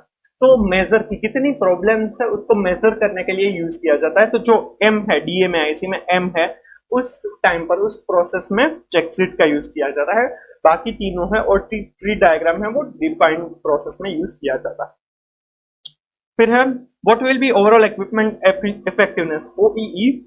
If second is ideal cycle time, second एक सेकंड है वो आइडियल साइकिल टाइम है, एक प्रोडक्ट बनाने में 1 सेकंड लगता है। Plant production time is 7 hour. Plant production time total कितना करना है, 7 आवर्स के लिए काम करना है। Out of total count of 19 to 40 units, total count से 19 to 40 units and good counts are 18,848 units. तो यहां से हमें OEE कैलकुलेट करना है। OEE के अंदर 3 कंपोनेंट्स आते हैं, राइट, अवेलेबिलिटी, परफॉर्मेंस और क्वालिटी, और उन तीनों को मल्टीप्लाई करके हमें टोटल OEE मिलता है। बट उसकी एक फॉर्मूला हमने देखी थी कि जो एक फॉर्मूला का यूज करके भी आप सीधा ही OEE कैलकुलेट कर सकते हैं। जब हमने OEE समझा था तब मैंने आपको बताया था कि अगर आपको चारों ही MCQ अलग अलग पूछा है कि अवेलेबिलिटी कितने है या परफॉर्मेंस या क्वालिटी और OEE, तो आपको इंडिविजुअली कैलकुलेट करना है। बट अगर आपको सीधा ही OEE पूछा है तो एक फॉर्मूला थी उसका यूज कर सकते हैं। ये फॉर्मूला क्या थी, OEE is equal to good count into ideal cycle time upon plant production time into 100, right. ये फॉर्मूला का यूज करके आप डायरेक्टली OEE कैलकुलेट कर सकते हैं। इसका डेरिवेटिव भी हमने समझा था, राइट। तीनों को मल्टीप्लाई करके हमने कैसे किया था वो हमने OEE के साथ कवर अप किया है। होपफुली वो वीडियो आपने अच्छे से देखा होगा। यहाँ पर गुड काउंट से हमें बताया है 18,848 units, right, into ideal cycle time वो कितना है 1 second, into plant production time वो कितना है 7 आवर्स है। बट यहाँ पर हमारा जो आइडियल साइकिल टाइम है वो सेकंड्स में है और जो प्लांट प्रोडक्शन टाइम है वो आवर्स में है, तो हम आवर्स को सेकंड्स में कन्वर्ट करेंगे। सो 7 hours into 60 minutes into 60 seconds, right, तो हमें एग्जैक्टली आंसर मिलेगा और इसको 100 से मल्टीप्लाई करेंगे तो परसेंटेज में हमारा आंसर आ जाएगा। तो ये अगर आप सोल्व करेंगे तो आपका आंसर आएगा 74.79%, that is option C. Simple. The last MCQ है, which principle or technique is considered as the base platform for TPM? TPM जो टोटल प्रोडक्टिविटी मेंटेनेंस है उसका बेस क्या है? 5S जो है वो उनका बेस है और उसके ऊपर 8 पिलर्स है, राइट, TPM के। तो यहाँ पर आंसर आएगा बी 5S। सिंपल। तो ये थे लीन सिस्टम एंड इनोवेशन के एमसीक्यू टेस्ट योर नॉलेज के। बाकी के जो ये टेस्ट योर नॉलेज के डिस्क्रिप्टिव क्वेश्चन है वो ऑलरेडी हमने सोल्व कर लिया है। होपफुली वो सारे क्वेश्चन भी आपने समझ लिए होंगे और उनके वीडियोस भी देख लिए होंगे, राइट। तो ये था हमारा chapter 3 lean system and innovation. Hopefully आपका अच्छे से कवर अप हो गया होगा, सब कुछ समझ में आ गया होगा, राइट। अगर ये वीडियो आपको अच्छा लगा तो please like and share the video, comment if you have any doubt, suggestion और reviews and please subscribe the channel. Next हम चैप्टर 4 स्टार्ट करेंगे, so stay tuned for the same. Thank you so much.